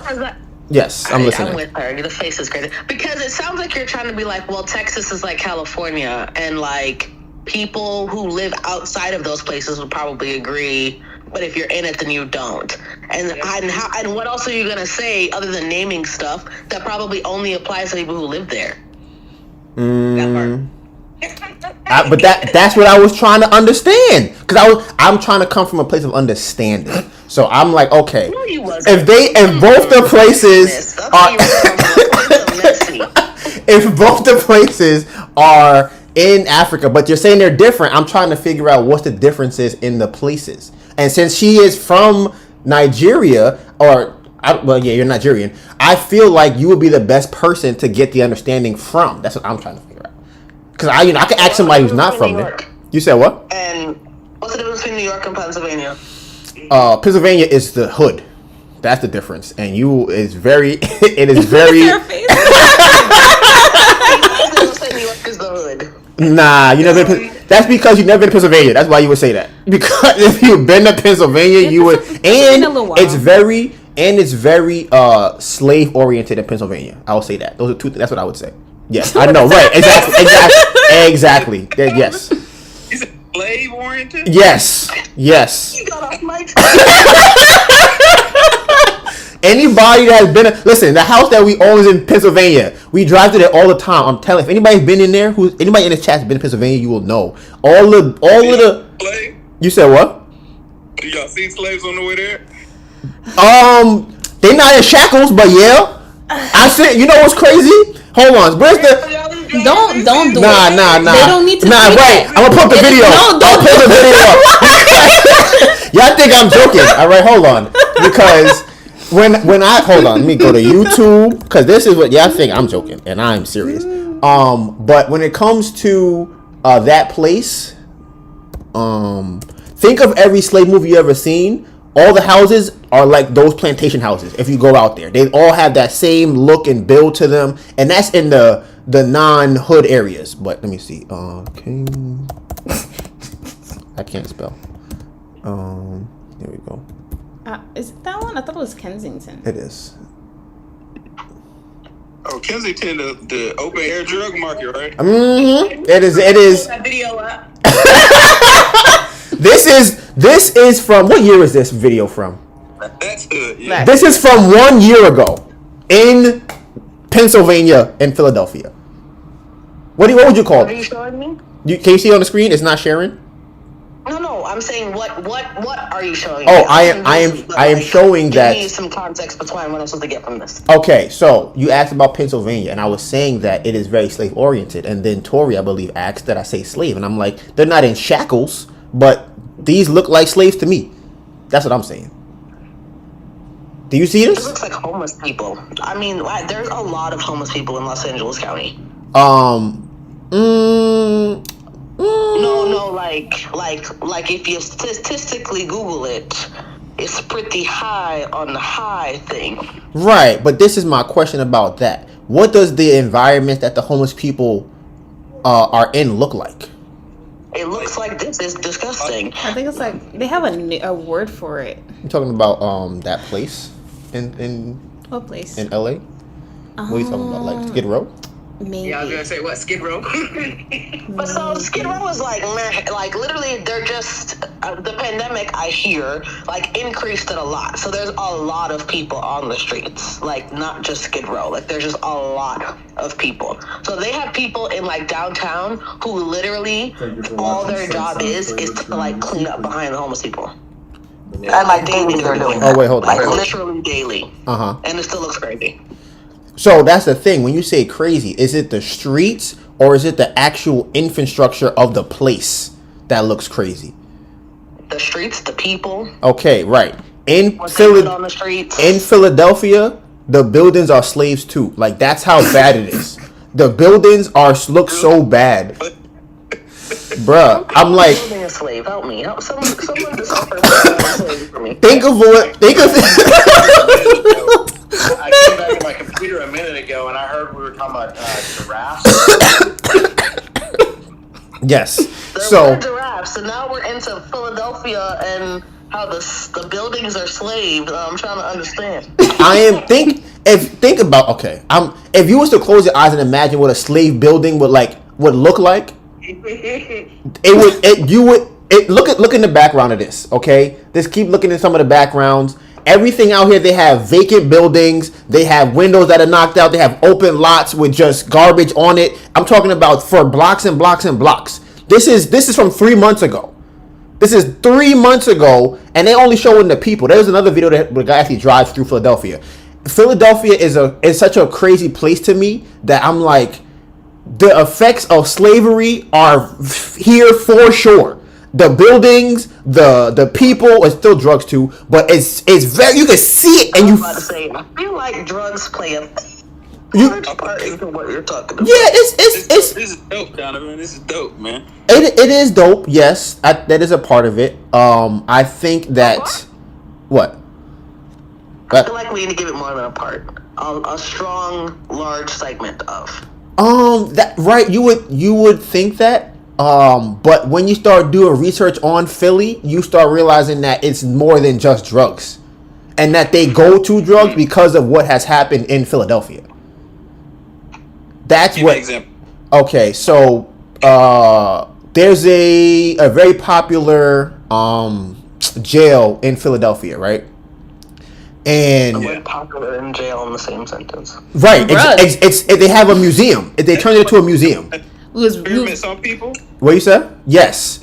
The jail that they were doing experiments on people? Yes. Yes. They used the I forgot, it's something, what is it called? Was it baby powder? No, powder? it was what's in it that people don't like? I think it's not asbestos. There's an ingredient that's in aluminum or something? What is it? Like mercury or aluminum or something? It's something. No, it's not. That's another one. I think it's talc. Powder. Yeah, I think it's actually the actual talc. Yeah. So what they were doing to the people who were the inmates in the jails, they were giving them talc, just like injecting it into them, just so they could see what the effects of it would be. In Philadelphia, that's what they were. And that's just one thing. There was I believe it's called the Moores family, where they blew up a whole block just so they could get to one family. Decimated a whole block, and these are just small occurrences. They have a bunch of them that happen throughout Philadelphia, and I think that stuff that happens over there comes from the slave, like the energy from the slave times has transferred into Philadelphia, and I can't think of a time, and I've looked into it, where it was really turning over, where it's like, oh yeah, we've getting over the hump. It's like, no, we've been like this for a very long, since we lost slaves, we've been pretty much on the downturn since then. That's what, and if you drive through there, it feels like that. So I'm like, when I say a slave building, and I'm talking about not the house, this is something a little bit different. When I talk about the plantation houses, they look like that. They have a big house in the middle of this huge land, and it's all the way in the back, and you're just like, that's interesting. And it got the little houses to the side. You got to come down here to Georgia then, Donovan. Bruh, but that's what I'm saying. It's in Georgia too. And the difference between Georgia and Philly is that Philly is so much more condensed. So Georgia is a little bit more spread out. So to me, it's weird if you're driving through the city and then you just see a house with a bunch of land all the way in the back, and you're like, what's the house doing there like that? That's very odd. And it had the pillars and the columns and stuff too. And you're like, I've seen that before in a movie. That looks familiar. So that, to me, the difference between New York and Philly is those things. But that's because I'm here. I can say that, which is why I was asking Sarah about where she's from in Africa and the differences between the two countries, one that she is from and one that she is not from. Because also, like I was saying earlier, is that when I asked about the Caribbean cultural differences, I don't really know what they were. But I know that Africans know what their differences. They know exactly what their cultural differences are. As you saw, I said, Sarah, you from South Africa? What? South Africa? What? Do you know where that is? That is a whole different place. If I say, yo, you from Aruba or you from St. Thomas, they'd be like, nah, you're not really. What was that, Sarah? It's hard. It's hard to. Okay, for one, I don't know a shit ton about South Africa. Look, right. Mm-hmm. But the thing is I know, and I'm mostly American, right? So in America, who I'm going to come across, for the most part, are going to be a lot of Nigerians. And they're usually going to be either Igbo or they're going to be Yoruba. So I don't know what that means. It's two different tribes. Two different tribes. In Nigeria? Yeah. And so now he is Igbo. Help him. Okay. Put him on some Nollywood. But I'm learning right now. movie for me. What is it called? Which one? You can type Yoruba. Do you want me to write it in the chat or what? Yeah, you could. IORUBA. IOR. And what I was saying was watch a couple African movies to at least get a little bit of something, because you sound like you didn't even know those two, and that's hurting my heart too. Those are like that is the most. Those are very popular. Watch one Nigerian movie and you gonna find, Exactly. They call it Nollywood, like Indians call it Bollywood. Is like the Indian Hollywood. Nollywood is the Nigerian African. It's not just Nigerian. They do have other African movies in there as well, but watch some Nollywood, please. You can type in Nollywood in Netflix, okay? It'll work. Okay. I promise. I'm gonna look into that. Nollywood. And okay. Listen, I'm saying that. This is what I be saying about people I think it's being born in America, which is part of it. Which is why it was never a thing that had to be learned, so I didn't learn it. He is of Jamaican descent. I don't know why I keep saying that. I don't know why. You keep saying it because you keep jacking this. I want to know that you are denying your culture. That's why. I think it's disrespectful to claim a culture that I have no ties to. Your grandmother was born there. That's very that far. That is the tie. That's very far back. That's literally the tie. That's very far. That's actually not that far, sir. What's wrong with you? That is the tie. That is the rope. Listen, okay. All right. That is not far. All right, boom. Okay, look at this. My grandma, she passed away when I was in the 3rd grade. So I'm probably like, what, 6? What does that mean? So what Caribbean culture would I have to be able to say I'm Caribbean? Listen, hear me out, right? Okay. If you decided, like, you know what? I wish that I was actually a bit closer to my Jamaican roots. Let me start, diving more in, getting involved in the culture and the food and all that. Does that mean that all of a sudden, I still can't say I'm Jamaican though, because I just went and decided that I wanted to go learn about it. But no, that's where your roots are. So therefore, you can say that on your own accord, depending on whatever stage you want to say it's in. It doesn't matter that you didn't decide to indulge in the culture. Still Jamaican. That you're making a very strong point. I mean, well, dude.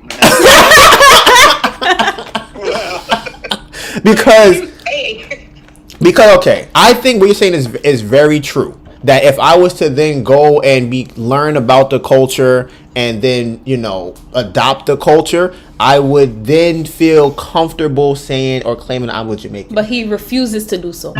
He fights it because Caribbean people don't need that. They're cool with my great grandmother is from Buxton, Guyana, and that's gonna be it. And I'm Guyanese because I know that she was born in this place. But you see, that's the thing. Okay. So with the example that you're giving, right? Does that true if no one around them is still Guyanese? It's Guyanese, right? Yeah, it's Guyanese. Right. But that's not your case though. I can feel Melissa's face looking at you. Because that's not your case. What are you trying to say? The only person around me that indulges in Jamaican culture is my sister. There's Hadassah. She doesn't really indulge. She just. But she does. She does. That doesn't count. But why does she not count? Because she's like me. Exactly. But she's right. But you are actively trying to not be like that. I'm not actively trying to not be like that. You literally say keep Jamaicanness away from you. No. I am saying that I am not gonna appropriate the culture. It's not appropriation for you. It's not appropriation. It's literally that word does not apply to you. It does not apply. But then all right, boom. So how far back do we go where I can say that? It is not that far. That is your grandmother. I feel like that's far. We'll be taking that little damn ancestry test and find out they're a quarter or whatever, and now they're trying to get back to their roots. Twice removed. The person was alive while you were alive. Bruh, that is so. I guess it would feel so fake. Why? Because that's not my. Because you told yourself that. I didn't tell myself that. So who told you that? It's definitely not a real life thing. Which part? you've made up in your mind that you would be appropriating the culture and that you can't. So you like already, and we've talked about your stubbornness. So you around it. And it's like, no, I can't, because I can't go to that side of the wall because that's not my side. So you've just put up a wall, and you've established that that's the wall you're gonna be on, but it's not based on facts. I just want to make sure you know. This is very feeling, Donovan. This is not fact, Donovan. Okay. I'm not saying that I can't.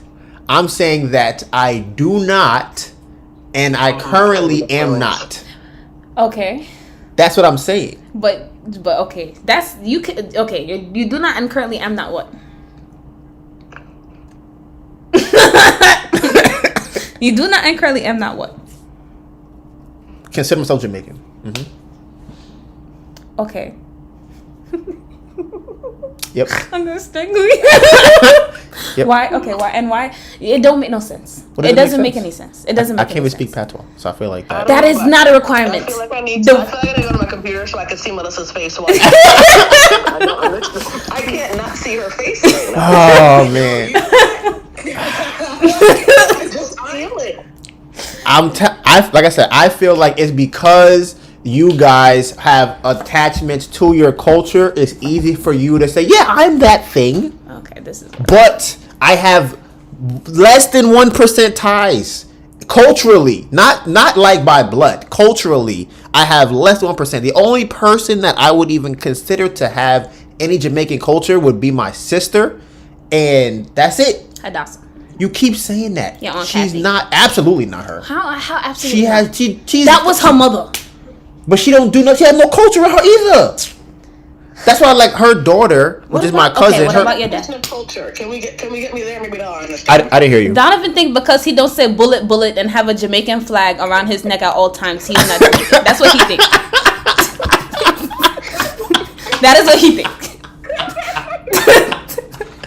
That is what. If I put Donovan in a ponytail right now, oh no, take it out because I look too Jamaican. Yes, that is what you are, sir. I'm so done. Oh my goodness! Because, like I said, okay, there are several things culturally that I just feel like I don't have or do. The music. Are you gonna explain them? Or Yeah, I'm gonna say the things. Good. So food, I can't talk to you about food, like Jamaican culture food, right? I don't even really like Jamaican food. That's not even true. It is true. You will never see me go, let's go get some Jamaican food, ever. That will never happen. Not just because I just You don't. know what? I'm gonna cut you off right now. You wanna know why? Okay, why? Because the fact that you're about to go down this list means that you know what it means and the things that entitle like cultural Jamaicanness. Okay. Uh-huh. That means you know what it is. Just because you don't like the food or because you don't partake doesn't mean you get to remove it from yourself. But no, she asked me the reasons why, and I'm explaining these are the things. You know them. But you know Jamaican stuff? That don't mean you Jamaican. Wait, pause. Let me clarify my question if that's what you thought I wanted you to do. Okay. So my question was, what are these cultural things? So you're saying what you don't like or why you feel like you shouldn't. That's cool. But you're saying we feel this way because of the cultural things. And I'm saying, what do you think makes Melissa or Sarah or I feel like we are more there? And don't say food.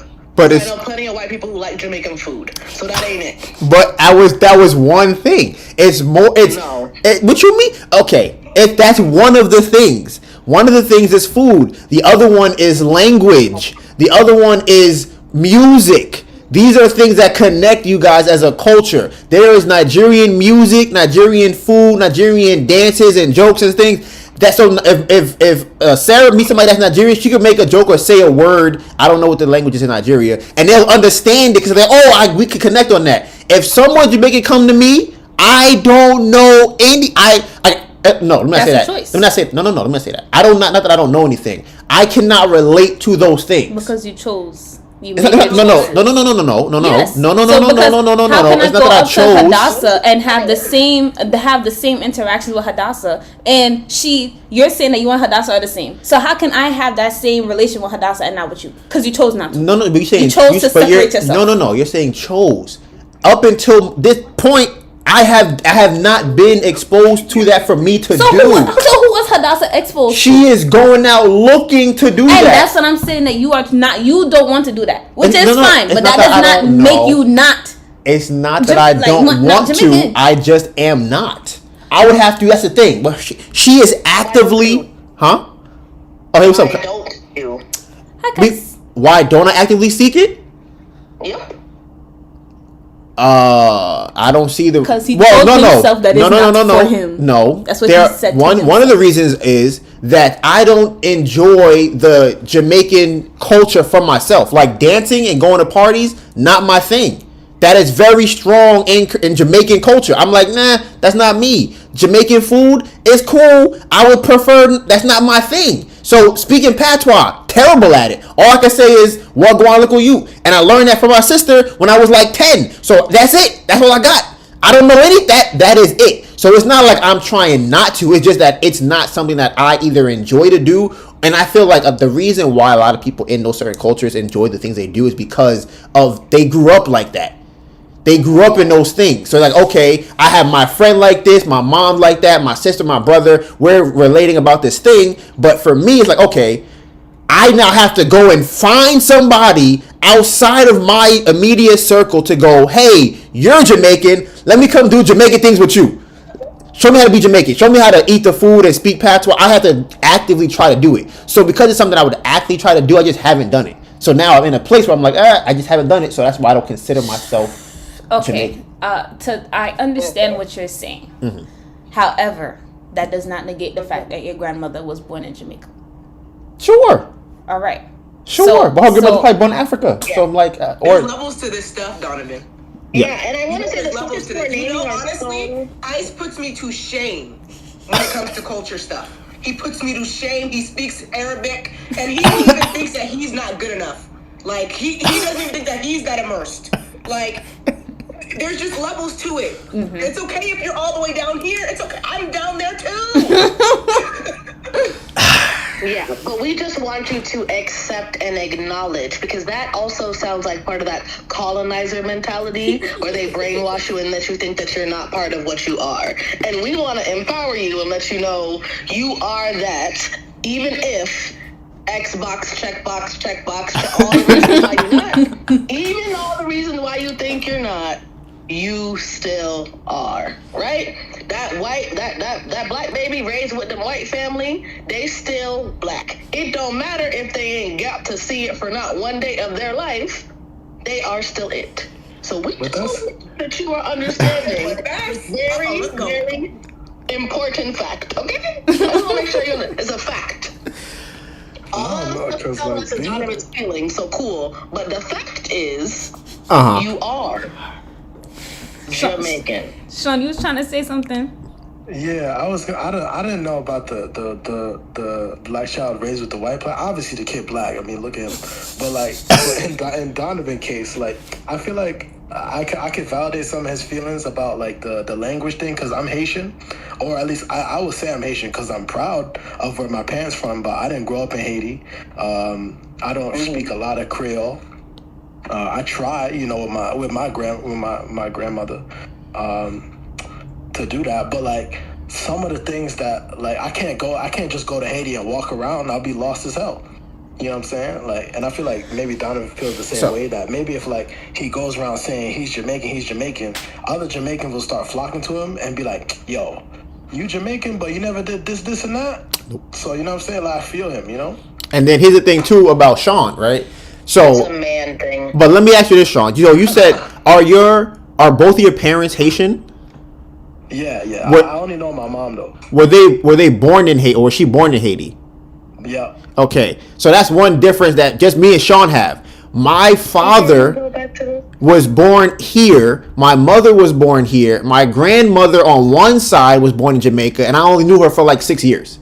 And 3 of those years I probably couldn't even really speak, maybe 2 years. I couldn't even really speak. So that's why and then he didn't have the culture to put into me. And then my mother has no Jamaican culture on her side. She's fully born here. So that's why I'm like, for me, even if it can't, like my dad didn't even teach me patois as a language to speak to other people because he didn't even know it like that. and I couldn't go to my mom. Spanish, but here I am. I'm still Puerto Rican. Honestly, I'm scared of that happening to my kids. Like, the little amount of like culture that I got, I still want to kind of like pass what little I have to like, you know, people who I raise at least, you know. But at the same time, I get Donovan. I get him for real, like, because as generations go on, you know, either, you know, if you don't really stick to it, culture gets lost. Yeah. You know, it really happens. With some cultures. Some be holding on for dear life, and they making sure that it don't go down like that. Oh yeah, for sure. Yeah, I've seen it. Yeah, I just want to say that maybe it's a man thing, and y'all be in your feelings, because you know how men don't like to show their feelings, but they have them. So this might be one of those moments. It sounds like you guys are like, but I didn't, and I understand what you're saying. Fine, it's obvious that that white child would be in my scenario, that black kid with the white family, sure. But what I'm saying is, cultural wise, I know people who were raised with people who weren't their original family, and they went out and looked for insert thing, right? So like that was a choice. That's why Melissa's saying it's a choice. That piece is a choice, because like I wasn't raised on my dad, so I didn't get Puerto Rican things, but I still made an effort to do that. So that's just that part is a choice, but that kid is still what they are, is what I'm saying. And so you still are what you are, even if you like deny it and like say, and I don't need it, I don't want it, I don't like the food, I don't whatever. But I also wanted to say really quickly is that like those things you were naming were very like basic, like food, music, and dance are things that literally any spouse can like end up knowing from a partner. Like those are literally like, those are good examples of things that I know where like, where my family like married a Jamaican, and now they make these food and they listen to that music and they know how to speak patois. They know those things because like they were around it, and again, they chose to. You could obviously choose not to, but those are very basic things. So maybe you should also take some time to like dig deeper, because there gotta be more. I don't know what it is, because I ain't Jamaican. I don't like go ahead soup. There gotta be more than just food, music, and what was the other thing? We have to do it. No one said that that's a requirement. There gotta be more than that. What you mean more? Those three things are, I would say, the pillars of culture. Is music, language, and food. Yes, absolutely. Those would be the first thing you communicate with somebody in another country. That's such a big part of culture. They are huge aspects of it, but I feel like, okay, because the thing is, Donovan, is I relate to you, like my level of Nigerianness is not that, like, it's not that much, not that deep, but there's still just things and aspects of it, of being Nigerian, like pride and just certain elements of the culture that I really admire and respect, like the drive and push for education and certain things like that. Like those things are part of the culture, but it's not like it's like articulated. Like I don't know how to like describe it. The same way you're saying it's like you grow up around it, right? It's like it's something that's like forced. Almost like you're not thinking about it actively. So your dad, for example, because he was Jamaican, he had Jamaican tendencies because his parents did. So just those natural little things that his parents did that passed on to him, he also passed on to you. And although you think that it's like, oh, I don't like the food, or I don't feel connected to the culture, it's still like embedded in you in tiny little ways that you probably don't even notice. Or the reason I assumed you were Jamaican because of the way you talked. Me too, bro. That's crazy. Where the camera at? And he be trying to. It's those little nuances that we don't really talk about or think about that really make a big impact on who we are, our personalities and culture, stuff like that. Mm-hmm. But I've heard him mention Melissa being. Wait, hello? Hello? Wait, hold on. You guys there? Yeah, can you hear me? Oh, Donovan, we muted. Disconnected. Oh, Yeah. I'm muted. Oh, yeah, I'm here. And now there's no sound. Oh, there we go. Okay. Okay. Mm-hmm. What are you saying? Who was talking I last? don't I know. thought it was all Sarah. the I think him and I were talking at the same time, and the disconnection happened. I was saying that I had heard Donovan mention that Melissa was Jamaican before, and I was like, oh, I'm surprised he's not like that because I thought you were, but you never claimed it. So I was like, oh, okay. Right. Bruh. I feel like. I mean, listen. You know, either the guys are Jamaican through your mouth. I mean through saying it. I just thought you were Jamaican. Oh, Chico. I think. Listen, I understand that I have Jamaican in me. I do say that. I say that. Do you understand when you said that? I say When you I said say that. I'm. When you said that. I say I'm less than 1%. Very, very, very small amount of Jamaican. That's what I was saying. That's not your default. That's not what you go to. What you mean? Your default is I am no, not. no. That's your default. My default is I'm barely Jamaican. That's my default. That's what my default is. Barely. Because even if you said that, nobody can say nothing to you. Like you feel me? If that's how you feel, that's how you feel. But that's not what you be saying. You be like, I am not. That's my problem. You say I am not. I feel like I don't say that, but I don't. You're just saying that you said it, and I don't remember hearing it not once. Is I Kais just want to talking? make sure you know that. You don't have Jamaican in you. You have Jamaican on you. You need to take credit that it's more than 1% of your body. You're much Jamaican. So wait. So he said, say it again. Not say 1%. You said more than 1%. Don't say 1% when you are all Jamaican. Okay. There's no drop rule in being from an island. You know what I'm saying? Like Donovan, you gotta acknowledge like I can come off completely of a different anything, but like I'm 100% Syrian. You know what I mean? Like there's no American white anything. It doesn't matter how white or American I am. I'm just 100% Syrian. Okay, so that's how I feel as well. Is that true? Hold on. I'm like 87.5% probably. You said 87.5%. Who's that? Yeah, he's probably like some bullshit like that. Chico. Oh, Chico. What's up, Chico? I just joined. You hearing me? Yeah. Wait, time out. Wait. Okay, hold on, wait. I'm just listening. Okay, hold on. We got it. Okay. What island are you from? Jamaica, man. Okay, so let me ask you this. I just love how you brought up the people. Your grandmother Jamaican. You Jamaican, bro. That's the ultimate. That's it right there. That's the only foundation you ever needed. Right there. This honestly, they be the first one to tell you that you're not. Saying that you're Jamaican. That's all you need, bro. Okay, all right. Okay, so you know what? Here's us. What's today? Today is November 2nd, 2022. Oh wait, where's my phone? Because I need to record this. What are you about to say? Let me make sure. I am going to. Wait. I'm trying to figure out. I don't know. I should probably call Neffy. I'm gonna say that. It feels weird saying it. I'm gonna say I am Jamaican. Say it one more time. That feels weird. I'm Jamaican. Say that. That's what it is. That's what you gotta add. Yeah. Say what he said. What did he say? Say it again. Are you Jamaican and I'm proud? Like, whoo, that's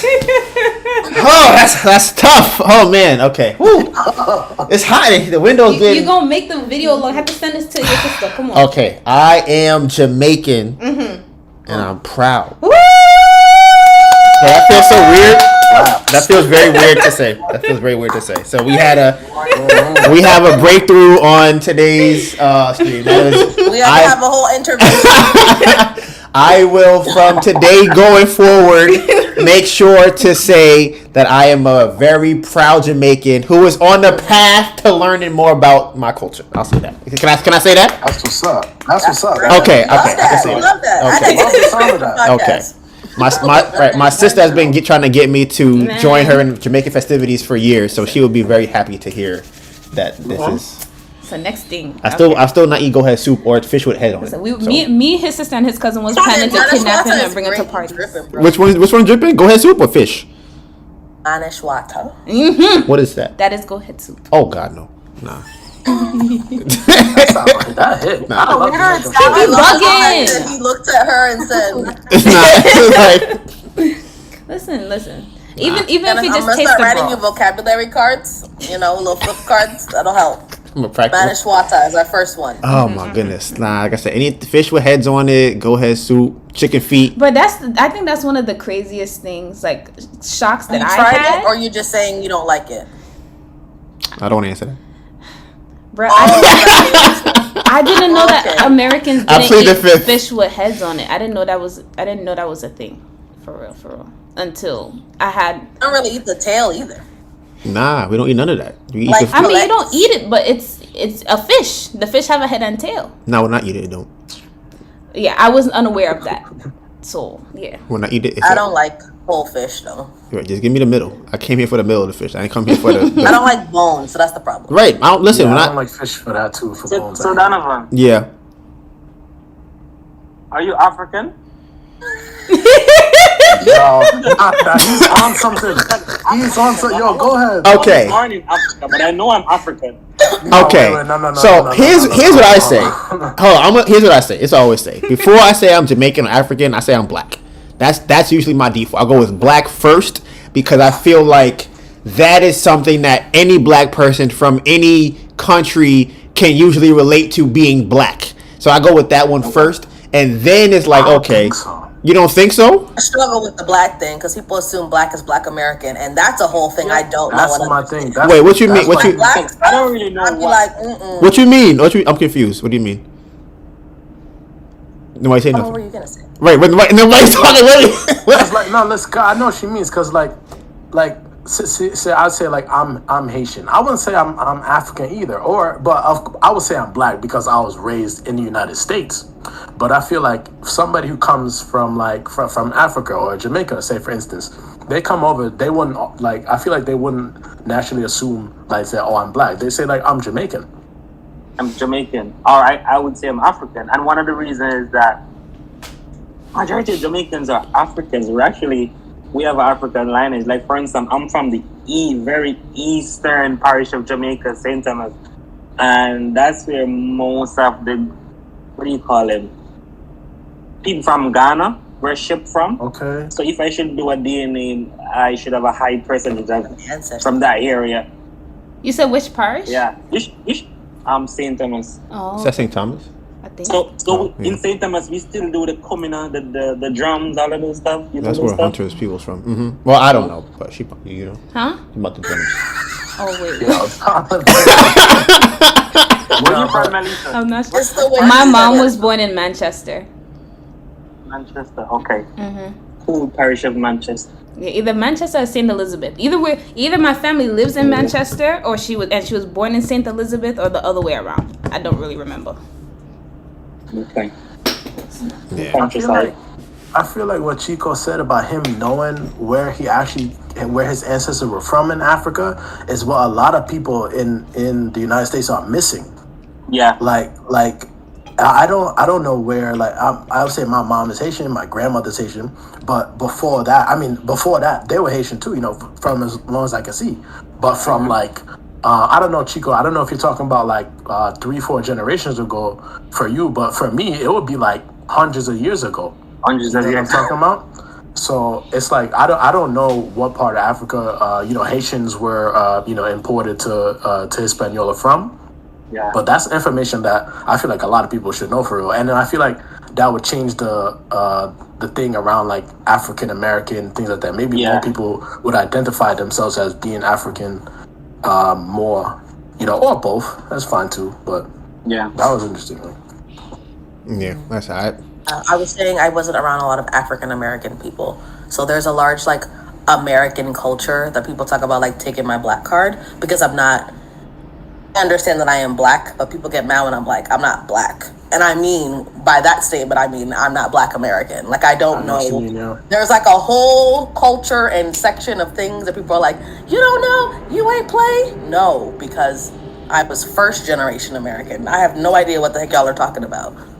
Like, there are words that people say, and I'm like, how do y'all say that? Like, what do y'all call that? Like, I literally don't know the word for it in the Americanese.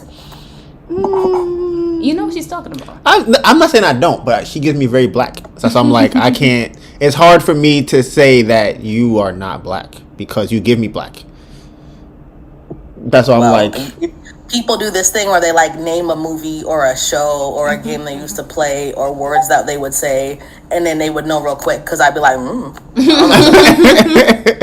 was like, I just learned how to play spades like 2 years ago. Like, same. I still can't play spades. So They be trying to take the black card away for that. I gotta chill. Like that honestly, I feel like it's Southern black, which is still black. But I think I think spades is a very Southern black thing. Tori's not here anymore, but he probably would attest to that. He probably plays spades very often. I might text him like, how often you play spades, bro? How often? Like, yo, we got a game on every weekend. Right, I'm about to play right now. Actually, that's why I got off the call. Right.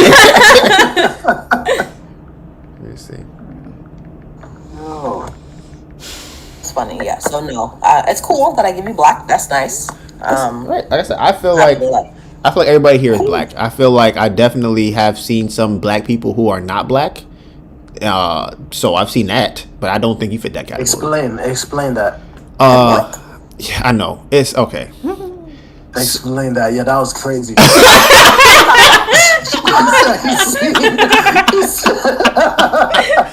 Okay.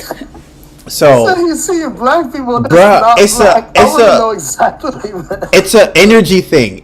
There's not really words to put to it. You can feel it around someone where you're it's like something's off here. Like something is off with he said nowadays barely ever. Haven't played in a few years. In college, probably every few days he played spades. Every few days, kind of a lot. Yeah, so I guess it's a back in the day thing. Yeah.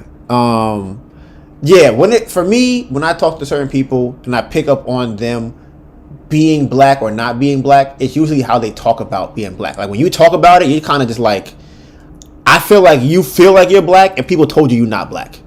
I feel like other people who are not black, who are black, they feel like, no, like I'm not black. Like I'm not black. I don't feel like you have that. I feel like yours is very different, Rue. I feel like people told you weren't black. You're like, all right, I guess I'm not black. But I feel like you probably were black before they told you that. No, I don't really identify with the things they be doing. There's they be like hood like. I don't do that. What? What are you talking about? What? So hold on. I think I'm getting something wrong. Are you saying you're not black? Yes. No. That's what she's trying to write. That's what she's trying to. She's saying that she's not American. Oh, sorry. Explain for me, please. Right, we listened. You know what it is? I said people usually when they say black, they are referring to African American. They are not talking about my race. Yeah. So what I'm saying, I understand that I am not white. That is very obvious to me, you, everybody. Even though I'm much lighter than my mama, I am black. What I'm saying is, when people say I'm black and they mean black American, I exit the chat. That's not how I roll.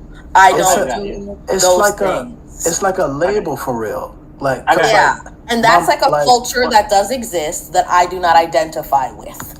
I don't identify with it because I didn't hang out with other black Americans. All of my friends are first generation Americans. We all had to be home by a certain time. We all wasn't able to talk to each other at this time. We all knew the code.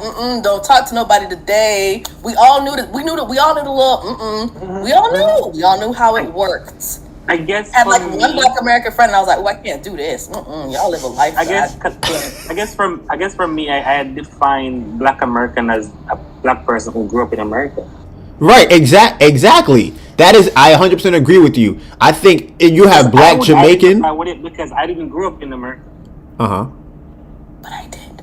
Right, that's why it's still a different. And that's why you're black. There's still a difference though when you're first I'm not generation. because I didn't have those things that anyone else said they would have. They would talk about things, and I'd be like, "No, I can't do that." Why you can't? Let's all do that. No, wait, like what? You want me to make something right now today? I can't. But cause I'm trying to figure out with some subculture within, say, the Black American said, "But you're a Black American." This is for me what I'm talking about. Nobody has told me that ever. I think no. My mom, and she sounds like she came off the plane. Like, you growing up in America as a black person is why you're black. Regardless of what happened in your house, the experiences that you have are very similar to somebody else who grew up here who looks like you, even though they have a different culture than you. And that to me is what being black is. I'm pretty sure that. I don't think that is true. Okay, let me ask you this: Have you experienced? Have you experienced racism here? Me? Yes, you. Why is it a trick question? What's tricky about it? Because I don't really think I have. Oh, okay, interesting. So you don't think there's no racism here? Interesting. Okay. I've seen people be more ridiculous to me because I'm a woman than me being black. Got you. Like it's been mostly attached to like I'm aggressive, but that was tied to me being a woman, and they wanted me to be quiet. But you know that. But it comes from black men, so like it's not like it's coming from a white man. Right. Right. I know what it is. It's the Caribbean thing. What you mean? It's a difference between blowing up black in America with parents who were also raised in America than being raised by parents who were raised in the Caribbean. Yeah. It's a different experience. Even whilst me living here in America with a Haitian parent is different than someone with an American parent. That's where the disconnect is. Like, And I really am saying that because literally every single one of my friends, we were all first generation Americans. So I'm saying I can't think of a nuance right now, but we all banded together and got those things from that. So it was like there were certain things we didn't say or certain ways we didn't act, and our mannerisms were like at a higher level than the counterpart. And it was not because of anything other than because our Caribbean parents are crazy. And so that was very important to them. Like it was very important that we said good morning every time I entered a room. You know how many people don't do that? They don't do that now, but I still do that to this day. I get in trouble for that.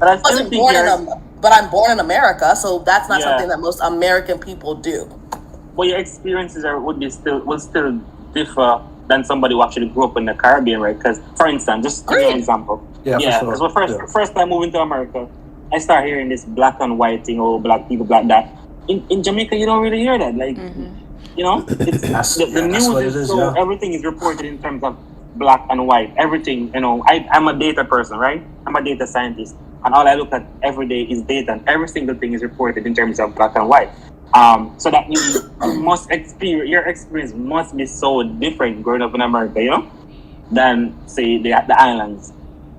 Right, which is why. But now all I'm saying is it's also different from a person who is in this weird transitionary purgatory where I am. Well, you're saying like, oh, but you've been outside, but not really. Like you are definitely still in a very village togetherness. Like I didn't spend the night at people's houses, and all of my Caribbean friends, we all knew that. Ain't nobody ask. We ain't like. I only had one person ask, and who wasn't my Black American friend. You gonna come out for the sleepover? All of my friends were like, she was I'm gonna ask you crazy. a question. How do you feel? How do you perceive, say, for instance, news about black people? How did that affect you growing up? How do you feel emotionally? You watch the news? What? See, you know what? Hold on, wait. Now I know you're not telling the truth. Hold on, wait. You have Caribbean parents and they was not watching the news? I don't believe you not one bit. Every day. They didn't watch the news. So you live in the house with them. You gonna tell me you didn't watch the news? I didn't. I used to ignore that stuff. I'm so serious. I still don't watch the news. My mom gets on me about it today. What do you mean you didn't watch the news? I have a similar experience. I didn't like. I would hear it. The only way I would know about it is because I would hear it from my mom. But I didn't watch it myself. She would relay the information to me, and that's how I knew. Wait, Sean, when you got somebody in the house who you know who's gonna tell you all the time, you don't gotta watch the news. My mom is the news. I don't gotta watch the news. Like, let's use the person who you watch the news. The person who watch the news and inform you. Don't the information that they relate to you, don't that affect you in a certain way? For instance, your mom know that, hey, don't go into this neighborhood, or don't act this way, or don't do that because of because of the whole racial situation. Doesn't that affect you then? By getting the second-hand news? Here's what I'm saying. Okay. And it is also very different because I grew up in South Florida, which has a very, very, very, very large, like very high Caribbean population, right? Yeah, like that's true. There's a Dutch pot, which is a Jamaican spot. I can name like 8. Sushi. Right? I'm here in LA, one got none. No. And over there they got like I can name 25 different places of just like they're like different mamas, grandmas starting places, right? So it's definitely different. So my mom didn't want me going places because she didn't want me going places. It had nothing to do with I didn't live in a bad neighborhood, but she still didn't want me to go nowhere. And all of our friends were like that. It was just because they all came from nothing. Most of them are working 5-6 jobs. They're like, nah, you can't go nowhere. I don't know what you're gonna do. You gotta stay right here. So that's what it is. My mom brought my grandma up to take care of me. Again, a lot of us were in that situation too. I just had a whole bunch of friends who lived also my life. So we didn't realize that we was the weirdos until we went, to college, and we met all these Black Americans who are like real deal. And we're like, It's a dichotomy. It's a dichotomy between. It's not just two things. Caribbean, it's like three. What does that mean? So there would be like a Black American, that's one, right? Okay. And then you would have like a person that was born in either like Caribbean, African, home country, right? Okay. And then in the middle is like the first generation that has a mix of kind of both experiences. And they're but they don't fit into both.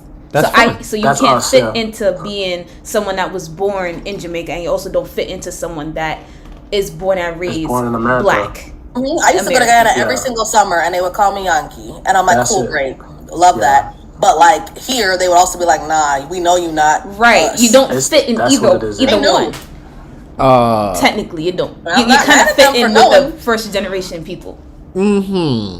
Like, it's a fact. It's a fact. I think it's very ironic. I think it's very ironic that you sound like me 20 minutes ago. But she absolutely does. I'm telling you, I'm Black. I'm telling you, I can understand why someone was saying I'm Black American. I'm just saying, because I didn't have the opportunity to get American culture. Right, that's what I said. I don't get it. Right, so that's what I said.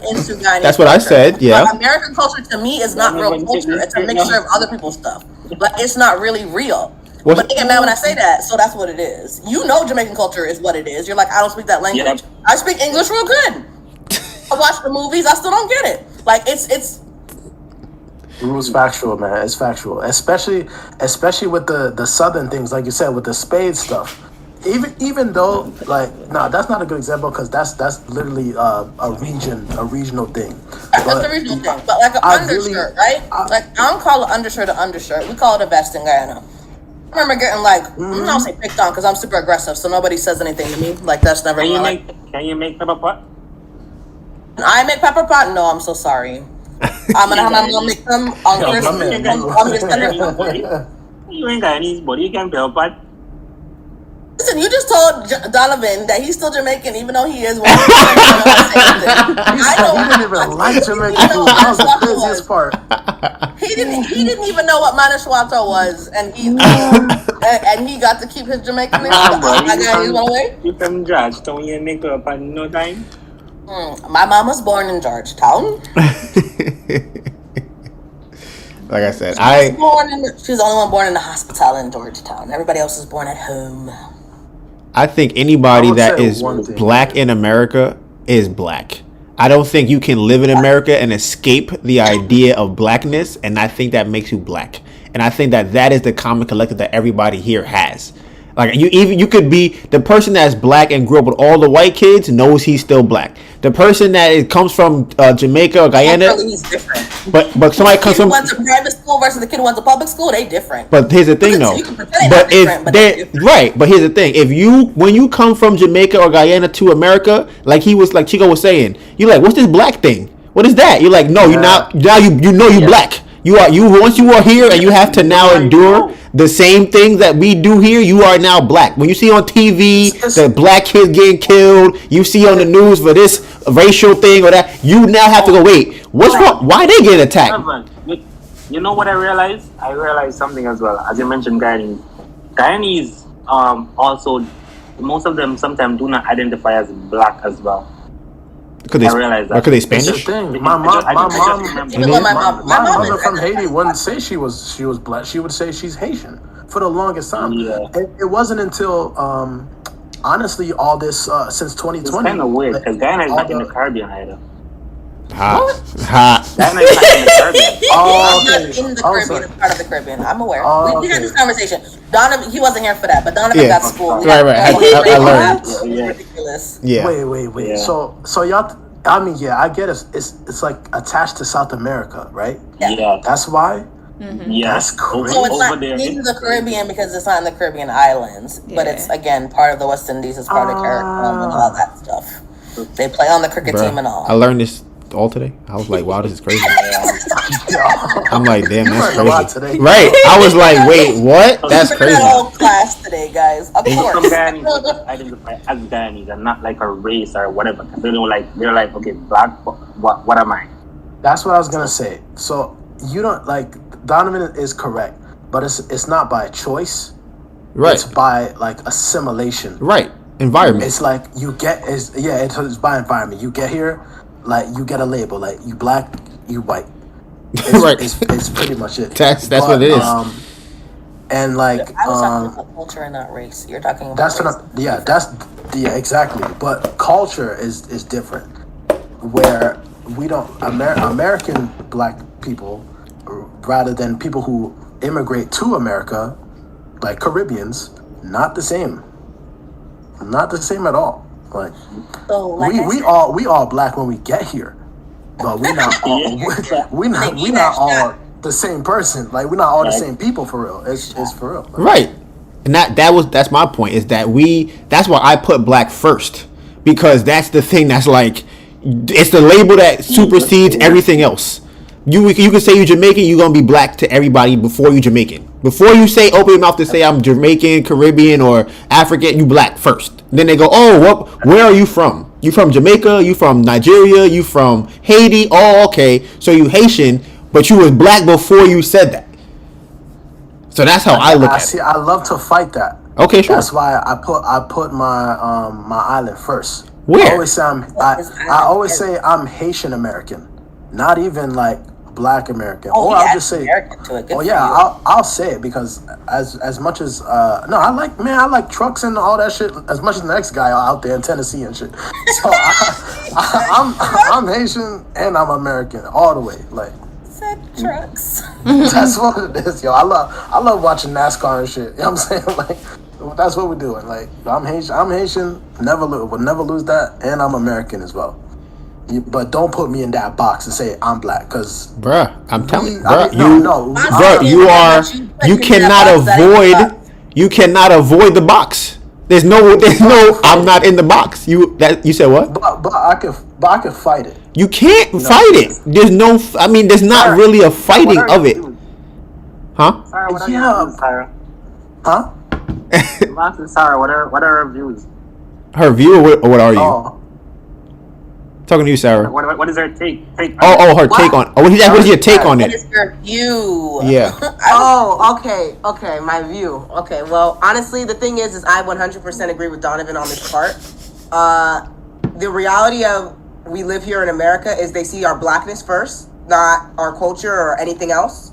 So, and I agree with you in the sense that you fight it by saying I'm Haitian American, I'm Haitian, I'm Haitian, right?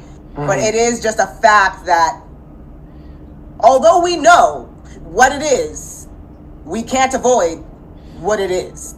Like, they view us no matter what. If you got this skin, they viewing you as just black. Right. Until something else come out. Right. You know, so that's it. So like it's until I start speaking French out here. Right, and that's my whole. I was not talking about what other people view me as, and I think that was our original conversation, our entire conversation. What we view ourselves as. We're not worried about that. What you brought in was then like, well, others view us, and I'm just saying that's not where we started. So it's cool if that's where you want to take it, but that's not what we were talking about. We were talking about what do you identify as? Just like they have all these he, her, him, shim things. Uh-huh. I'm talking about me and what I identify as. But okay, this is where the confusion for me comes in, because you are telling me that you don't have the black experience here in America. So you're telling me. I wouldn't say that. I don't know what you want me to do. But that's my point in the fact that you're saying that the other people are labeling you that. That is your experience because that's who you are in this environment. That is who you are. That you can't say that I don't identify. That is who you are when you are here. You are black here. Huh.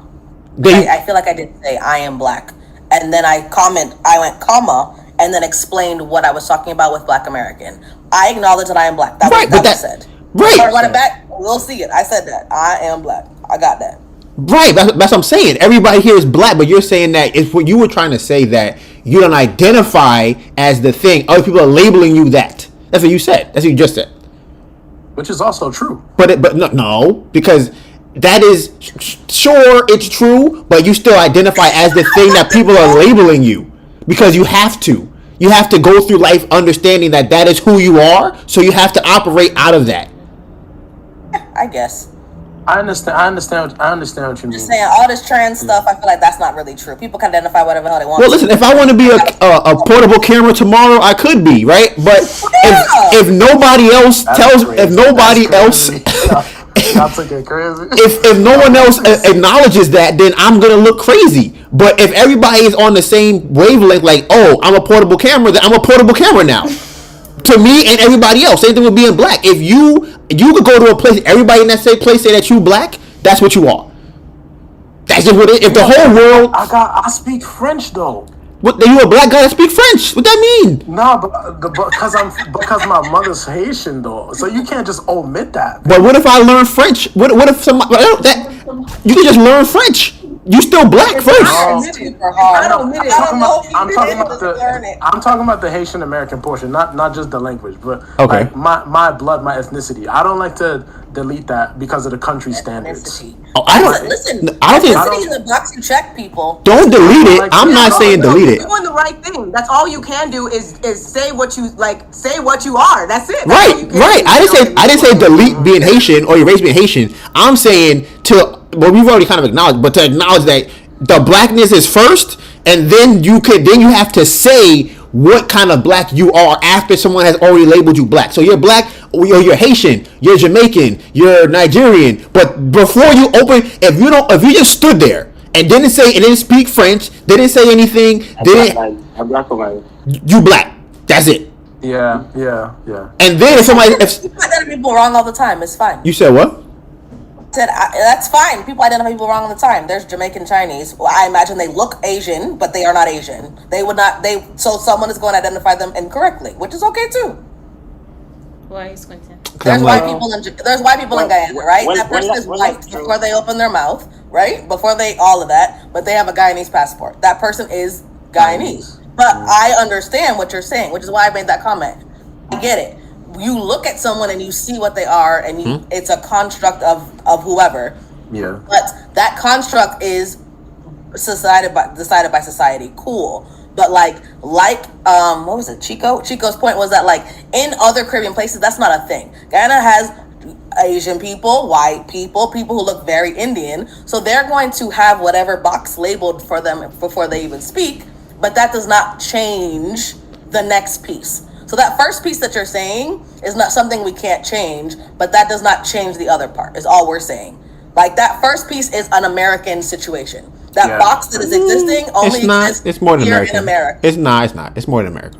Maybe in other places. Yeah, it's other places. Maybe in other places. I've been to a lot of other places. America is the one that really harps on race. And those boxes. Every single thing, those boxes. Very, very harped on. I don't know how many countries you visited, but trust me, it is just not the same level. They don't care as much. They kind of like celebrate it. Oh, look at all the that's not. In China, you're black. In a lot of European countries, you would be black. You're about to name. I'm naming the largest. But wait. Are you about to name all the black countries that you've been to and say that those are the countries that you don't be identified as black? What countries do you? But if I'm in China, would they assume that I'm African or American? Black.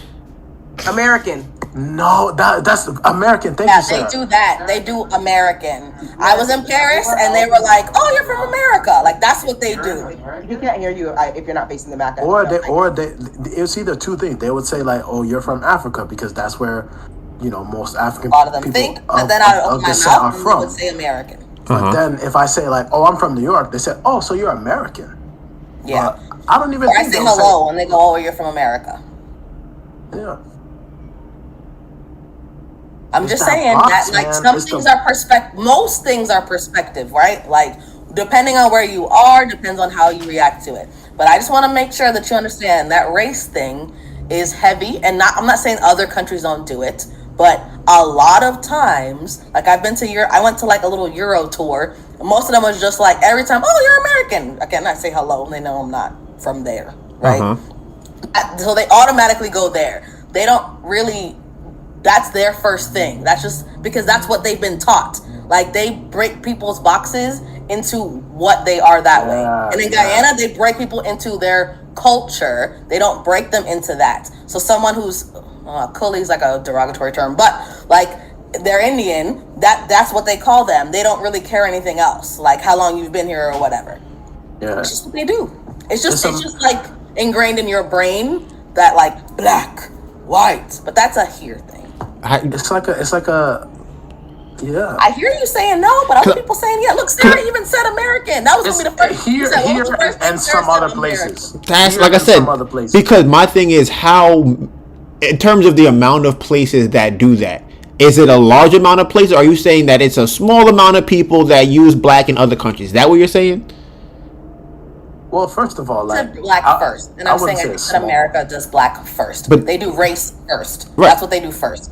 And I'm saying I don't think that is what happens in other places. I think that if we were to do a scale and be like, fine, these people acknowledge race first, America's going to be literally over here by its damn self, and other people are going to be coming in at different levels. They are at like the height of it. They like love race talk. It's literally everywhere about everything. It is crazy. I think the same. Okay, so my mom watches Sky News more than she watches Hair News for that reason. Like it's just. But okay, what I'm trying to figure out is, are you saying that overseas that it is not high or just lower than America? I'm saying it's not high. Okay, see, that's what I disagree with. That's what I disagree with. You're saying okay, so places like the European countries, places like China, and I feel like India will leave out. What's another? Yeah, because I feel like they're whatever. Yeah, I feel like those places are very large and also use race very often. In China? If you're black, not if you're if you're black in China, yes, I think that they look at you as black in China. Maybe that's how you feel. I know a couple people who went there, they worked there, they were like, wow, like. I've heard people tell me they've gone to those places and lived and like have never felt the least amount of like uncomfortability in their life. Then they go back to America and they're like, oh, here we're back to it. Well, I've heard different from that. Anywhere, bro. I've heard different from that. I went to Germany. I was walking around. They're so helpful. I'm like, oh yeah, you don't go everywhere in America. But that's the thing. Wait. But here's the thing. You in America just told me you don't feel like that either. You told me you don't experience racism here, so I can't. How are you? The most racist place? You're like, yeah, I don't experience other places either. So you never, in your whole life, you experience no racism. If that's what you heard from. No. That's not what I heard. That's what you said. Oh, you said. Do you think you've had racist experiences? You said no. And then you tried to give me like other things. You say you don't. What I'm saying is, okay. Where's his face? I don't know what to do with it. You didn't say that. I did say. I said. All right. I feel like I repeated myself, but maybe Melissa heard me, and then she can repeat it back to you because obviously I thought I heard what I said myself. The point. I also feel like I haven't really experienced racism like that either. I feel like I've heard people do like Twitter comments and say the things that they've experienced. I'd be like, nah, I've never really experienced that. I've never experienced really good examples. Like I can't think of a really good example of where I felt like I got pulled over and it was just because of this. Like I don't have those examples, and that's what I meant in that scenario. Yeah, me too. Yeah. I feel like being black in like spaces where there's a lot of, I guess, white people feels different to me. I would say. Like that could be true, yeah. How would I explain it? It just feels different. Like it was. I went to some kind of conservatory. So I don't know if I would consider that racism or just feeling out of place. I'm trying to think about how to explain it. You know what you gotta turn that feeling into pride. Like, you said into pride. Yo, it's like the thing is, it's like what Donovan was saying. What? Donovan was saying that black thing, that thing that you just have, like you just feel it around them. Right. Yeah, it's like you being yourself, but it's different. I love that. Than it's not a bad thing. It's more so like you just feel that there's a difference. Yeah. And I feel like I that's get what energy that off- is. I get energy off that. It's like, oh yeah, look at me. Yeah, I'm here. What's up? Like, But you know what I'm saying? but here's the thing Yeah, though. like I'm representing out here for everybody. Like, what's good? Yes, but I'm that is here. black. To do that, to have I know that. but no. But what I'm saying is that even if you are in another place, whether you are feeling bad that you are in a place around white people or you feel even more proud, the fact that you have to have the thought, no matter what country you're in, is being black. That's what I'm saying. So if you go to another country and you're the only black person in the room and you're like, yeah, I'm the only black person here, that's because you're black.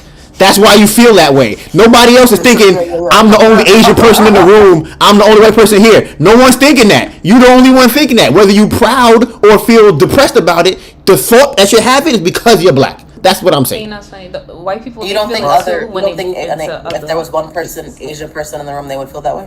I think other races experience that though, Donovan. But yeah, exactly. If you took an Asian person and put them in a room full of black people, they would be like, I feel Asian. I can see that I'm Asian in this room. I feel it because I'll be the only one here. That's my point. And so that it exists. If you put some person in another room, they're gonna be like, wow. Because if you put a white person in a room full of white people, they wouldn't feel anything. Wasn't it? Didn't someone talk to us about that? How they moved to either Brooklyn or Queens, and they had to move out. It was a white. Oh, it was a guy that I was wholesaling on the phone. What you talking right. about? And he was like he had to move because he realized that he was different than everybody else, and he'd never felt that before. Yes, he was. I was wholesaling, trying to buy this house or whatever, flip the contract, and he was like, "Yeah, man, I used to live in Jamaica, Queens, and I moved out because I never noticed I was white until I started seeing a lot of other people who weren't white moving to the area." But he's like, "My whole life, I grew up as mostly white people." So I'm like, everybody feels it exists. We're not gonna act like it don't exist, because even if you are around people that don't look like you, you're gonna look around like, this is a very peculiar situation I'm in. They also start to do things that differ from what you do too. That's the other part where it's like I think I was on a bus and it was me and two other black people that were there. It was a musical theater thing, and we was just chilling, vibing. I think we started singing a little Beyonce in the front. Bruh, I think they felt offended. Everyone in the back of the bus started singing like musical theater show tunes, like aggressively, and I was like, "What is this?" Because we was just vibing and chilling, just being black in the front. Like it was nothing crazy, but you in the back, like ooh. So right. So like I said, to me, being black is understanding that you are different than other people. If you are a room full of white people, that's to me black. And then again, if you are around other black people, I feel like you could say, hey, you differentiate between, I'm Haitian or whatever. If somebody asks you like, hey, what island are you from? Sure. But like, yeah, that was the whole point. But that's why I was saying that it comes after you are black. Like you are black first, then somebody comes, hey, where you from? You from around here? I'm Haitian. Oh, okay, cool. Or you American Haitian? Like I'm Haitian, but I grew up in America. Okay, cool. But black, then Haitian, then American. To be in the middle. That's the point I'm making. So that's what I'm saying. Yeah. So I don't. Yeah, honestly, yes, and I'm very reluctant to acknowledge it, but yeah. Right. I said, don't delete the other stuff that you. Honestly, it's okay, because the thing is I'm the same way. It's just like, no, you just relish in it. You revel in the fact, no, I'm black. Right, I love it. I'm the only one in here. It's a pleasure to be. That's that shit. I love that. Right. I feel that. The fact that we feel that to me is what black. That to me is black. Like, yeah, we go into a room and we can feel like, yo, y'all don't got shit on me. That to me is what connects people who have never met. That's the culture for being black, in my opinion. I agree. Yo, y'all food not even really seasoned. That's crazy. like, I'm over here with good eats.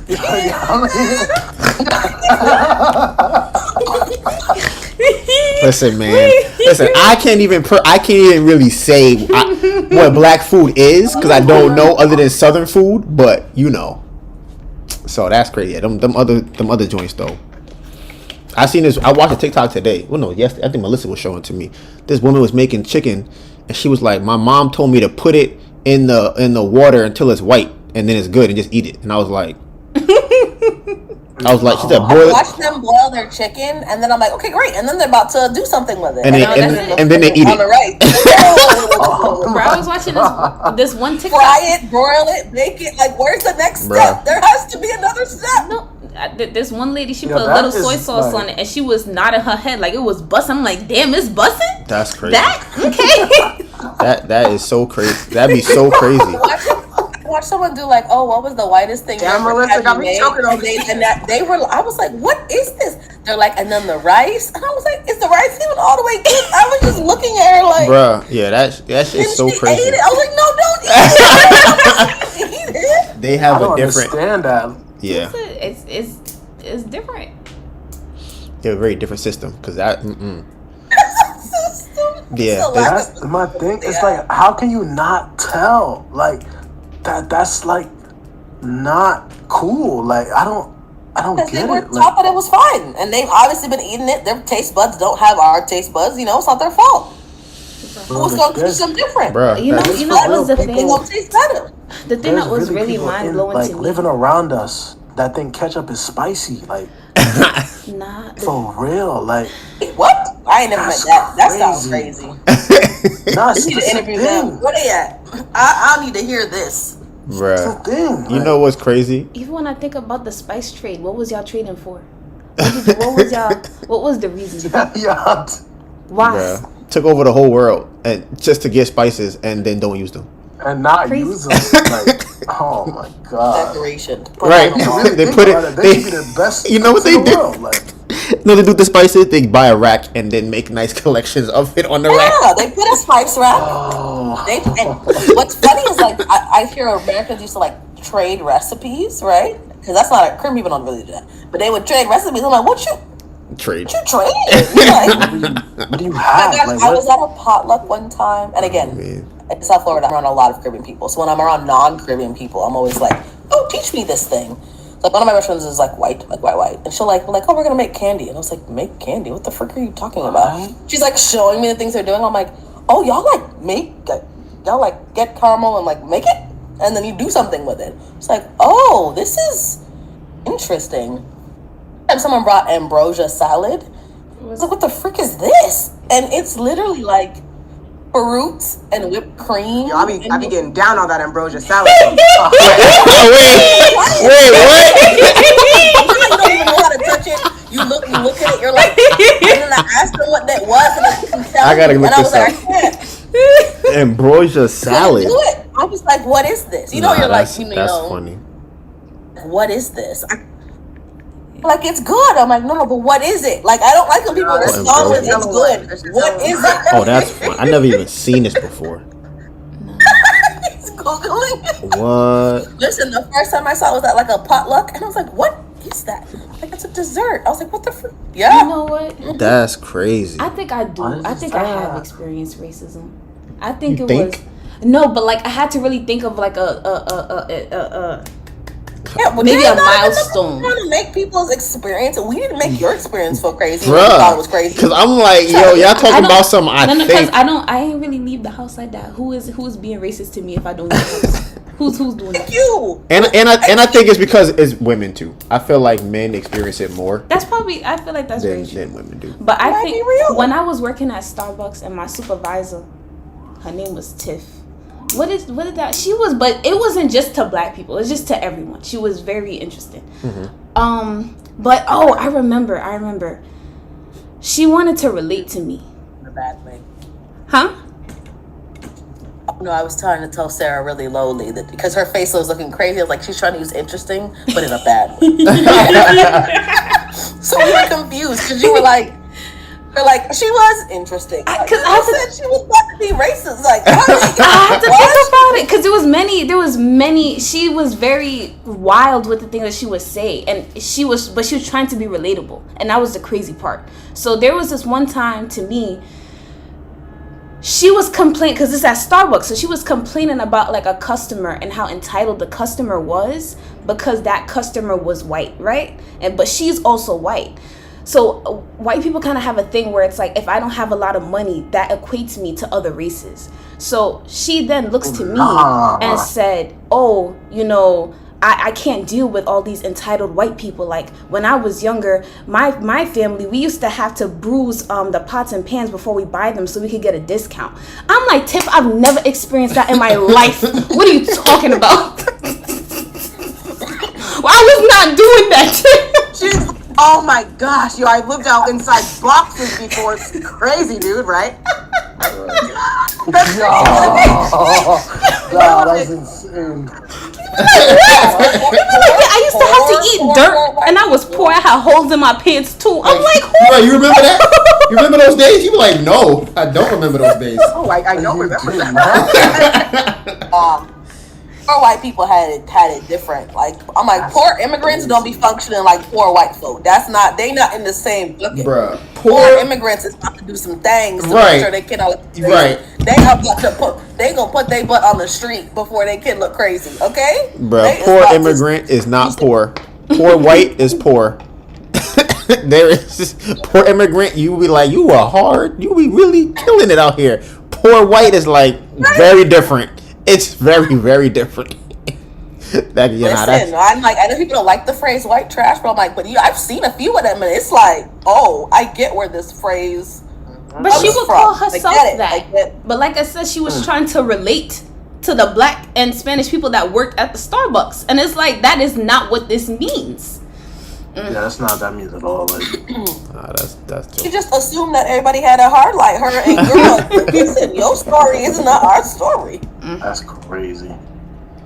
Baby. Her story was probably true, guys. Y'all better pray for Tiff.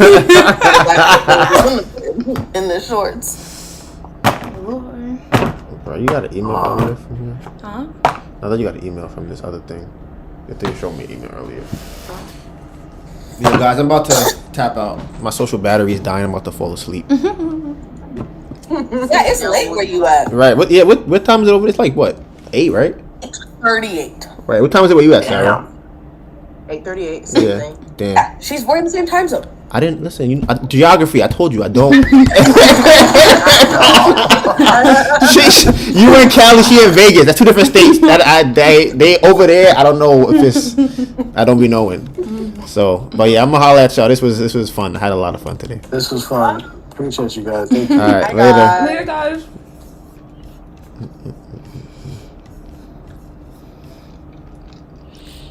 So. Yeah, we missed OJ's stream. Yeah, let me gotta end the. Oh, you at the end. OBS. Wait. Right here? No. Down there. Where? Down. This? Yeah. What do I press? Stop streaming?